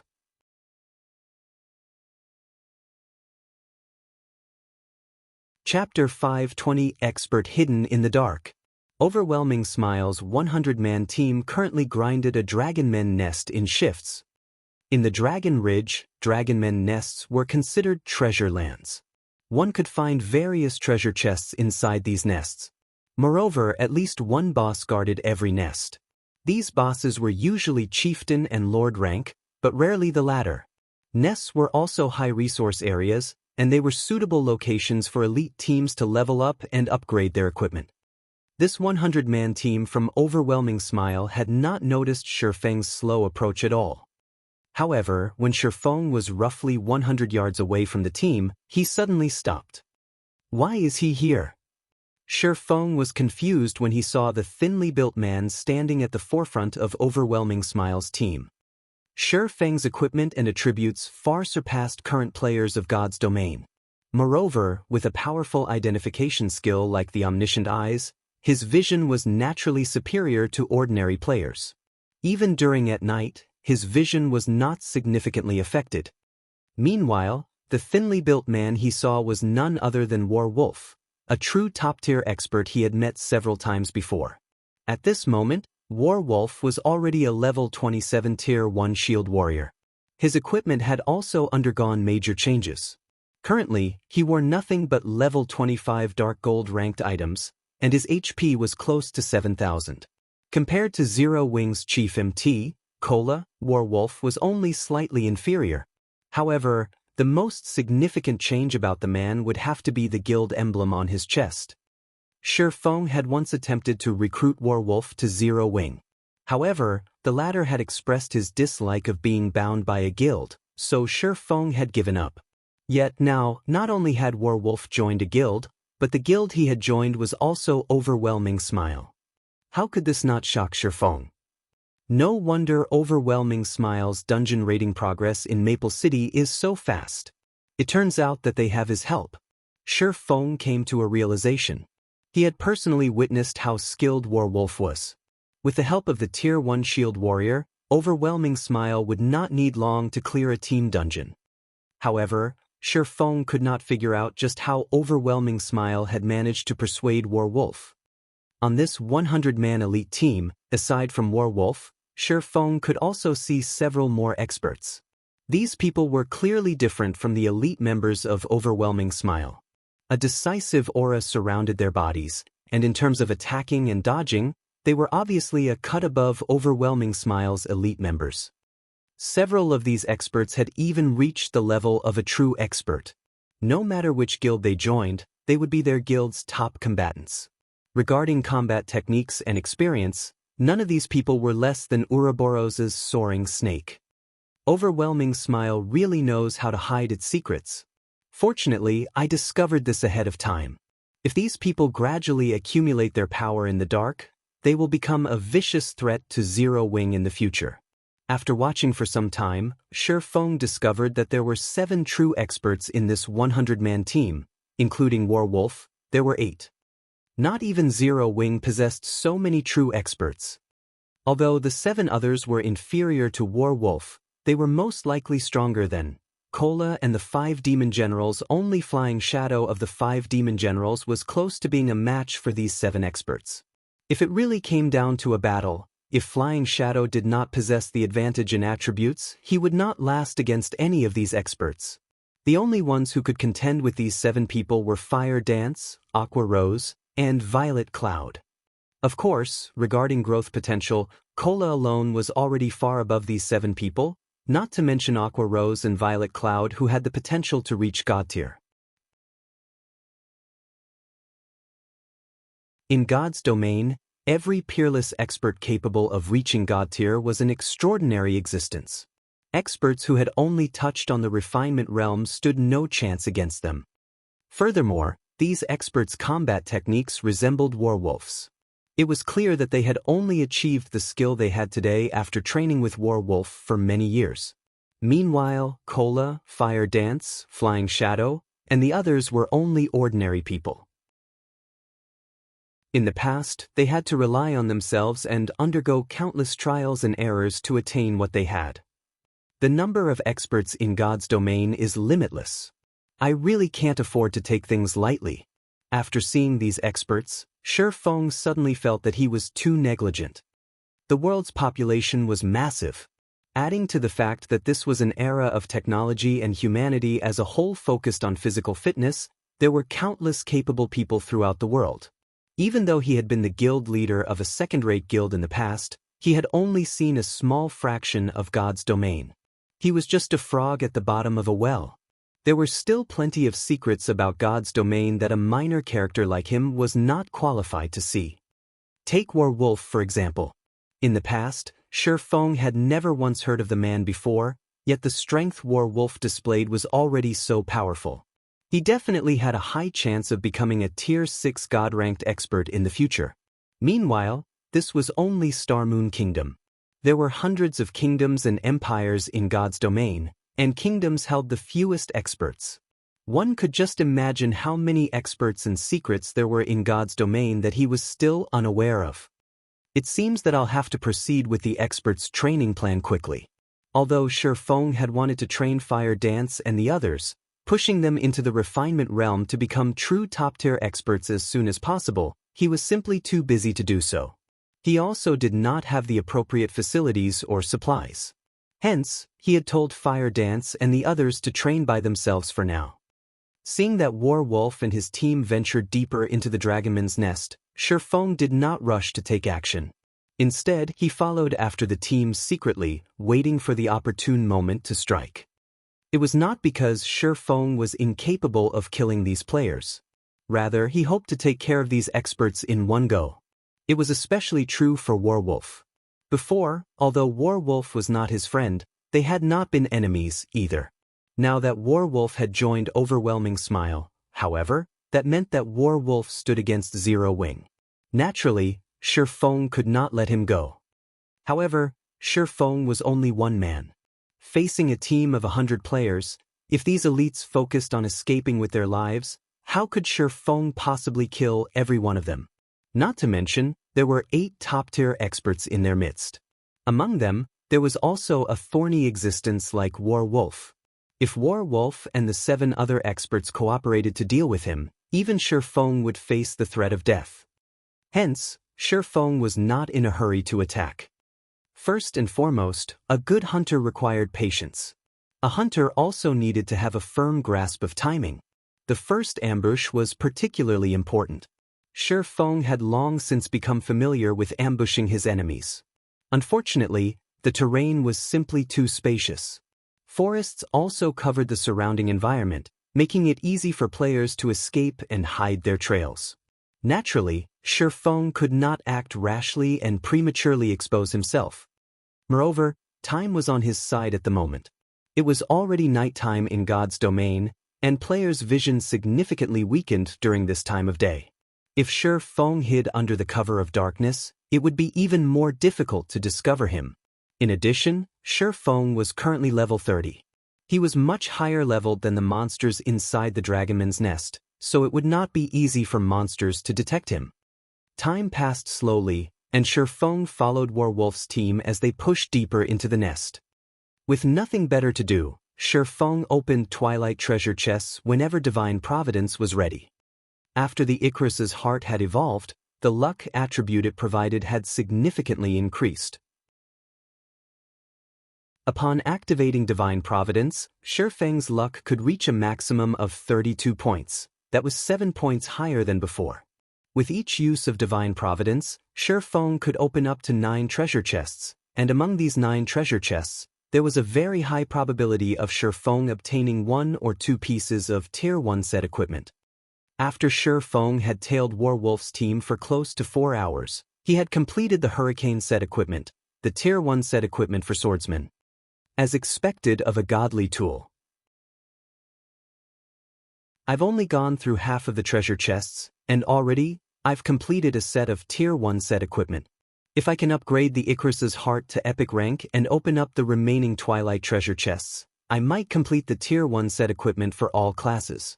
Shifeng grew excited as he smiled at the brand new Hurricane set equipment inside his bag. As a Tier 1 set equipment for swordsmen, the Hurricane set was only inferior to an epic set equipment. It was far superior to the level 20 Dark Gold ranked Dragonclaw set equipment he currently wore. Moreover, unlike the Dragonclaw set, the Hurricane set specifically catered to swordsmen.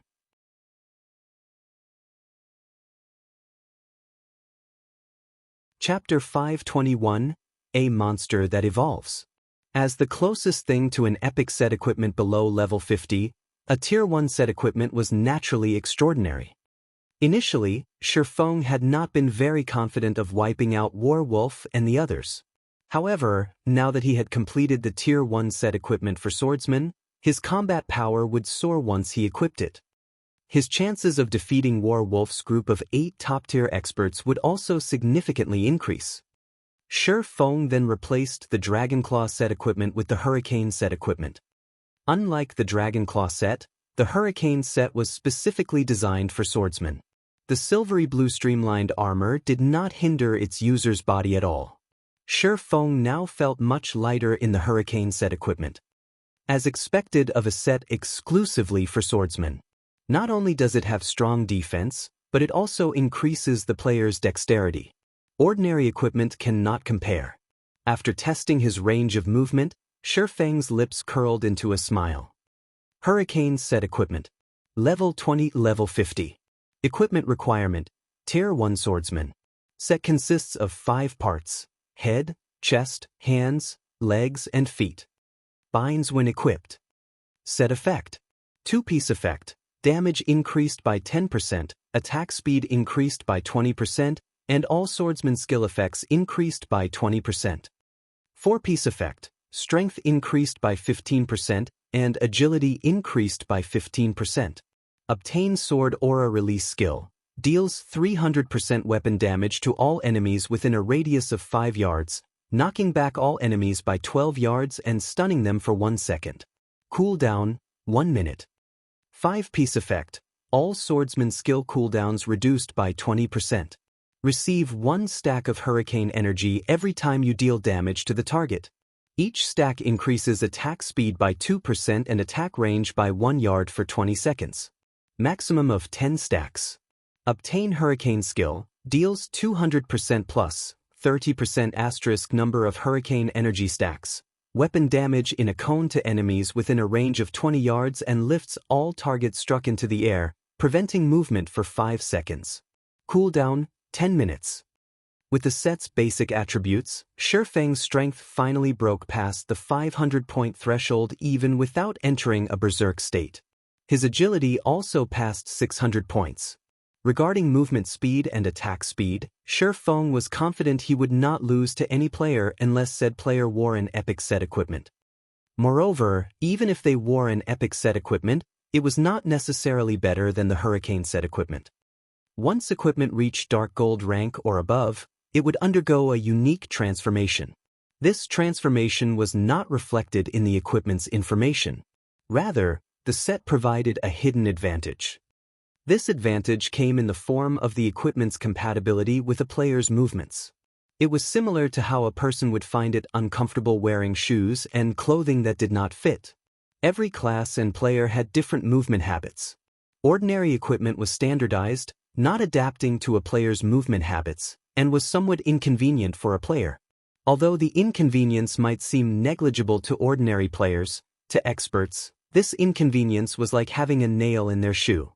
It would cause their movements to become awkward and significantly affect their performances. A Tier 1 set equipment's quality was higher than Dark Gold. Hence, in the system settings, the set equipment would adjust to fit the player's class movement habits. Currently, Shi Feng felt as if the nail that had been inside his shoe was finally gone. He could now move unhindered. Following which, Shi Feng resumed his wait in the shadows. Warwolf and the others were already close to the heart of the Dragonman's nest. The terrain was narrow with mountains looming on each side. The team could only advance or retreat. There was no third option. This place was the best location to set up an ambush. Boss Wolf, I've already scouted ahead. Aside from some elite dragonmen, there aren't any traps or mechanisms throughout the path towards the heart of the nest. However, the boss guarding the treasure is a level 30 lord. Moreover, it leans towards magical type, so it will be somewhat difficult to deal with, a Tier 1 assassin in black named Shadowless Rat reported. A magical type? Warwolf, who had a sickly complexion, frowned slightly. Magical-type bosses usually possessed many AoE skills and had a variety of attack patterns. However, the most frightening aspect of such bosses was their ability to instant-kill players. They were different from physical-type bosses that could be contained using a variety of methods. The biggest difference between physical-type attacks and magical-type attacks was that physical-type attacks were normally very straightforward. They did not have any compound attack patterns. Although physical attacks were a lot faster, it would not be a problem if one reacted quickly and defended against the attack. On the other hand, magical attacks were usually compounded. Because of this, these attacks could easily instant-kill players. In the past virtual reality games, monsters' attack patterns were monotonous, unlike the monsters in God's domain whose attack patterns were very realistic. Moreover, with the increase in level, monsters' attack patterns would also evolve, transforming from the initial monotonous attack patterns to the current compound attack patterns. In other words, players had to guard more than one area, possibly up to 5 or 6. Most ordinary players already struggled to defend against single-fold attacks, much less two-fold attacks. The simplest example of a two-fold attack was an attack that came in tandem. In a panic, there was a high chance that both attacks would strike ordinary players. They would have to train rigorously to avoid such tandem attacks. Meanwhile, although the members of the various large guilds had killed plenty of monsters, monsters with compound attack patterns only began appearing after level 25. Hence, a majority of players would usually suffer the first time they encountered such monsters. Against a boss, even team wipes were common. Let's take a look at it first before coming up with a strategy, Warwolf said. Warwolf then led his team and advanced towards the Lord-ranked boss quickly, killing everything in their path. Magic Eye Dragon Man, Lord rank. Level 30. HP 1, 600, 000/1, 600, 000. As an area boss, the Magic Eye Dragonman's HP changed according to the number of players in its area of influence. The minimum limit was 20 players. And if there were more than 20 players within range, its HP would increase accordingly. In other words, having more players wasn't necessarily an advantage. The moment Warwolf's team of 100 stepped into the Magic Eye Dragonman's area of influence, the Magic Eye Dragonman's HP instantly increased to 8 million. Shadowless Rat, the 19 of you will stay with me. Everyone else, leave the Magic Eye Dragonman's area of influence, Warwolf immediately commanded upon seeing the boss's HP increase. Facing such a boss, having more people would only increase the team's burden. Their team had 8 experts who could easily deal with compound attacks, while the other 12 were veteran gamers who could deal with compound attacks relatively well. By forming a team of 20 players like this, they could deal with the Magic Eye Dragon Man as easily as dealing with an ordinary lord. Very quickly, the others left the Magic Eye Dragonman's area of influence, hiding in a corner and watching quietly. Once the 80 players left the area, the Magic Eye Dragonman's HP returned to 1,600,000. Okay, I'll go first. Everyone else, be careful of its aggro. Saying so, Warwolf dashed forward, charging at the Magic Eye Dragon Man who had a pitch-black tail and was covered in scales. When the Magic Eye Dragon Man caught sight of the shield warrior charging at it, it activated Rapid Charge and arrived before Warwolf, swinging its hammer fiercely down on the intruder. As it swung down its war hammer, a massive black eyeball appeared above the Magic Eye Dragonman's head, silently firing multiple black rays at Warwolf. Boom! When the massive hammer the size of a small car landed, even the ground shook. However, after the dust settled, it appeared that the war hammer had not actually struck Warwolf. Instead, the weapon had landed right before the shield warrior, missing its target by a fraction. As for the black rays, they had also failed to damage Warwolf as they only brushed past his body.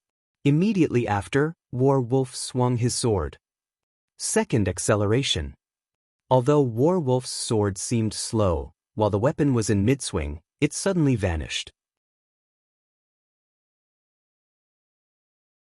Unknown as to when it happened, Warwolf's sword had struck the Magic Eye Dragon Man, causing over -400 damage to the Lord. Following which, Warwolf and the others began to bombard the Lord with attacks. For a time, attacks flew back and forth, the extraordinarily intense battle shocking the overwhelming Smile members who watched from a distance. If they recorded this battle, they could enjoy it like watching a sci-fi movie. It's time! Shifeng, who had waited for a long time, revealed a faint smile. At this moment, Shifeng downed a bottle of Haunted and activated the Ring of Nothingness. Upon entering a state of nothingness, he charged forward.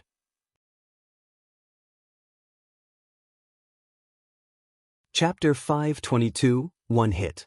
While Warwolf's team of 20 cautiously faced off against the Magic Eye Dragon Man, the other overwhelming Smile members watched excitedly, hoping to learn Warwolf and his team's techniques. They yearned to become one of those 20 players on the team and were enchanted by the battle. They paid no attention whatsoever to their surroundings. It was not because they were foolish, but because overwhelming Smile's prestige in Maple City made them untouchable. No one would dare to provoke them. Furthermore, it was currently nighttime, and there were fewer players out in the field grinding and leveling up. Even if someone were plotting against them, they had so many players on their team. There were even top-tier experts in their midst. They had no reason to fear anyone. Boss Wolf is really amazing.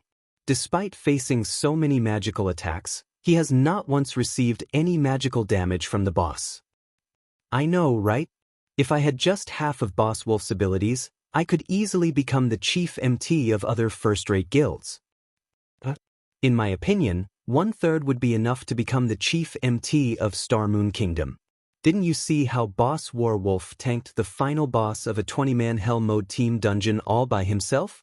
Even when the previous 2 MTs had all of the healers on them, the final boss still took them out easily.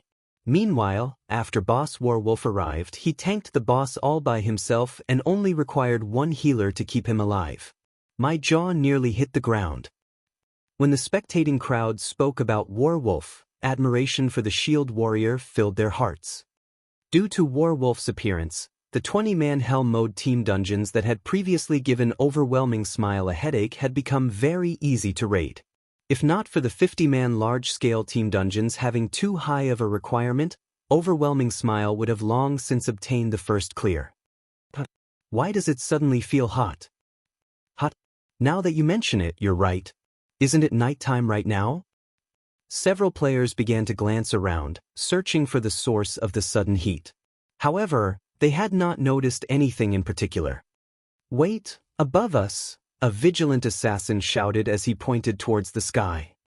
Immediately, everyone shifted their gazes upward, only to find an endless stream of fire-type mana gathering above their heads, condensing into a fire that rained down on them. Meanwhile, a spinning wall of flames had appeared around them. The ground beneath their feet also began to boil. This phenomenon was none other than Shifeng's firestorm. After Shifeng had upgraded the 7 Luminaries ring, the level 7 firestorm now had an effective radius of 30 yards, and the skill shrouded all 80 spectating players. Before Overwhelming Smile's elites could react, a damage of over -10,000 points appeared above each of their heads. Warwolf had the highest HP in Overwhelming Smile, yet even he only had close to 7,000 HP. After a storm of flames swept through the crowd, silence permeated the area. All 80 members of Overwhelming Smile had been reduced to ash. Due to Haunted's effect, the drop rate of all of the players Shifeng had killed had multiplied. Moreover, due to Shifeng absorbing their immortal souls. Not only had these players lost their levels and equipment, but they were also barred from logging into God's domain for a long period. Good. Only you guys are left. Hiding a short distance away, Shifeng revealed a satisfied smile. This was the fearsome aspect of large-scale destruction spells. In the past, there had been a saying in God's domain: one would rather incur the ire of a god-tier assassin rather than provoke a player with large-scale destruction spells. God-tier assassins were only powerful against individual players. However, a player who knew large-scale destruction spells could annihilate an entire army by themselves.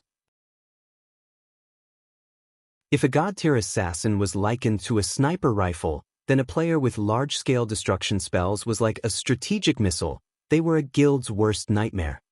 In the past, the Midnight Tea Party had stood on equal footing with super guilds because they had a mage god and curse god on their team. These two players had possessed an arsenal of large-scale destruction spells. To them, an army of thousands was no different than floating clouds. A single Tier 6 large-scale destruction spell could easily wipe out the entire army. After killing the 80 Overwhelming Smile members, Shifeng did not bother picking up the loot scattered across the ground. Instead, he charged towards Warwolf, who currently raged against the Magic Eye Dragon Man. Firestorm's commotion would not have escaped the notice of Warwolf's team. While both sides were engaged in an intense battle, Shifeng could not waste this opportunity by picking up loot. "Boss Wolf, the members on standby have been wiped out. What are we supposed to do now?" Shadowless Rat asked, a lingering fear in his eyes as he watched the raging inferno that faded gradually. At this moment, the names of their team members on standby had turned gray. "Retreat for now. Otherwise, our chances of victory will be too low if we have to fight the boss while dealing with this new enemy," Warwolf immediately shouted in the team chat. "I'll cover for you guys. Everyone, retreat." One had to admit that Warwolf's team was very skilled. Despite realizing that a new enemy had arrived, they still retreated in an orderly manner. Warwolf also retreated slowly as he held off the boss. Only one person? While Shadowless Rat pulled away from the boss battle, he suddenly noticed a black figure dashing towards them. He sighed with relief at the sight. Licking the corner of his lips, he sneered and said, "Boss Wolf, leave this bastard to me. He actually thinks he can provoke us and plunder our treasures? I'll teach him a lesson." Saying so, Shadowless Rat activated Wind Steps and dashed to meet the cloaked figure. Initially, Warwolf had intended to stop the assassin. However, after giving it some thought, he changed his mind. Seeing the enemy's movement speed, Warwolf had already managed to judge the enemy's strength. Although the enemy was an expert and possessed good attributes, he was still far from being a match for Shadowless Rat. Warwolf was very familiar with Shadowless Rat's strength. Among the 8 top-tier experts, the assassin ranked third in one-on-one combat. He was more than enough to deal with an ordinary expert. Moreover, they had already destroyed 50% of the boss's HP. It would be a huge waste if they had to start all over again. Before, he had worried that the enemy was very powerful due to the fact that the latter possessed a large-scale destruction spell. Ordinary players could never possess such skills. At the very least, the enemy should be an extremely powerful expert or someone with the backing of a large guild. If it were someone targeting Overwhelming Smile as a whole, they would have no choice but to retreat. After all, with Overwhelming Smile's high prestige in Maple City, the enemy would have sent a team of several hundred players to deal with their 100-man team. However, since there was only one attacker, it should only be an expert trying to plunder their items. Shadowless Rat was more than enough to deal with such an expert. If Shadowless Rat was not enough, they could just send someone to help the assassin. With their combat techniques, it was very dangerous for them to fight against the boss while fending off several hundred players. However, since the enemy was alone, one person should be enough to deal with the problem. The rest could focus on the boss. When Shadowless Rat was only 30 yards away from Shifeng, he activated stealth. He intended to finish off Shifeng with a chain of attacks. However, who was Shifeng? Under the gaze of omniscient eyes, no enemies could hide from Shifeng. Up till now, Shifeng had intentionally lowered his speed. He had not used his maximum. Suddenly, Shifeng's speed increased. Xiu! Only an afterimage remained in Shifeng's original location. So fast! Shadowless Rat immediately panicked. He knew that he had encountered a tough opponent this time. However, it was too late to retreat. The distance between him and Shifeng was less than 20 yards.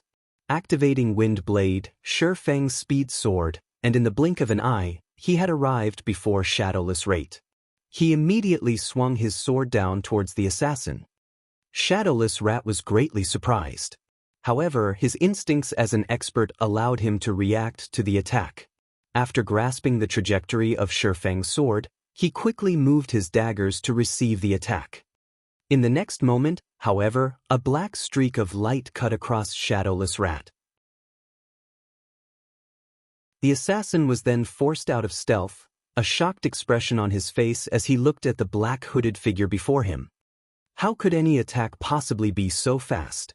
Shadowless Rat looked at his bloodied chest, his heart palpitating as his HP quickly bottomed out. He then crumbled to the ground, motionless.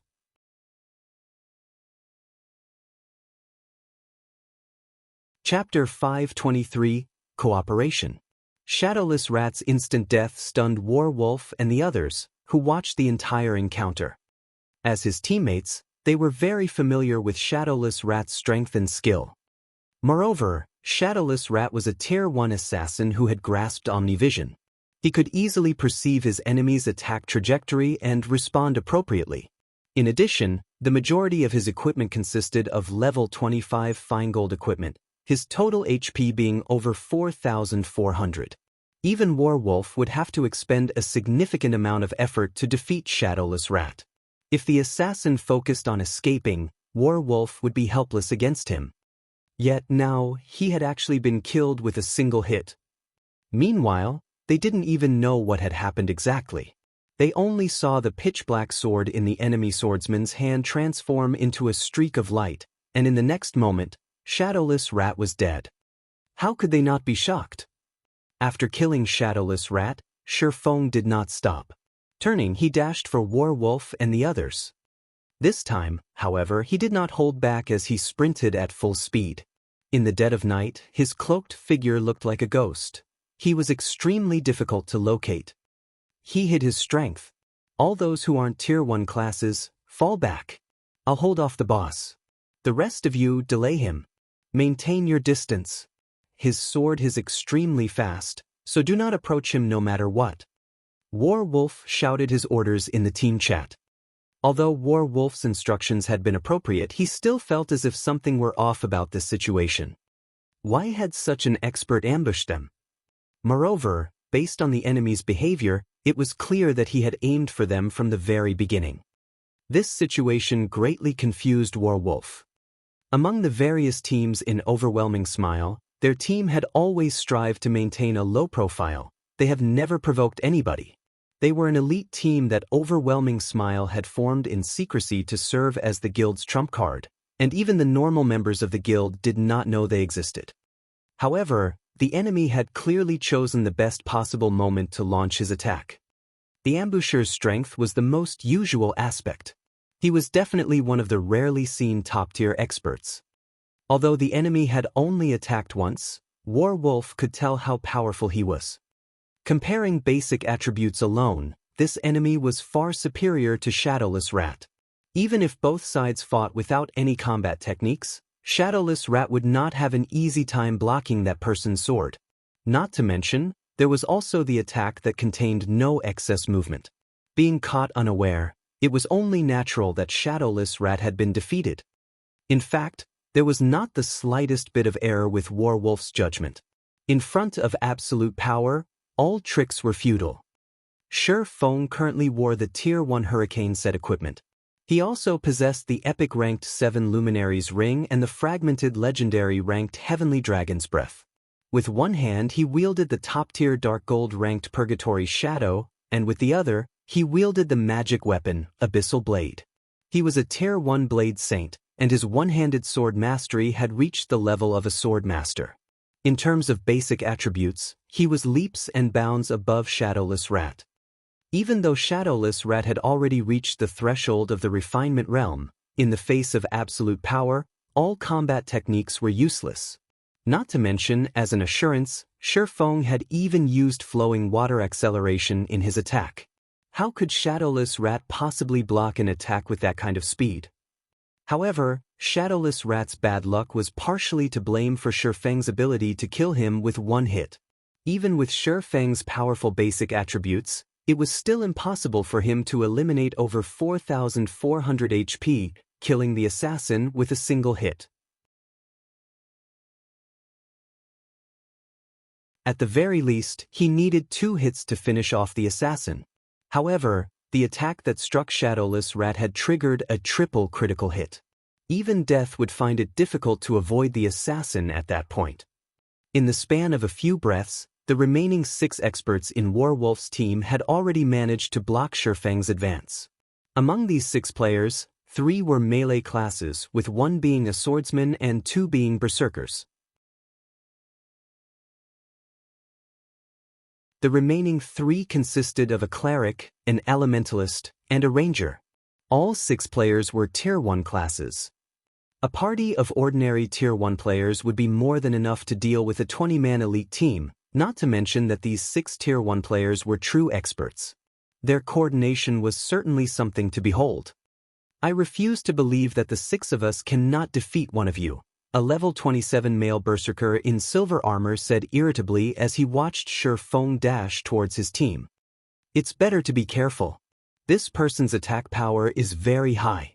Even plate armor classes like you will not survive more than a few hits. Focus on pinning him down. Leave the attacking to us ranged classes, the tall and slender level 26 female elementalist suggested. We know, relax. Another level 26 male berserker in black armor laughed. They were very confident that they could deal with Shi Feng. Normally, they often held practice PvP matches against each other.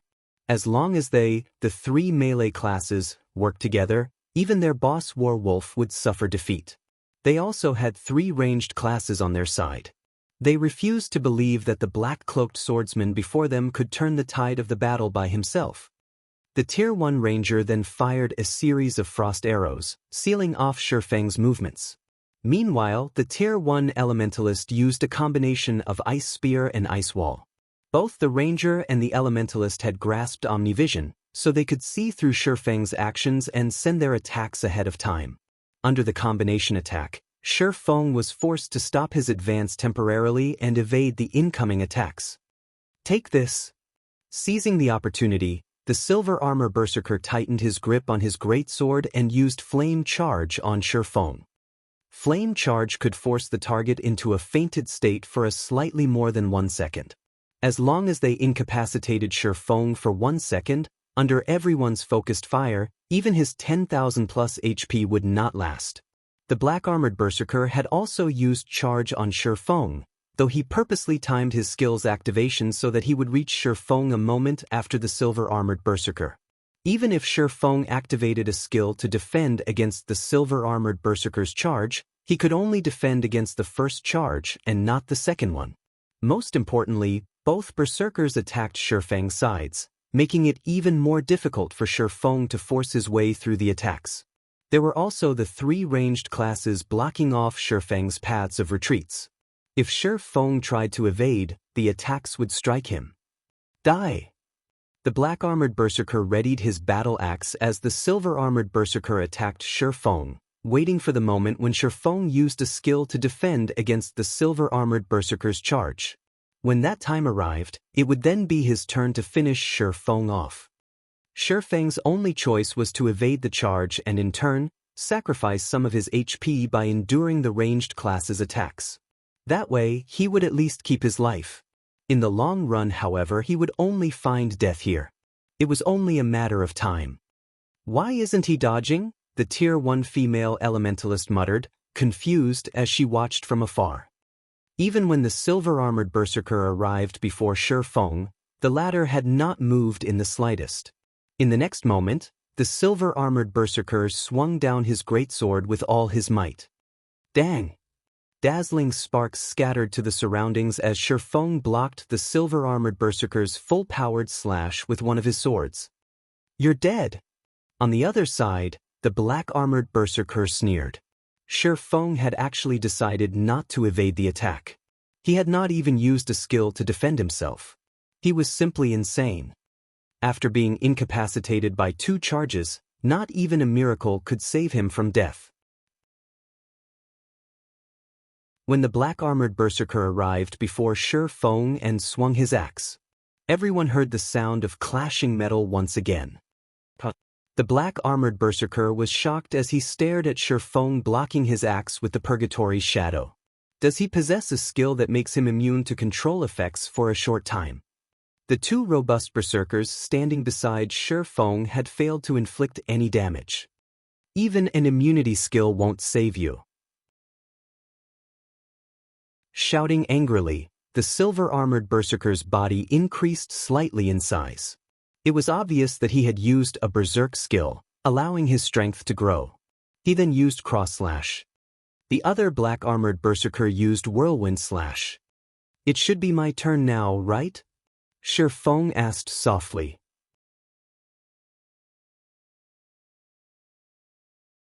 Chapter 524, Ganging Up.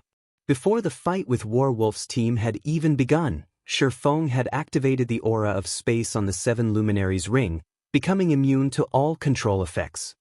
Whether it was the Tier 1 Elementalist's Ice Wall or the Tier 1 Ranger's Frost Arrows, Shi Feng had intentionally dodged both the Tier 1 Elementalist's Ice Wall and the Tier 1 Ranger's Frost Arrows with the goal of tricking the 2 Tier 1 Berserkers into approaching him on their own accord, saving him the time of going after them himself. Releasing a low shout, Shi Feng used the skill unique to the Hurricane set equipment, Sword Aura Release, dealing 300% weapon damage to all enemies within a radius of 5 yards and knocking all enemies back by 12 yards, stunning them for 1 second. Crap! The silver and black-armored berserkers immediately realized something was amiss and hurriedly activated block to defend themselves, swinging the great sword and battle axe. Boom!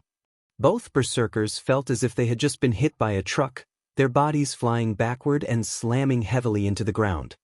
Before either of them could react, Shi Feng advanced. He could easily cross a distance of 12 yards with a single step. In the blink of an eye, Shi Feng appeared before the silver-armored berserker and sent a chop down on the man. Currently, both berserkers were in a fainted state. They could not defend against Shi Feng's attacks at all. However, the instant Shi Feng's sword descended, he immediately changed his weapon's trajectory, directing the chop behind him. Ping! Before anyone noticed, a Tier 1 swordsman had appeared behind Shi Feng and similarly used chop. Hence, Shi Feng had abruptly changed his target. When the swords of light collided, the impact sent the Tier 1 swordsman flying, 3 damages of over -400 points appearing above his head. How can someone possess such horrific strength? Is he a human-shaped lord? The Tier 1 swordsman stared at Shi Feng in disbelief. He had flown over 6 yards and had only managed to stabilize himself after much difficulty. Even so, the hand he used to grip the sword that collided with Shi Feng's blade was completely numb. During this brief exchange between Shi Feng and the Tier 1 swordsman, the silver-armored berserker recovered from his fainted state. Shock filled his heart when he saw a single hit send his swordsman companion flying. Immediately, he used Whirlwind Slash in an attempt to scare Shi Feng away. When the silver-armored berserker used Whirlwind Slash, the elementalist and ranger at a distance promptly begun to launch cover fire. What a joke! Shi Feng was capable of sending a level 26 Tier 1 swordsman flying with just one hit. If such an attack struck them directly, they would die instantly. Facing the barrage of attacks, Shi Feng had no choice but to evade, opting to chase after the black-armored berserker. After all, not only were these attacks overwhelming, but they were also experts' attacks. If he really tried to take the silver-armored berserker's life, it was highly possible he would have to sacrifice his own.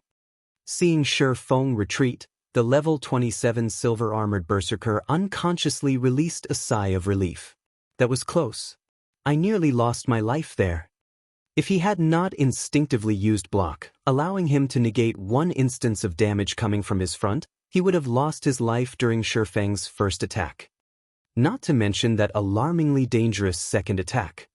Despite being in a fainted state, he could clearly feel the killing intent, which was intimidating enough to cause one to freeze during battle, contained within Shi Feng's attack.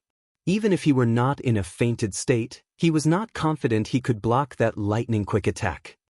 Although he possessed high HP and defense as a berserker, his HP was just slightly more than 5,300. With Shi Feng's frightening attack power, even a plate armor class would die from a single hit. Only a brief second had passed since they had begun fighting Shi Feng. However, this was the first time in his life the silver-armored berserker had experienced such a long second. His life very nearly flashed before his eyes. When the black-armored berserker saw Shi Feng come for him, without hesitation he turned and fled. He had also experienced Shi Feng's power.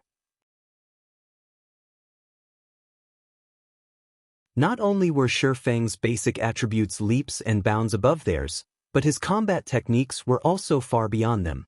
Facing such a person head-on was nothing short of suicide. While the black-armored berserker fled, the distant female elementalist cast ice wall and ice spheres to hinder Shi Feng's movements. Although the spells could not reduce Shi Feng's movement speed, they still dealt damage. Hence, Shi Feng had no choice but to dodge the attacks. Besides that, the ranger consistently fired accurate attacks at Shi Feng's movement trajectory, hindering the Blade Saint's chase of the black-armored berserker. The Tier 1 swordsman also trailed behind him, waiting for an opportune moment to strike. This is really annoying. Although Shi Feng had expected such a situation, he could not help his slight irritation. Top-tier experts were top-tier experts for a reason. They were not as easy to deal with as other players. Although he was very fast, he was not fast enough that his enemies could not react. With the 6 of them cooperating perfectly, attacking and retreating simultaneously, Shi Feng simply could not find any gaps to attack. As for using long-distance attacks such as Thundering Flash, Earth Splitter, and so on, these skills' casting times were too long. With these people's skills, they could easily dodge Shi Feng's long-range attacks. Moreover, using such skills would also slow his movement, allowing these people to widen the gap between them, placing him at a disadvantage. However, these people's ranged attacks were also useless as Shi Feng dodged them easily. As for confronting him in melee combat, they did not have the courage. They would be gambling with their lives if they tried to take on Shi Feng's attacks. For a time, both sides were locked in a stalemate. At this moment, Warwolf had shaken off the boss and dashed towards Shi Feng with astonishing speed. "Ha! Brat, you're finished." The silver-armored berserker could not help but laugh when he saw Warwolf running over to help them. Warwolf was a shield warrior. Not only did he possess a frightening defense, but he also had a shield. Adding in Warwolf's techniques, if he coordinated with them in melee combat, they could easily finish off Shifeng. Most importantly, while they had a healer, Shifeng did not. This battle's result was clear for all to see. "Encircle him, do not let him escape," Warwolf hurriedly shouted in the team chat. "Boss, you can count on us." Overwhelming smiles, 12 other elites suddenly emerged from their hiding spots, each of them holding a crimson bead. Once they circled Shifeng, they immediately began chanting an incantation. Suddenly, a massive flame barrier rose from the ground, creating a dome that trapped Shifeng and the others inside. "Brat, you're really not simple. We even have to use the sealing beads that we obtained from Hell Mode team dungeons after going through much difficulty to deal with you. Don't even dream of escaping now," the silver-armored berserker laughed. No one was allowed to leave the sealing barrier. Unless Shifeng possessed a skill with tremendous destructive power, he would have to wait until the barrier exhausted its power. Meanwhile, the barrier had a duration of 15 minutes. It was more than enough to deal with Shifeng. "Isn't he just one extra person? Do you guys really think you can handle me?" Shifeng retorted with a laugh. "You underestimate the effect one extra person can have. Even before this, you couldn't do anything to us. With Boss Wolf's help, we will break the balance and kill you. Don't blame us for ganging up on you. You're the one who ambushed us. Next time, make sure you think twice about who you attack," the silver-armored berserker sneered confidently. "If 6 of you are just barely a match for me, I wonder how the 7 will cope with 2? Shifeng could not help but ask. Although Shifeng's voice was soft, everyone's chest tightened. Even with Warwolf's powerful aid, they felt that they would only have a 60% chance of taking down Shifeng. If another expert popped up, then? 2? Do you think I'm a fool? Once this barrier is up, nobody is allowed to enter or leave. The silver-armored berserker refused to believe Shifeng's claim. However, the moment he finished speaking, another person suddenly appeared by Shifeng's side. Moreover, this person was a twin of their enemy. The killing intent this person radiated could similarly make one's heart skip a beat.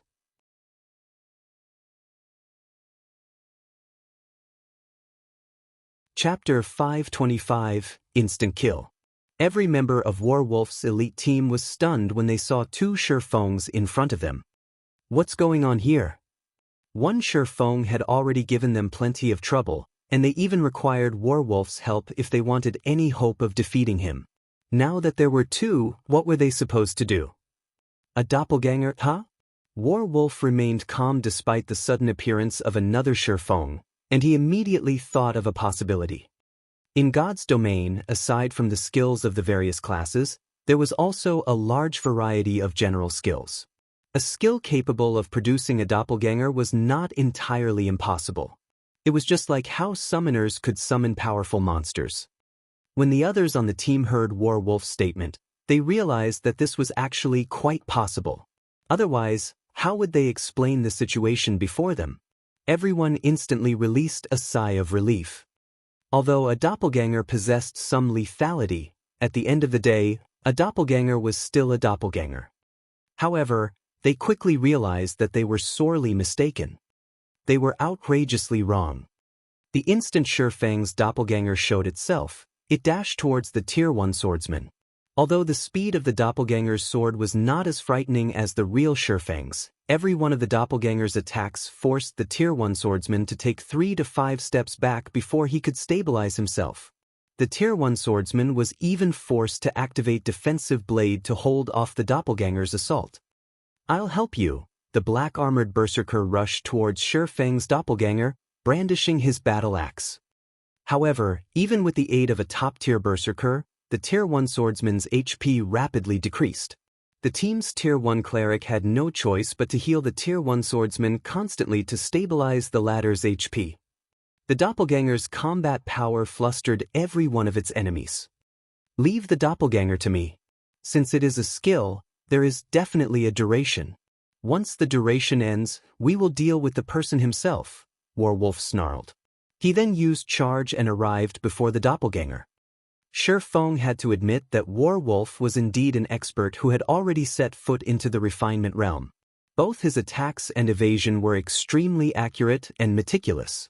He always achieved the greatest of effects using the smallest of actions. In addition, that massive shield of his allowed him to guard the majority of his body from the doppelganger's attacks easily. Despite being forced into a constant retreat by the doppelganger's every move, his body remained as steady as a mountain. Amazing.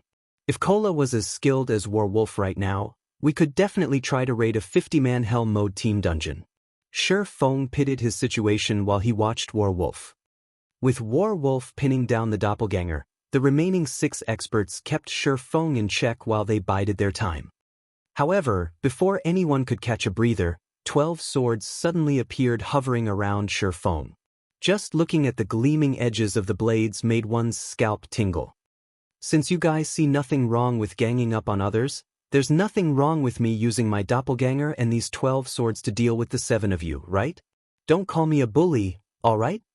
Shi Feng smiled faintly. He then controlled the 12 abyssal blade phantoms to attack the 6 experts. Suddenly, the silver-armored berserker and the other experts paled, their words sticking in their throats. Although the 12 abyssal blade phantoms did not contain much power, their damage was still significant. They could cause up to 45% of Shi Feng's damage. In addition, the phantoms were small, fast, and nimble, making it extremely difficult to avoid their strikes. While the melee classes could cope, but barely with the phantoms, the same did not hold true for the ranged classes. It was especially true for the cleric. Preserving his own life had become an arduous task, much less doing so and healing his team. After fighting for only a short moment, Warwolf and the other top-tier experts were miserable. The overwhelming Smile members watching from outside the barrier were utterly dumbfounded. Even if everyone present was a fool, they could tell just how powerful Shi Feng was. By now, it was obvious that Shi Feng had merely been toying with the 6 experts during their previous exchange. At this moment, Shi Feng stood on the sidelines and watched the battle. By relying on the doppelganger and 12 swords, he had already beaten overwhelming Smile's prided peak combat force into submission. If he joined the battle, couldn't he wipe them out anytime he wanted? Just who are you? Warwolf demanded, his confusion evident on his face. Such a powerful expert would not just coincidentally ambush them. He must have a purpose for doing so. However, instead of replying to Warwolf's question, Shi Feng silently pointed the abyssal blade towards the sky. Suddenly, countless swords of light appeared above the silver-armored berserker and the others, completely enveloping the 7 people. Then, like raindrops, the swords of light descended. This skill was none other than the Tier 1 skill Shi Feng had learned when he became a Blade Saint, Skywheel Sword. Skywheel Sword inflicts 1000 base damage plus 200% weapon damage to all enemies within a radius of 20 yards. Also seals all enemies within range, preventing them from leaving the area for 4 seconds. Previously, 9 Dragon Slash had forced everyone to use up almost all of their life-saving skills.